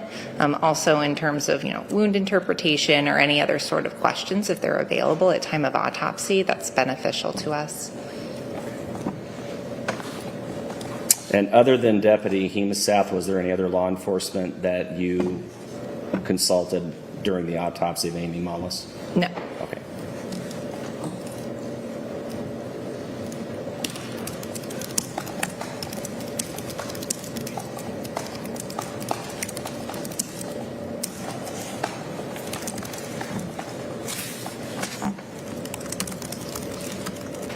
And concerning how Amy Mullis was found, you've been provided a description of that. Is that correct? Yes. Do you know the source of that information?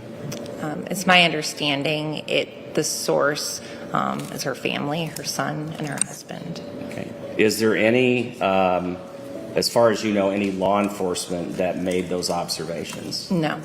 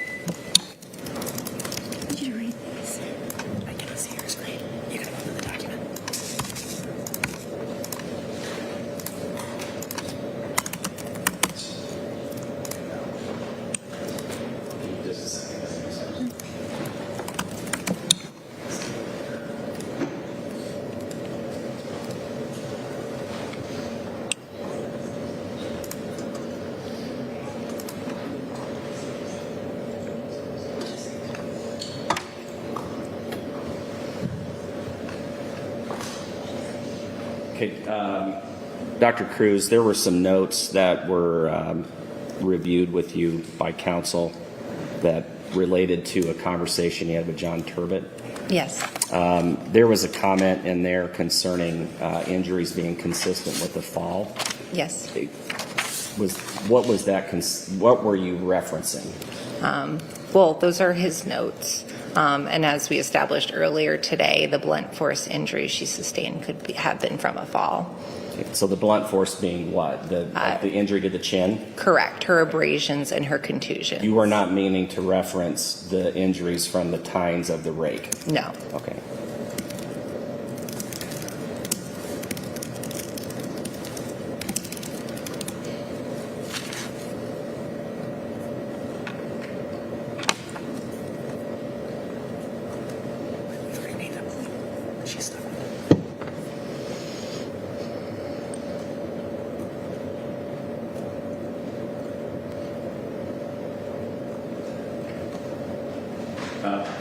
Dr. Thompson is the local, or was the local medical examiner at the time of Amy Mullis's death? Yes, he's a county medical examiner who I believe was covering for Delaware County while the regular medical examiner was out of town. Just to put this into context, every county has its own county medical examiner, is that right? Yes. And this is usually just a local doctor that goes through some basic training.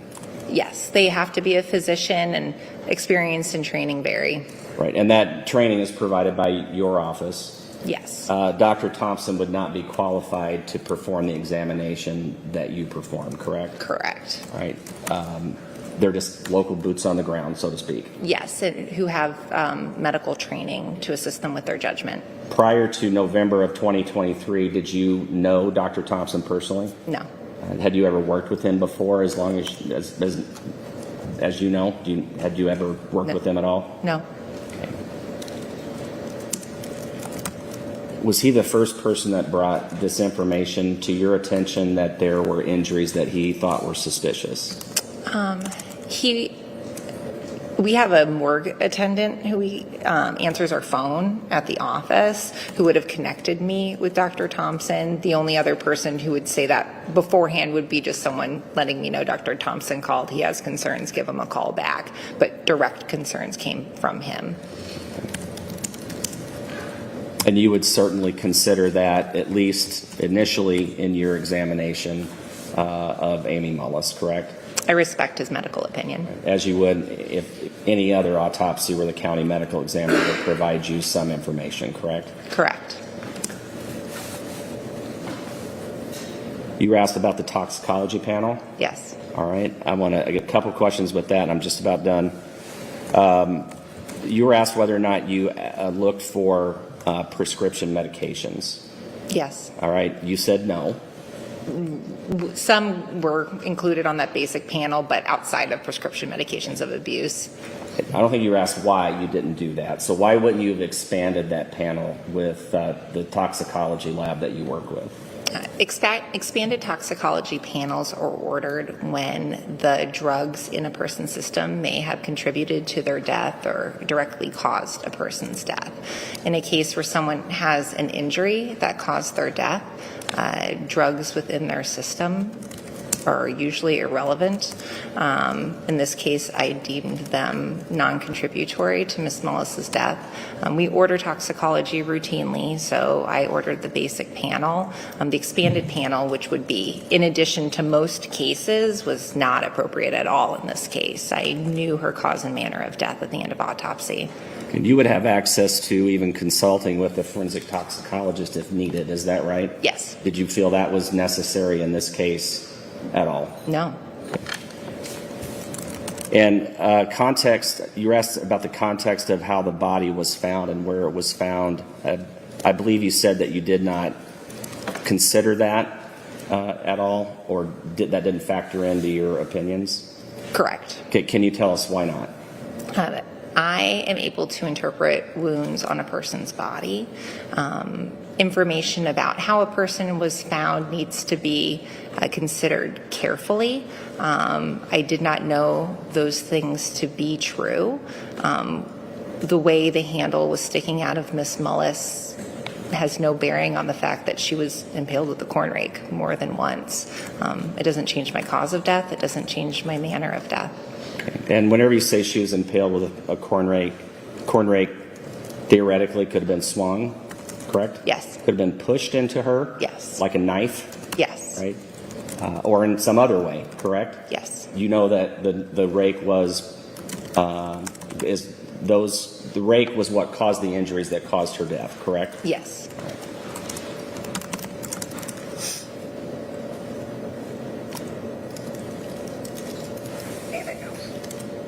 All right, that's all I have. Thank you. Any redirect? Extremely briefly, Your Honor.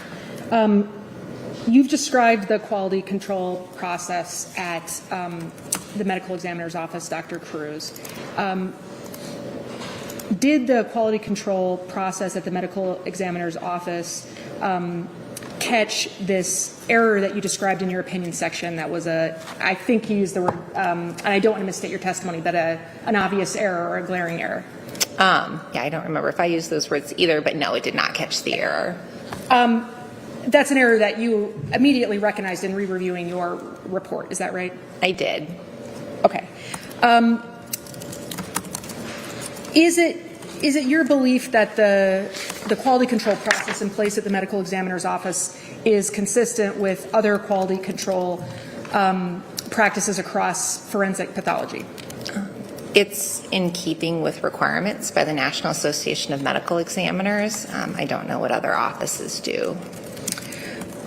You testified that you later learned some information about how Ms. Mullis was found, and I think it was your testimony that the source of that information was members of the Mullis family. Is that right? Yes.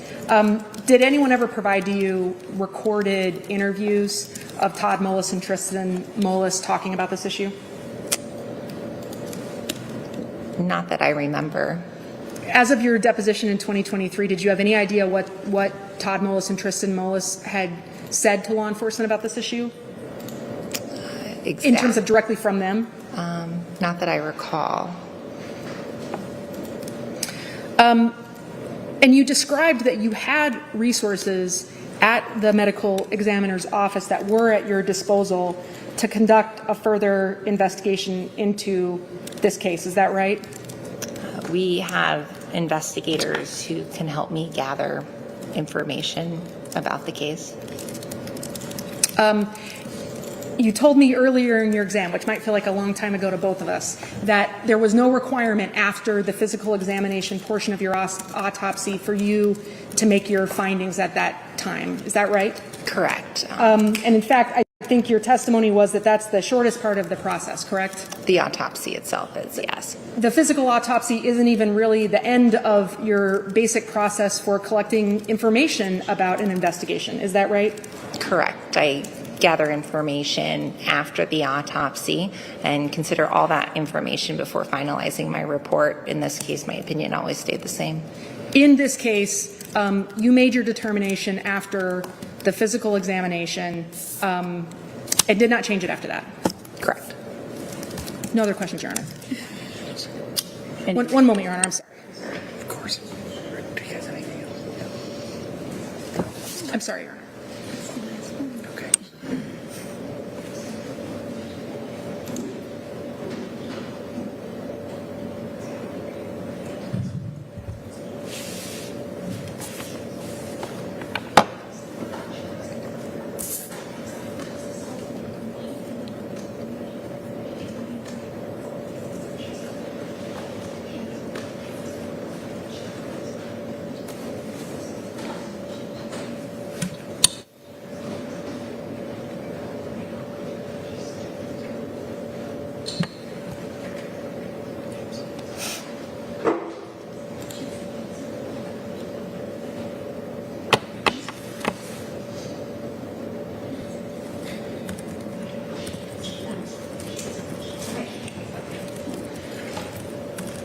Your Honor, we are seeking to admit the exhibits from today, which I think if the parties are in agreement, this doesn't require more foundation or authentication. I think we can address that tomorrow potentially. I just don't want to lose my chance to solve that problem, but I don't believe there is an issue with anything we offered.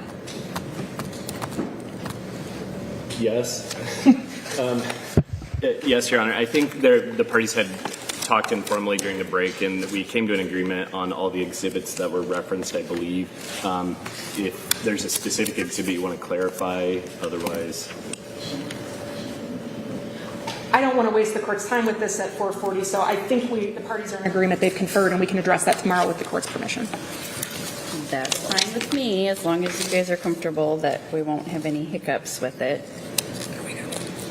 I think we're fine, Your Honor. We've conferred, Your Honor. Okay. Any recross, Mr. Brown? No, Your Honor. Okay. Dr. Cruz, you may step down. Thank you.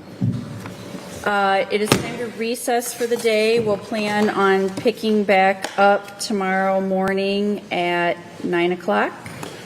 Okay. Thank you. Have a nice evening.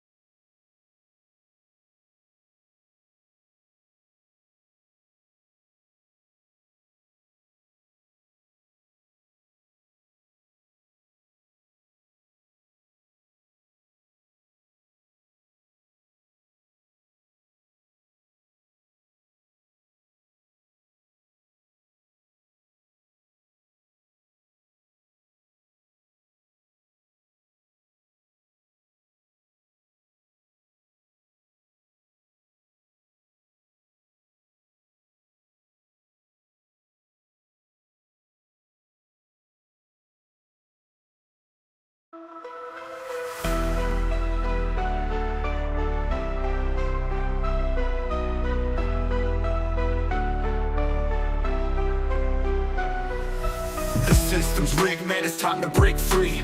Eyes wide open, gotta see what I see. Standing on the front lines, fighting for the truth. Lift the veil of lies, it's time to be the proof.